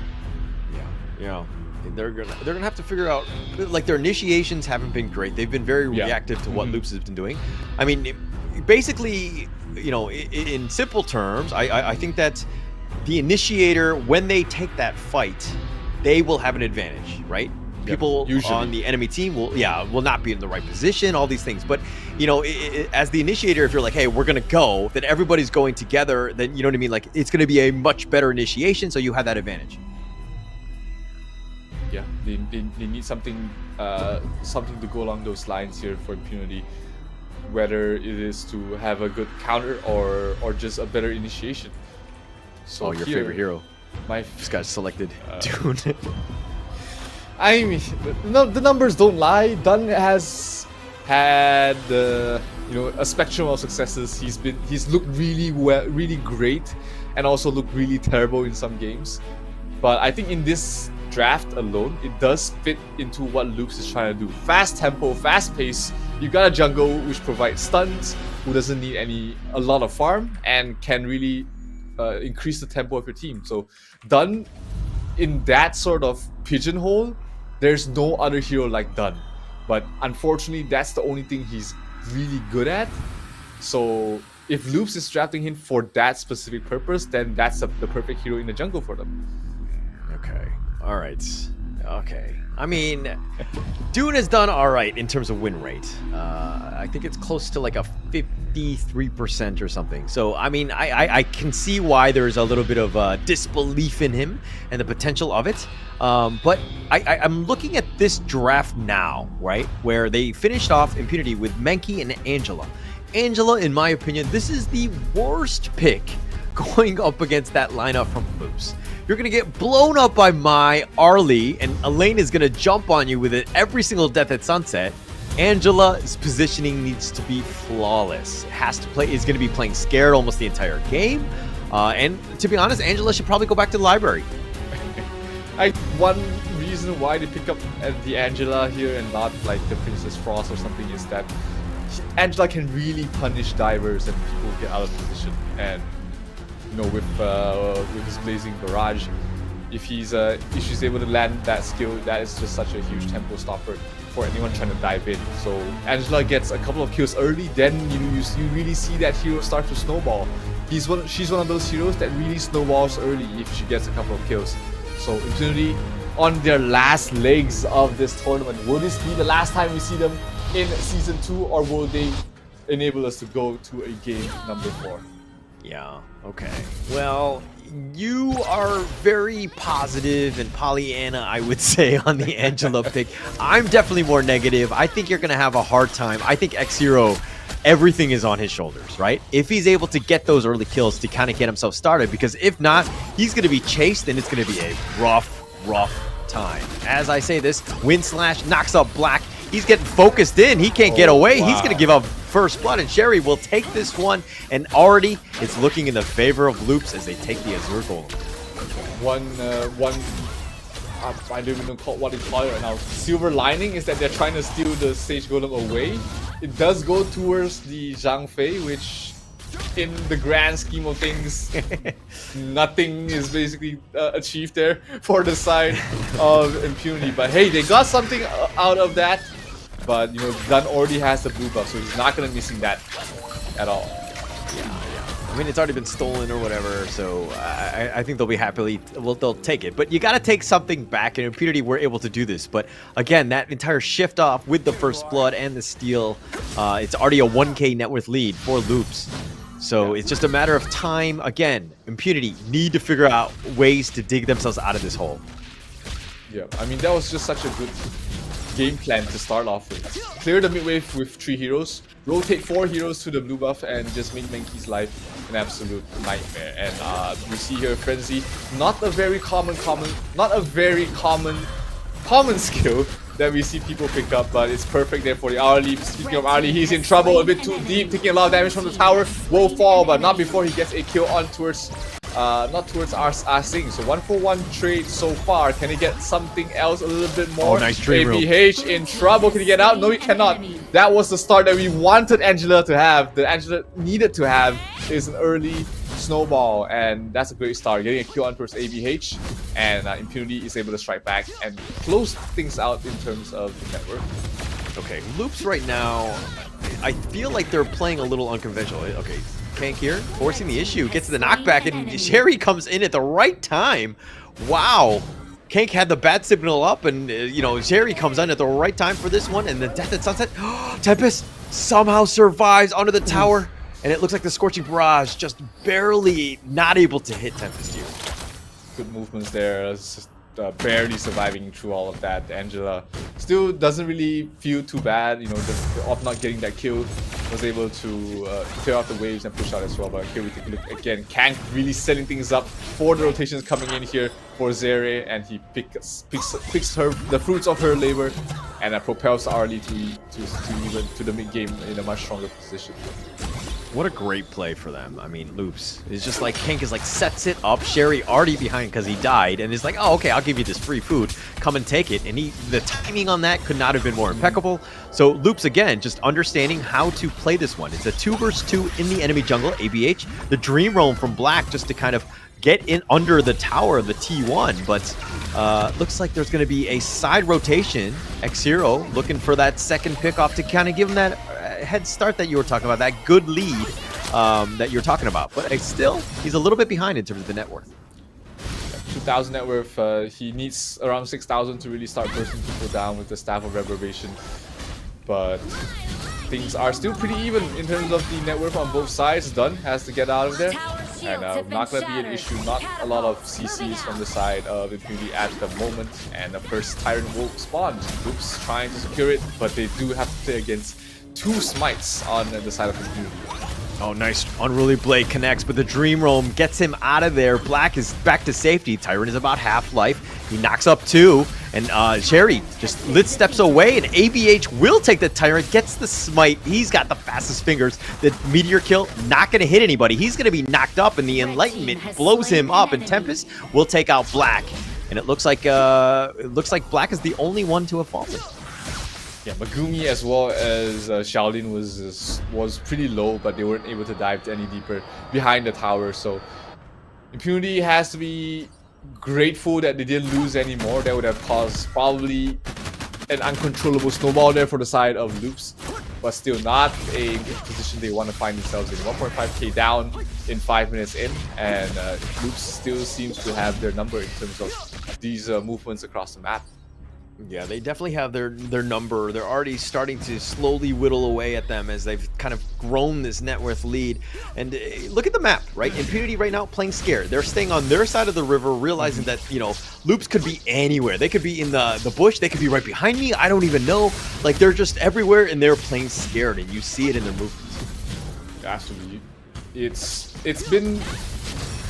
This is what we're talking about in game number 1, is the mistakes of your first game is making you doubt yourself in the last game potentially. So if you're not able to reset from that, then it might affect your decision making in the games and really cause issues for you. But XiaoLin, able to get that bottom tier 1 tower, the cheeky play that you can do with some of the marksman heroes to really just poke the tower until it falls.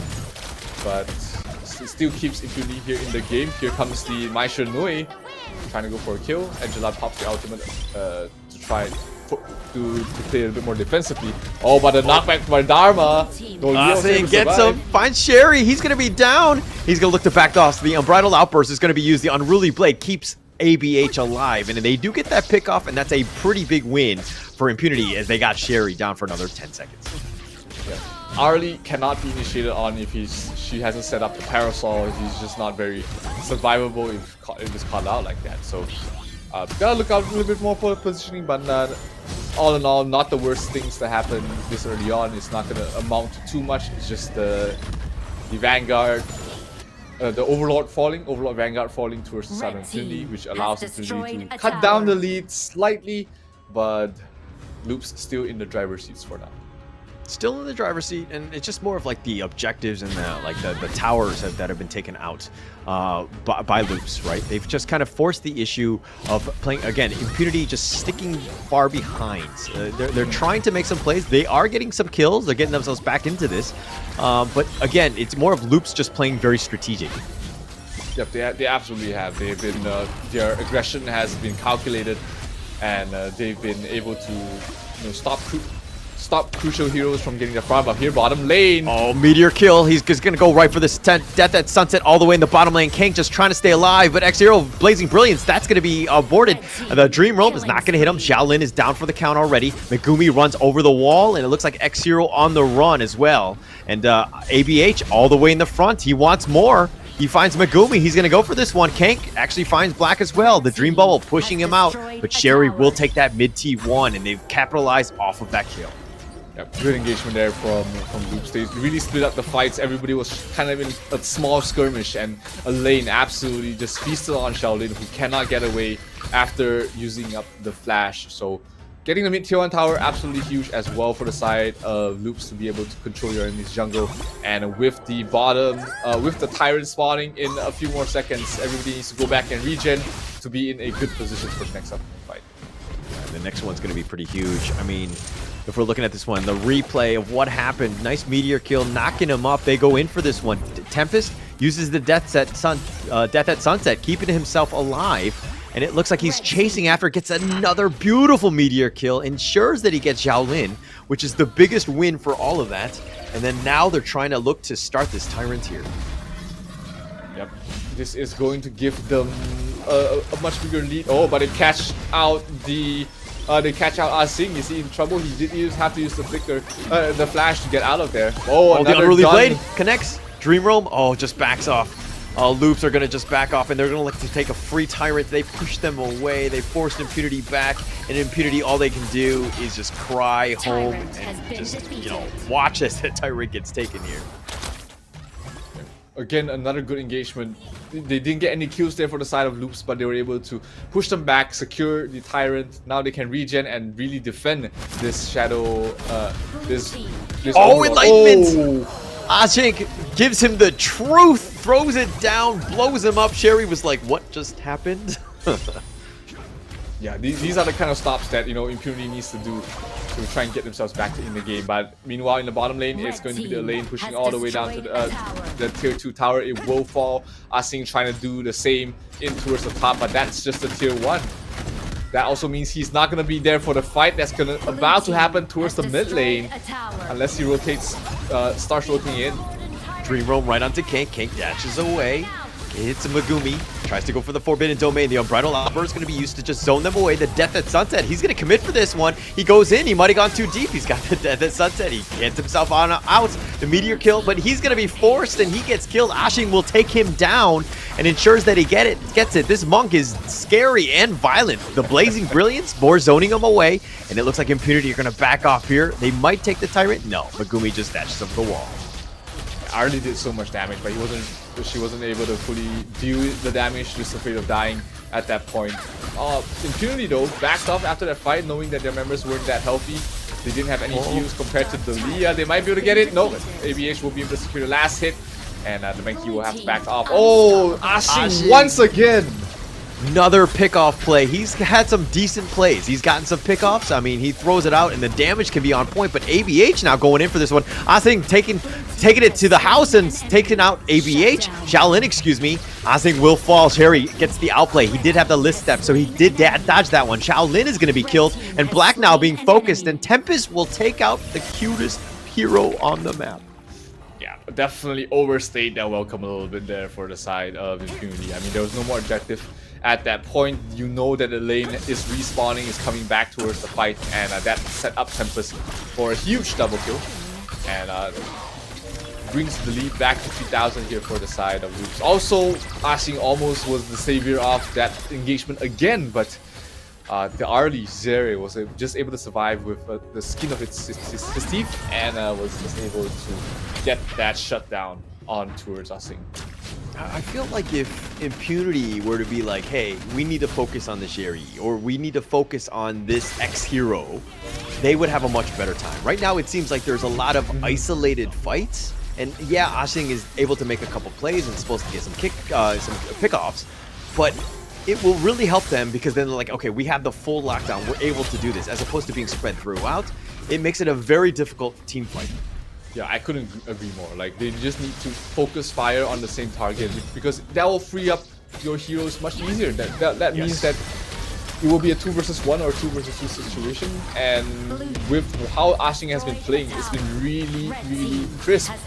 But oh, a lane. Oh, Megumi, he had the most awkward, dare I say bad, the Unbridled Outburst, but the Death Roam Black, he's going to be in a bad spot as well. He's going to be picked off. All 5 members of Loops still alive, just waiting for the next minion wave. It's looking to crash here. They're just starting to celebrate. They're starting to push it across. The Unruly Blade tries to go in for this one. He does end up getting killed. Kank is going to be down, and it looks like ABH getting a little bit close. Tempest is getting focused in. He's being kited. He does get the Meteor kill, but Tempest somehow out healing it. He gets picked off, and X-Hero will take this one. It's a 2 for 2, and Loops has to go back home limping. Yeah, that probably wasn't the best call. Half your heroes were down in HP. Dalia wasn't able to provide the heals in time, and the creep wave was just dealt very well there by the Angela. So, on hindsight, not the best fights to take. I understand that Loops, tried to force the issue to go for the win at that point, but sometimes you just have to dial it back a little bit. You're up 5,000, you just took a great team fight. Regen, go for the next one with full health on everybody, and you're probably gonna win. Yeah, and this is a little bit more, I would say, impatience from the Loop side, right? Yeah. They have the bottom lane completely. Ooh, ABH gets blown up. Oh, Asing going for this one. He does have the Enlightenment, does end up doing the damage, and Kank is going to be killed as well. And XiaoLin is starting to turn it up. He's starting to have that damage, but the Death at Sunset, he's looking to go for X-Hero. Is he able to kill him? He's continuing to focus on him. X-Hero does go down. They're turning this around. The flashback, XiaoLin is down. XiaoLin's going to take that one. He's going to fall in return.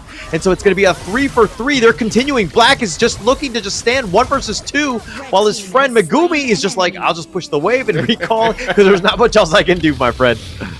Zhang Fei had a look of that situation. He was like, all right, I'm out of here. Not much you could really do, like you said. There's not really. He can provide some shields, but ultimately then it will be a case of 2 heroes dying instead of 1. So in the grand scheme of things, probably the best call was just to recall and just dissuade them from any further pushes. But Loops somehow managing to turn that fight around. They lost 2 heroes at the start of the fight, but the main damage dealers, which are the Arlie as well as Tempest, did not fall, and they were the 2 that were able to provide most of the damage for the cleanup. Alright, with friends like Megumi, who needs enemies, right? No, I'm just kidding. He saved himself. Probably the smarter play. It was going to be very difficult for Black to get on out of this one. But again, Loops forcing it out. I think continuing my point from earlier is that last time their gameplay might have been a little bit more boring, right? In the sense that they were very just like suffocating. They were forcing it out, taking away space. But Loops felt like they were a little impatient. They forced the bottom T3 and they got punished for it. Yep, absolutely. Like, that was definitely an unnecessary move in my book. Trying to end the game right there and then. If everyone was full HP, I would understand it, but everyone would.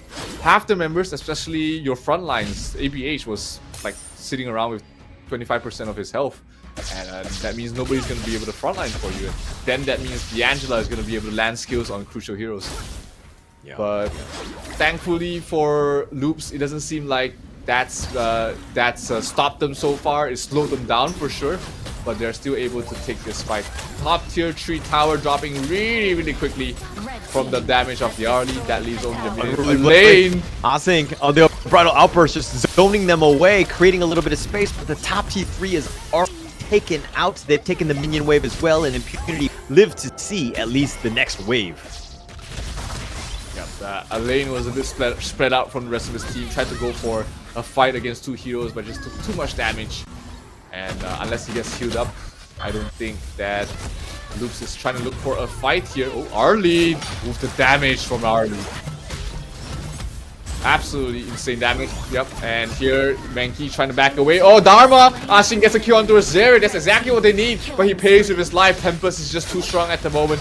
Here, Xere and Jay are taking a lot of damage. Oh no, it's D'Angela that was taking a lot of damage from the Mai, but 1-for-1 trade so far. I mean, Asing has been holding things down here for Impunity so far, but is it too late? Yeah, I mean, 30 seconds, that's almost like an eternity at this stage. I mean, it's 17 minutes in. Loop's still figuring out ways to just take all the objectives. His net worth lead, yeah, it's only 4K. I mean, kind of getting to the point where, you know, everybody's kind of 6-slotted at this point, so not the worst thing in the world, but again, Impunity need to figure out some way to get some sort of pickoff. Turn a fight from a 5-5 to a 5-4, you had that advantage, and this Overlord's going to be pretty massive in terms of just how things are gone.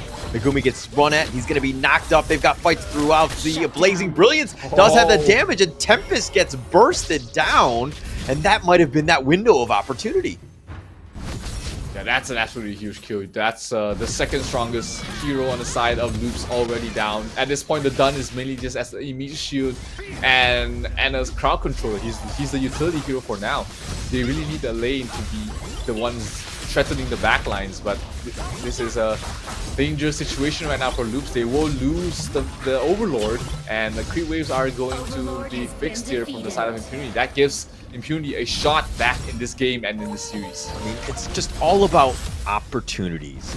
Being able to just have that potential to get back in is a huge issue for Loops. Again, the last game a little bit more boring because there were no opportunities. They were playing much cleaner.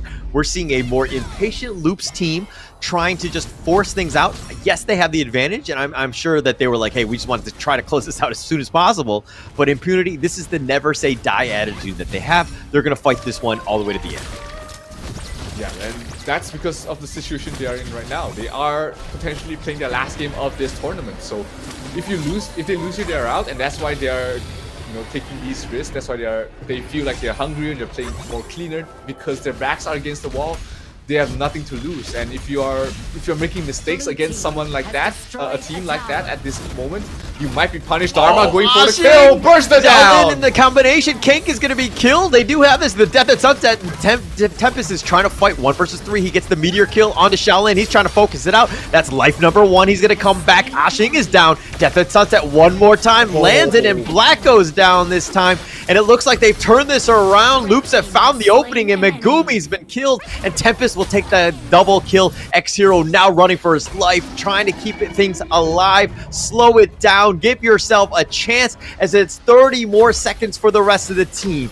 Loops, on the other hand, they want to take this one. You talked about the impatience before. This is that opening. They're ahead of the minion wave. XiaoLin is going to miss a couple times. The meteor kill knocks him up. The blazing brilliance one last time. XiaoLin is down. And with that will be the game. And Loops will move on to the semifinals as they take game 3. Tempest. That play, absolutely huge. Goes straight towards the backline, gets the kill one towards the DRMY.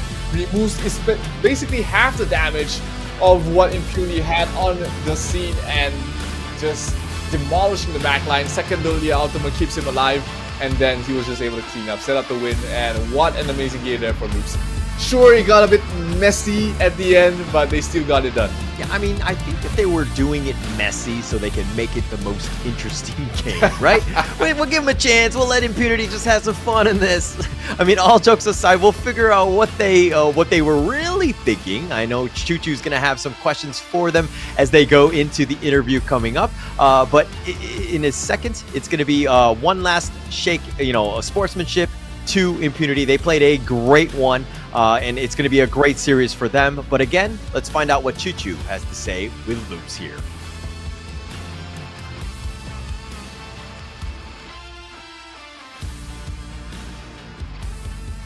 Welcome back with me on Live on Stage here with your host for the entirety of the event, Choo-Choo, and joining me here, none other than our translator, Andrew, alongside with our winner of the last series during the knockout stage, Loops from Brazil. Okay, we're gonna start off the interview with XiaoLin. I think, is it XiaoLin? X-E-R-E. Como que pronuncia? XiaoLin. Pronuncia XiaoLin. XiaoLin. Pronuncia XiaoLin. Okay, we got it that clear off. Okay, it's XiaoLin. I don't know how it actually XiaoLin, but it's XiaoLin. But XiaoLin. Now, with that Ollie, he also played the carry. He plays the hero Ollie just now. Why is it so difficult for them to close that last game? What went wrong? Jogou aí com o Audi, né? Por que foi tão difícil finalizar essa última partida? Qual foi a complicação? Porque o boneco do cara é muito roubado e ele não me deixa ficar vivo. Ele me vê na tela e me mata. O Dharma. Porque o boneco do cara é muito roubado, se ele me vê na tela ele me mata. Por isso foi difícil. It was very tricky because they kept taking our spots, so it was just hard for us to get there. Yeah, I can see nobody actually picking XiaoLin at the back. He keeps on giving all those ultimate easily for you guys. But speaking of the next one, I'm going to give it to Mithi. Okay, Mithi, just next to you. Okay, Mithi, we've seen you the first game as the MVP. We don't get a lot of MVP for the support. Now, for all the players of the support playing support role out there, do you have any specific heroes you love to play as a support? And what are the tips and tricks you can tell all the new players out there as that hero? Você foi MVP na primeira partida, né, com a suporte. Eles querem saber que heróis você gosta de usar aí no suporte e que dica pode dar para os jogadores que querem jogar no suporte. Bom, o Zhang Fei é um dos que eu mais gosto de usar. Moze também. E Dolha também é um suporte que eu gosto de usar bastante. É um suporte agressivo. E para o pessoal que está começando agora, eu indico esses suportes mais fáceis de jogar. Moze, a Dolha também. E roubar bastante a jungle do inimigo, que vai ajudar bastante no jogo. Jogar bastante do lado do ADC, ajudar bastante ele crescer, para você ter alguém que dê dano durante a partida. Isso aí é o essencial. I like to use Zenge and Dolha. I love to use those. I think they're really useful for any beginners who, if they want to focus on this, you just have to continue trying up. Make sure you have support so that you can keep expanding and improving your game. Now that's going to be a hero Dolha for the supports out there if you want to be as good as the pros.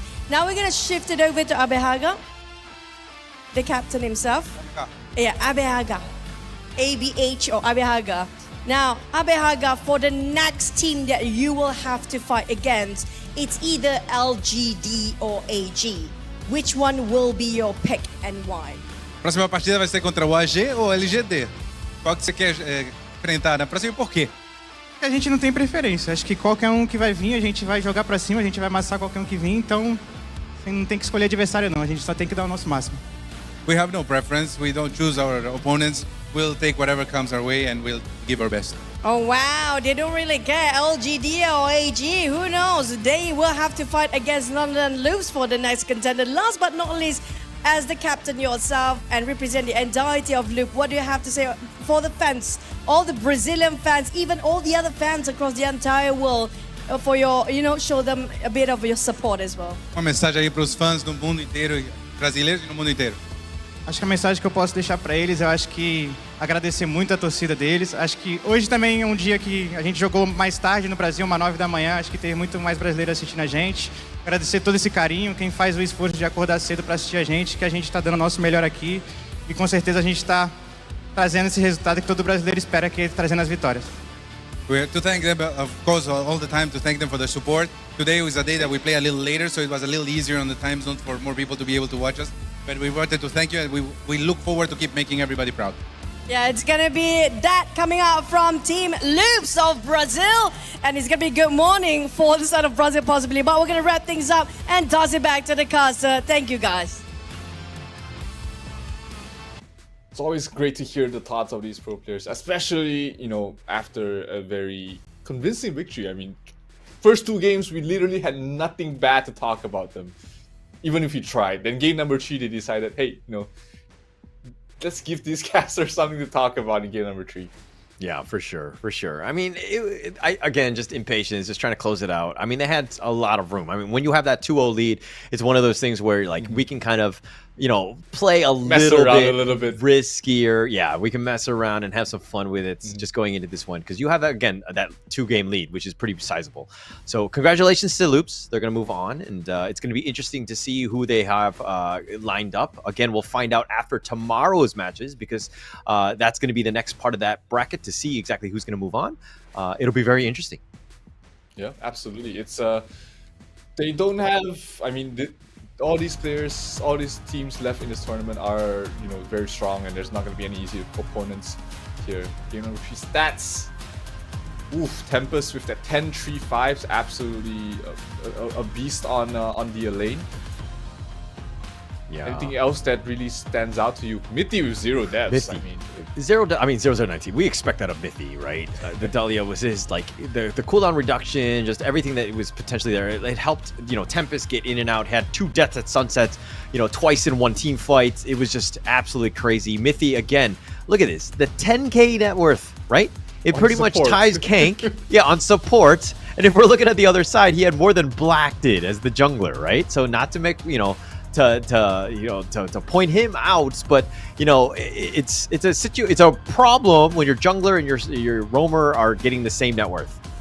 Absolutely. Actually, Black is the lowest net worth on this entire team, even lower than his support himself.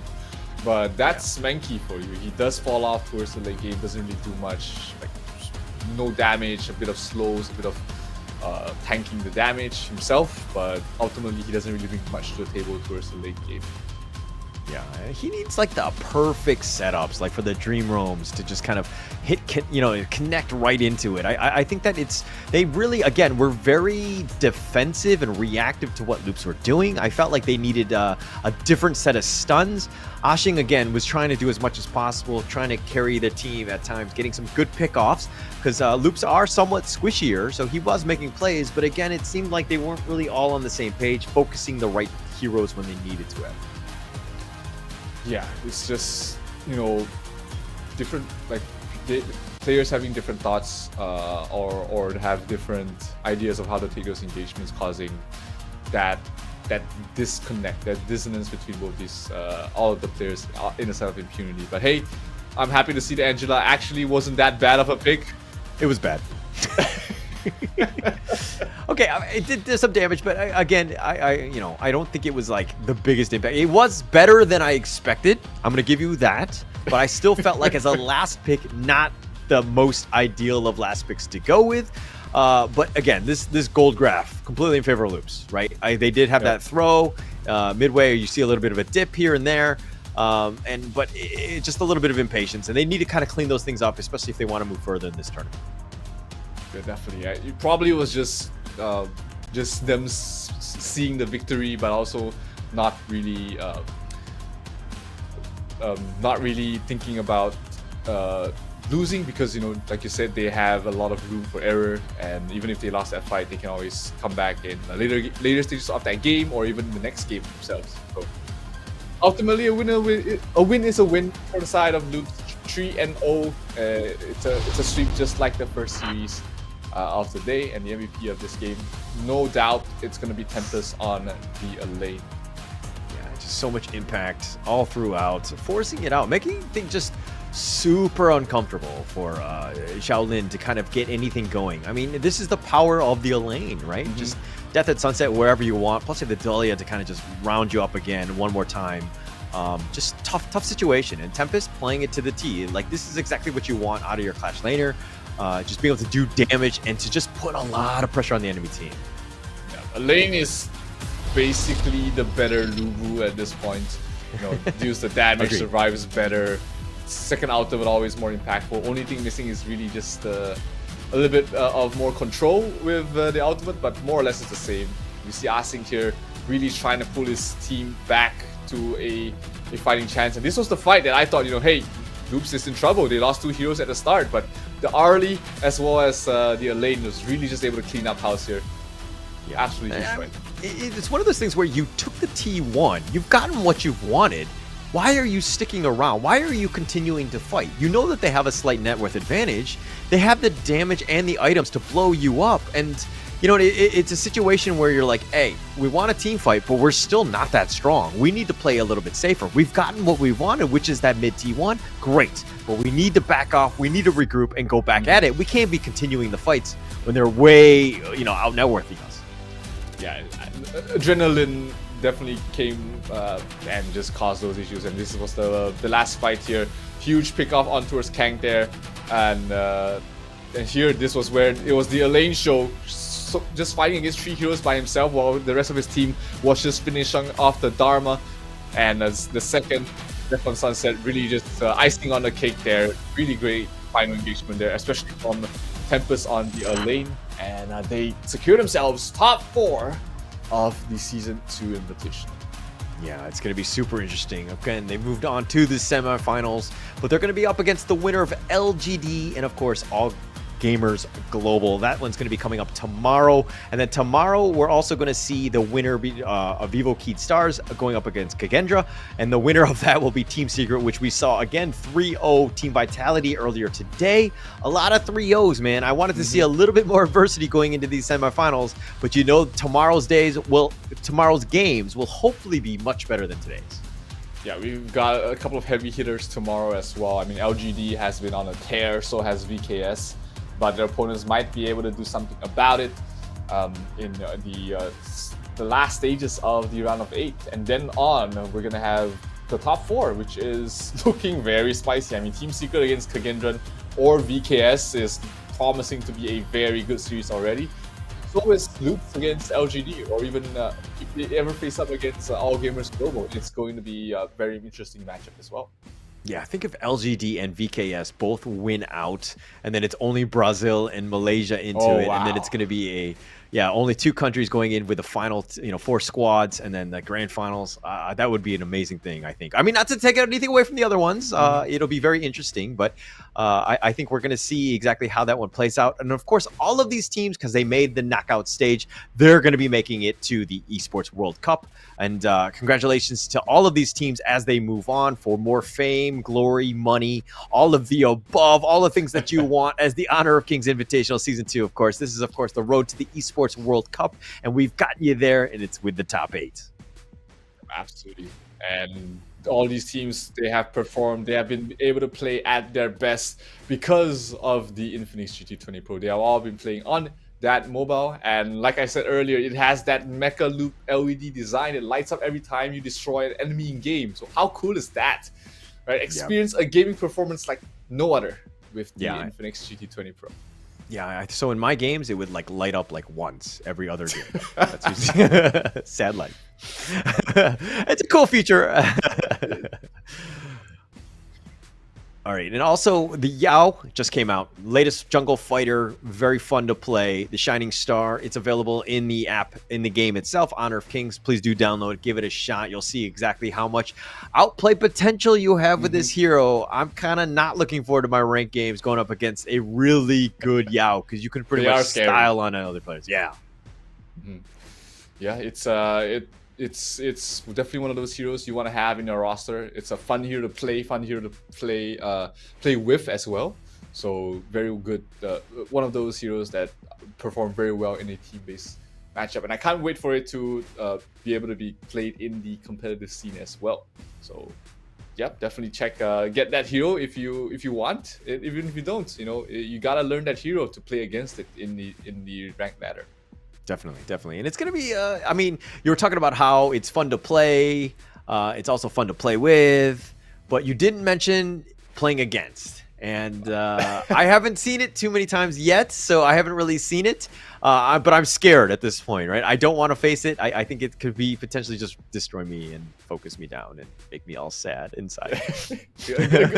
A good Yao is annoying. The most annoying thing you could ever imagine. He's just sliding left, sliding right. You're trying to keep an eye on it while you're controlling your hero itself, and you're looking at so many different things. It's just, it causes chaos, and we don't have enough of those jungle heroes that causes chaos. I mean, you've got Luna, you've got Jing, and that's pretty much it.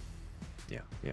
I mean, it's good to open more doors, right? I think the absolutely. potential opportunities and the options, I think, is actually quite huge. It'll make it way more dynamic. And but yeah, it's one of those things where at the highest level, seeing some sort of styling on that you can do, I think there's going to be a lot of creativity going in moving forward. Yeah. Flexibility as well. It's as more and more heroes get introduced to the Hero's Gorge, that's where the game gets more and more interesting. Right? We only have 14 marksmen now. We gotta bring in all the other ones in, because the marksman pool is pretty stale at this point. Yeah. Okay. By the way, are you a farm laner? Like, what do you mainly play? What's your role? I'm versatile. I just don't like playing Clash. Clash is like my least experienced lane.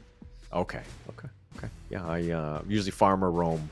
But yeah, depending on who I'm playing with. So yeah, cool. Good stuff.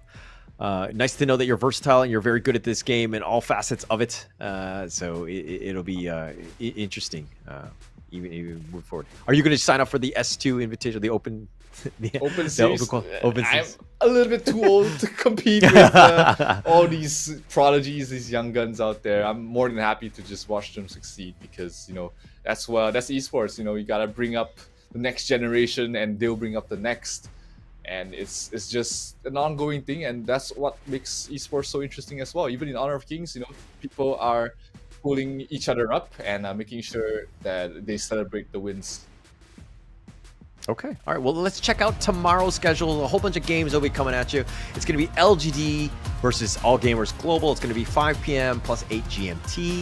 And then the second series will be Vivo Keyed Stars versus Kagendra. That's going to be happening potentially 7:40, but we'll see how the timing of that first series goes. Unfortunately, this is going to be my last cast for the S2 Invitational, and this is one of those things where Xero, Kindofu, and of course Blam will be taking over, and they'll take you to the rest of it, as well as the grand finals. I'm curious to see which one is going to come out the victors, and I'm looking at either Malaysia or Brazil, but I'm thinking Malaysia at this point. Yeah, Xero? I mean, the top four can go either way. It could be an all Brazilian matchup, it could be an all Malaysian matchup, or it could be Malaysia versus Brazil in the finals, which all three storylines sound pretty good to me. I mean, those are very spicy matchups. Yeah. But let's not get ahead of ourselves. There's still other games. All Gamers Global, of course, is still out there. They want to make their name known. You were talking about them being a community team, and they have a lot of potential. Are they able to kind of fly with LGD? That's going to be the biggest storyline, right? Is LGD just like this juggernaut where they destroy teams in under 8 minutes, or is it going to be, you know, are we going to see some weaknesses, right? Are we going to see some potential gaps in their play? We saw some today, and even in loops.